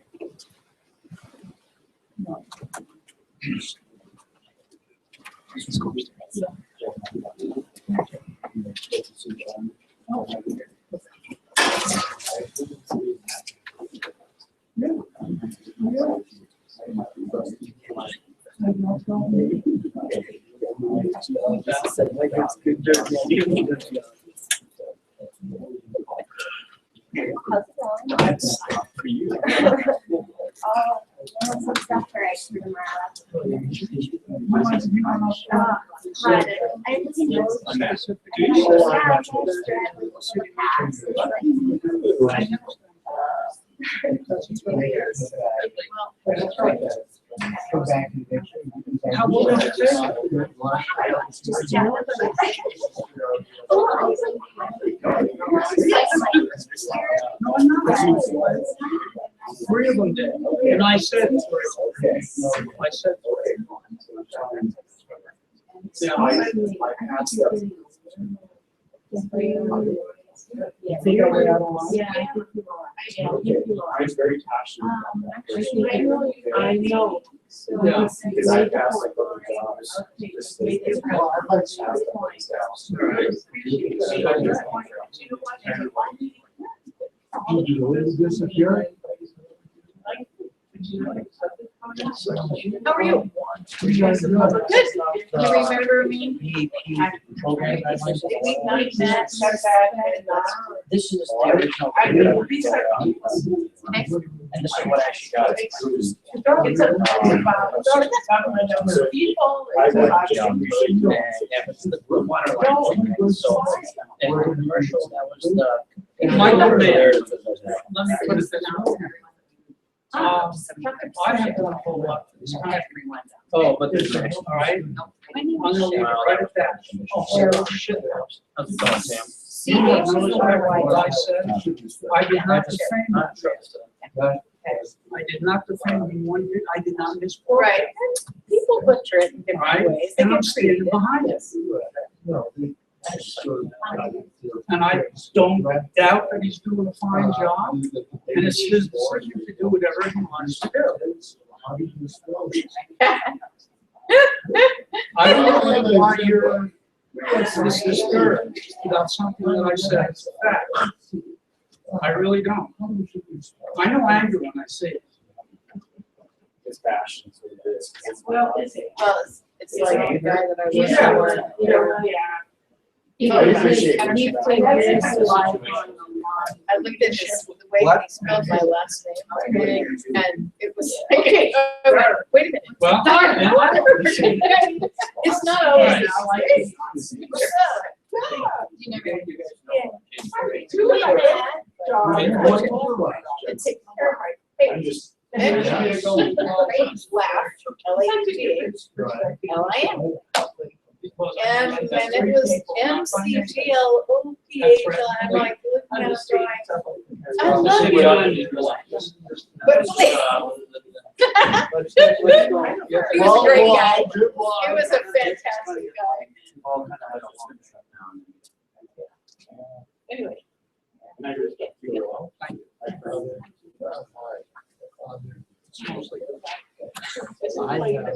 Right, do you want this? Michael. And it died. It's still.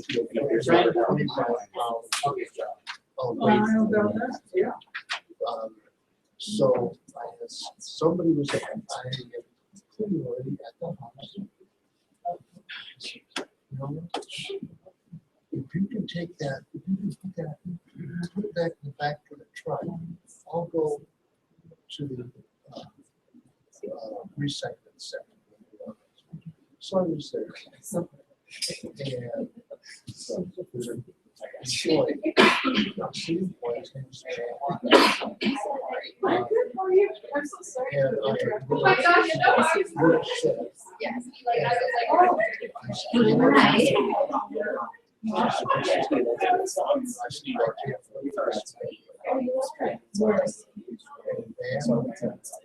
First master and I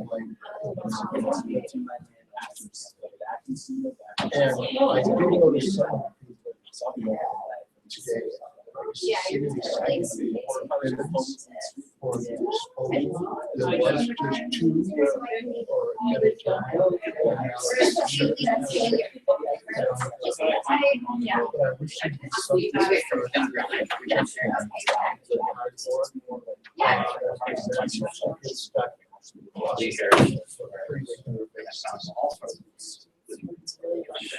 I don't know how long things, you know, there are some I swear, when they come in, they take their second and I don't know where it all comes from. Which one do you say? I'm sorry. Yes. Yeah. But,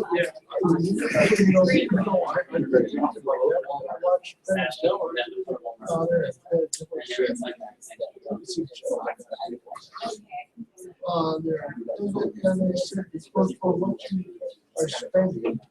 And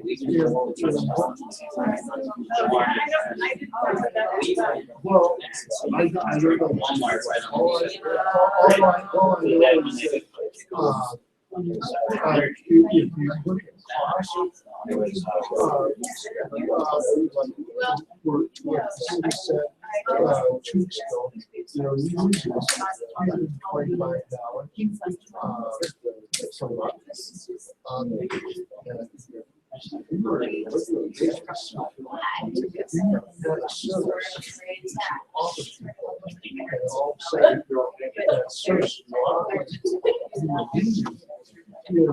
I'm just here to educate James, how about myself. you? I need to take a tranquilizer.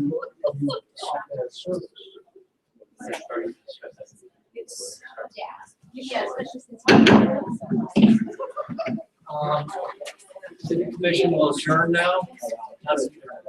Reconvene. Adam, is Ralph still here?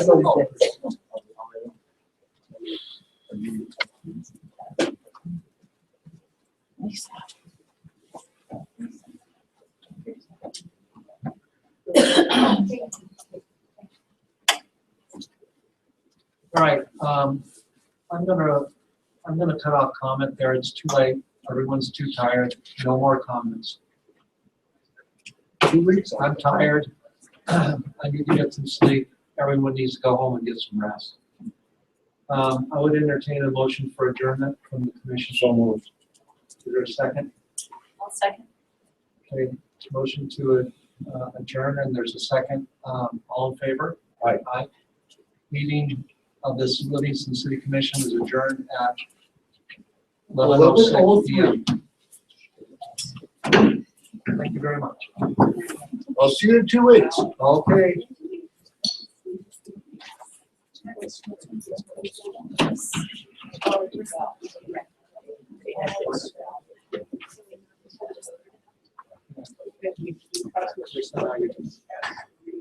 You don't mind. I think it's filled out. I'll take down. And so I understand you're gonna take this. Oh,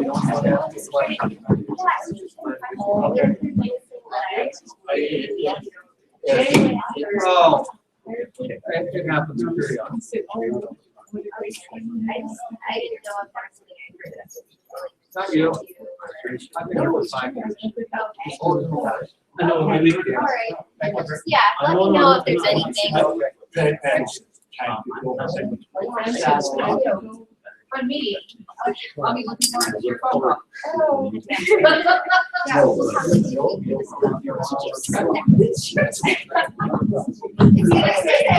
So